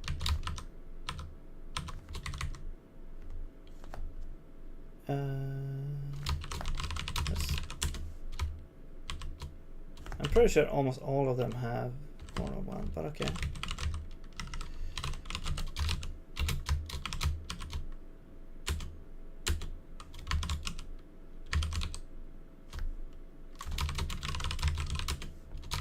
No? Okay.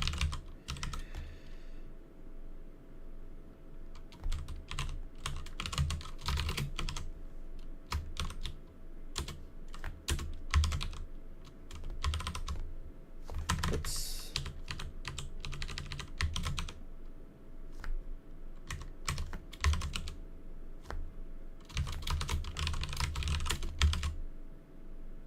I forgot which one it was. I think it was Q for scene. Yeah.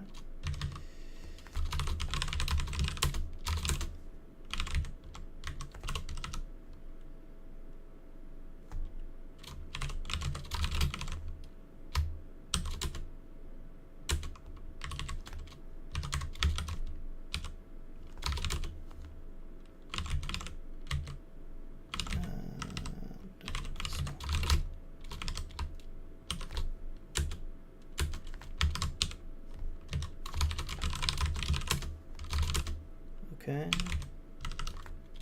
Last one. This should have two scenes. Oh, did I already do this? Wait, or is this another one?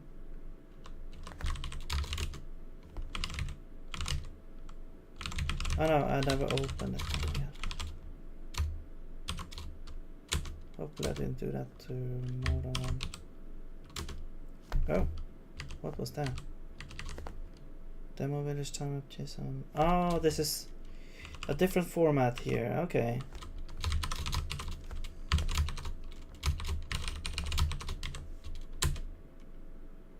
Oops. I don't want to do it like I just want to do it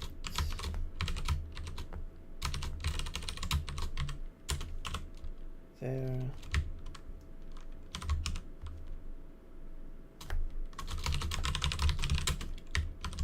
Oh, same thing here. Oops.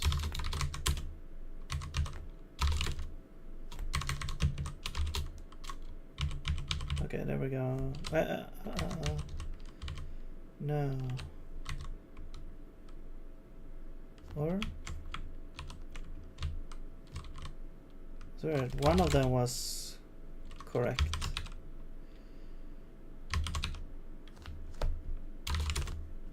Okay. Now everything has been updated. Let's see if we can test this now.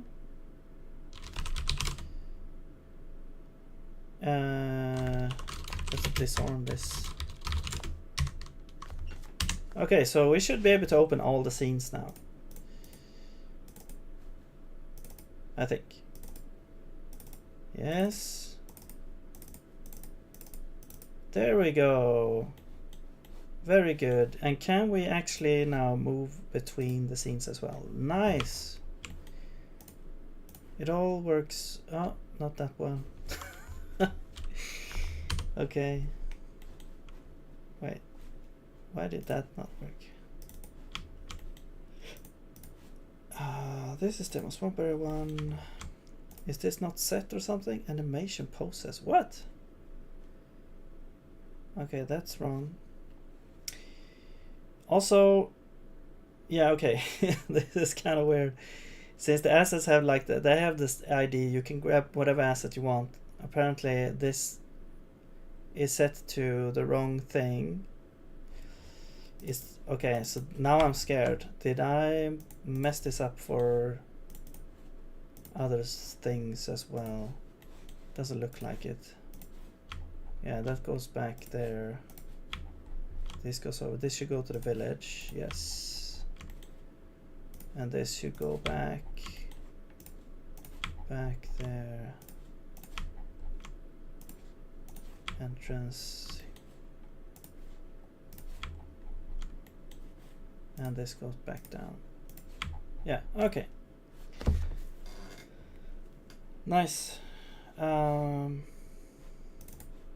So for some reason this one did not work. But we could also do one last thing, like set target. This won't really work anymore, I don't think. And instead of having set target, we're just gonna have like an input here, and then you drag a scene onto the target, the thing, and that will actually set the scene instead. And we have this. Wait, did it crash?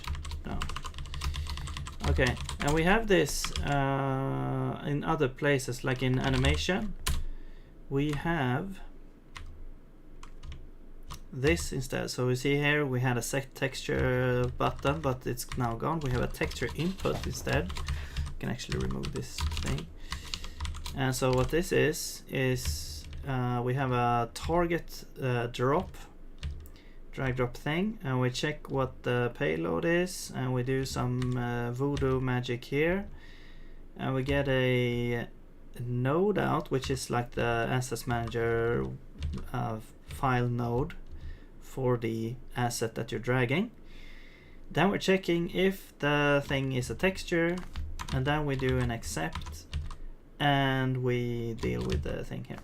We can actually get the ID out with a reverse lookup here from the index, and then we can set the texture to that ID. We can do the same thing for basically any kind of input that references another asset. So, which is great because now they are IDs and you don't have to update them whenever you like move an asset to some other place. So we can actually, let's just copy this. I believe I want to make this into a pattern and make it easier to copy, but I'm not going to do that right now. I'm just gonna show that this is possible to do very easily. So which one is it? This is scene layout, and then we should have, here's the entity details menu. The exit is the one that has yeah, here it is, set target. So we will do scene exit what is it? Target input. Okay, and then we'll go down somewhere. Where the... Wow, this is a lot of stuff. We'll copy this. Set well, scene exit target input. Okay, we need... So, what do we need here? We need the exit, I believe.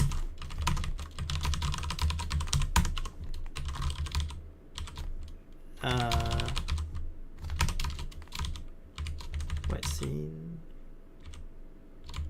Do we have this somewhere? Scene entity exit. Okay. Scene entity exit. There we go. Okay. And we have the scene ID here. And then the file path. Yeah, we do need the file path. Yeah. So this is gonna be a scene file path.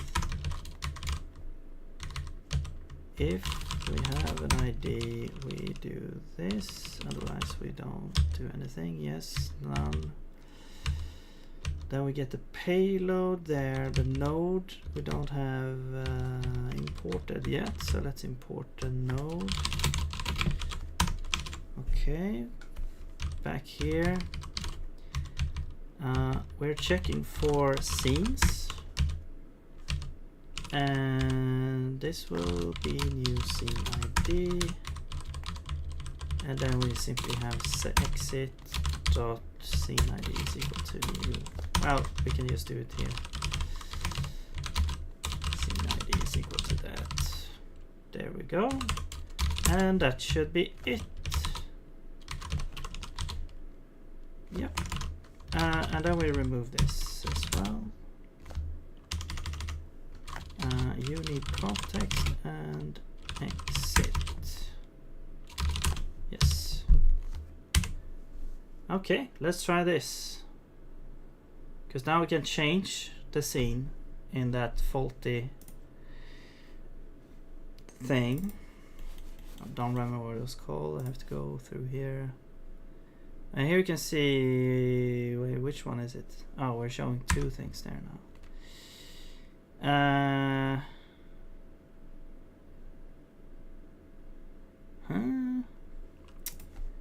Why is it showing like two things? Is it because of this one? Okay, so we'll just remove that. And do we use name here for something? No. So let's remove that. Remove that. Remove this. And this one actually. Oh, but that just shows the path.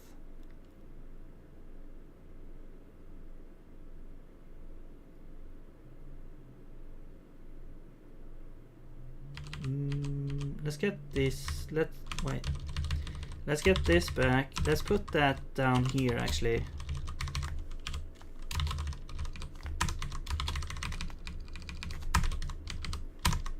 Okay, that's the path.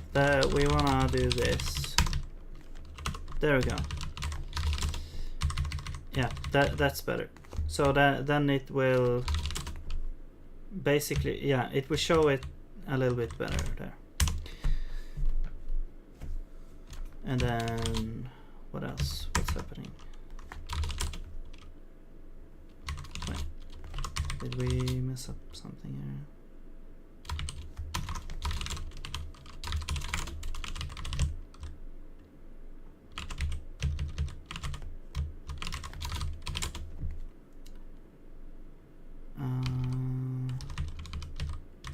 We're not using this anymore. Okay, let's get rid of that then. And this.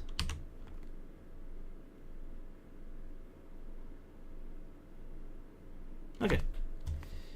I'll go back here. There we go. Now it says Demo Swamp Area 1. We open this up. This says animation poses. Okay, but I want to go to test village, so I will drag that in there, and there you can see now it says test village. So let's save that. Now this one goes back here. Okay, now let's close. No leaks, great. Open up again. Oh, it didn't open the scene again. Okay.